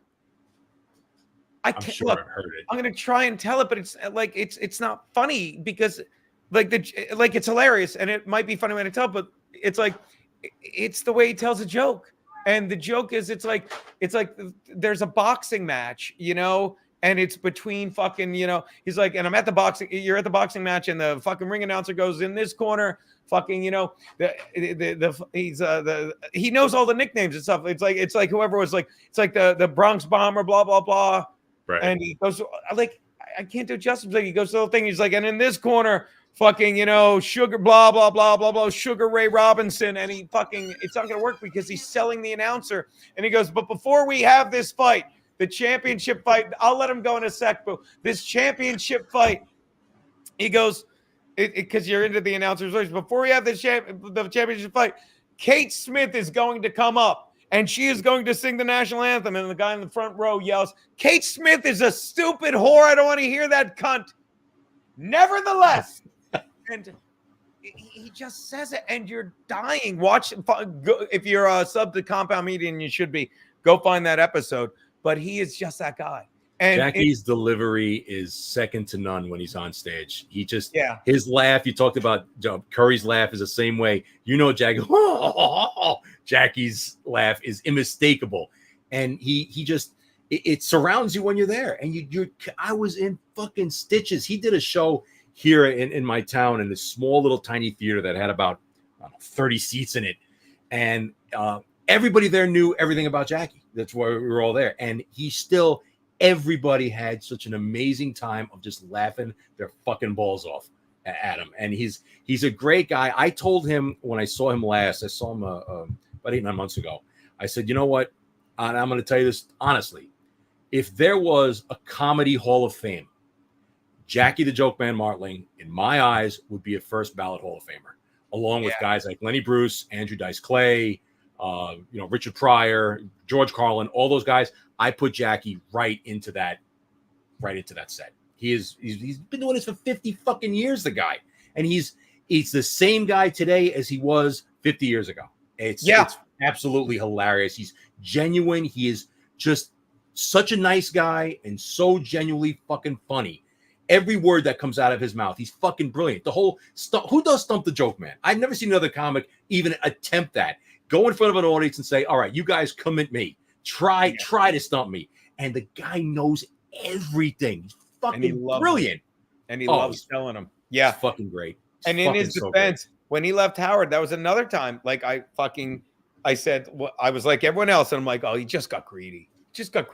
Fucking all he does is fucking, but he was writing all the stuff. And it wasn't even that he was writing the stuff for Howard. He said it perfectly to me one time. He's like, Gene, it wasn't, and he wasn't saying like, God, Gene, I have to explain this to you. He just said it matter-of-factly. He's like, go back and watch Private Parts. He's like, it's not that, and this is why he's a man of fucking substance. So I've said this, you could be getting $1 million for a gig. And if you think you're worth $1,010, you're going to be a little fucking put off. You're going to feel like this is an exaggeration, but you got my point. He's like, it wasn't how much he gave me. It was how much it was like he was making so much money. And compared to that, it was his way. The amount of money he was giving me was, in my mind, him saying, like, you're not that big a part of me getting here. And then the movie comes out, and he doesn't even put him in the movie till the very fucking towards the end. It's like, it's how, and he was right. Because look at what a fucking psycho Howard is. And just what a fucking piece of shit he's become. And he was like, I just want to make sure, like, as much as you're so much responsible for getting me here, I don't want people to think that. I want people to think that I'm the comedic genius. That fucking, and in a way, after a while, like, I don't blame you. Fucking Jackie the Joke Man is starting to fucking, and he knows comedy like smart people do.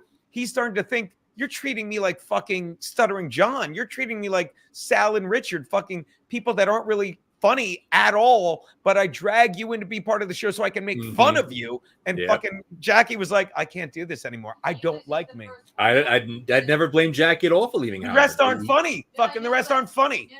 Howard admits that. He's like, I can't stand it when somebody. He doesn't want to. Whenever somebody gets fired, he never speaks of them again. Yeah. Say they got fired, nothing. Yeah. He just makes them go bye-bye. Like that guy that used to work for us, Bibby Timple, whatever. Fucking Adderall freak. Anyway, your old ball and chain is giving you shit, Chris. I can't keep you any longer. I can't have her being mad at me.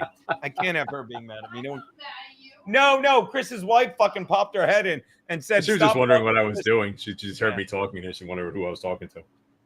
Anyway, fucking 4 hours, 15 minutes. These people are sick of both of us. All right, buddy. So your next stream, tune in tomorrow night when Keanu wastes $50 on a fucking skillet that we already have and makes paella. You don't want to miss I'm dying to see the paella. I want to see it.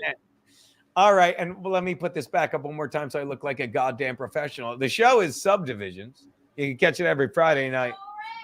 Friday nights at 9 o'clock usually, and then my regular show that I do 2 hours, talking about funny videos and all that kind of crap, is noon on Saturdays. All right, and make sure you come out and check. I put it up late. This Friday night, me and Keanu will be at a little gig in where the fuck is it? Somewhere in fucking Ardsley, New York. No, Ardsley is the 18th after we go to the Yankee game with Bill Schultz, by the way, to see the White Sox. It's Fuck the Uniparty, little gig at the Keanu's hosting it. It's a benefit. at the Absurd Conclave. Thank you very much in Brooklyn, where people think I'm going to tell them to vote for RFK Jr., but I'm not. I'm not, because I don't want the new lie to be, well, everyone, you know how fucking Trump rushed the vaccine fucking and loved it. Fucking RFK's against it. So that's where the vote. They didn't go there. They didn't go there. And I want to thank everybody in the chat, man. You guys are hilarious in the chat. As I was reading it as I was talking and scrolling on by. You got a nice audience. You guys are hilarious. Oh. Yeah, instead of paella, she can make papaya. All right, you're the best, Chris. Please Hey, come if, back. if she needs ideas for Puerto Rican dishes, she can do them some empanadillas. She can do some pasteles. I can give her some thoughts. You know, mom's Puerto Rican, dad's was Italian, so I got a whole lot of family food going on. I don't know if you heard it, but Chris said his mom's a lazy spick, and you could fucking make some shit food. Did I get it wrong? I thought I muted me. Hold on, there. I muted it. That dumb fucking Zero and his spick mom ate shit when they were growing up, and they.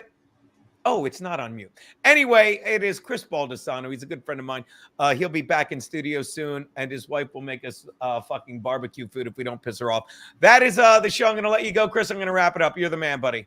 Have a good one, everyone. Ciao, signore. All right, there you go. That is Chris Baldassano. That is 4 hours and 20. That's 4:20. Happy birthday, Hitler. Demonetized. Shut up, Sean. Sean, thank you so much for fucking weighing in from the X-verse. That's not this show. Peek in the Pit. My God. Your shit on my shows, and I don't like it either. Yeah, but we did the Peek in the Pit fucking with Carl. Carl does the Peek in the Pit. All right, so there you go. I want to thank all the super chatters. Of course, I want to thank fucking Bob, fan of Patrice, who sends booze to the studio, and the $20. I want to thank fucking Sid Saraf for the 3-hour bonus. I don't know who this Zatoshi Cane Sword is, but I missed it. Okay, interesting. This is what Colin Quinn dropped a special about this morning. Everyone speaks like a therapist now. Interesting. I'm sorry I missed that super chat. That's 20 big bucks, and I missed it. And I missed a $2 one from you saying Ajumi. What is Ajumi? How did I miss these two? Satoshi Cane Sword. I don't know if you're in here, but I missed $22 worth of super chats. That's really fucking nice of you. Hopefully you're still in here. Thank you so much. I'm sorry I missed those. Please, Smartass says, tell you what, instead of ending with fucking Peek in the Pit, Smartass would like me to end with you doing oh no, I'm sorry. Please start another Comedians of the Compound tour and bring Carl. I'll work on that. Do you want to end with a Cougars chant, honey? Here we go. This is Geno Biscani and my far better, funnier half, Keanu, signing off. Do it, baby. COFCCOU GARSRS. Fight, Cougars, fight, Cougars, bite, bite, bite.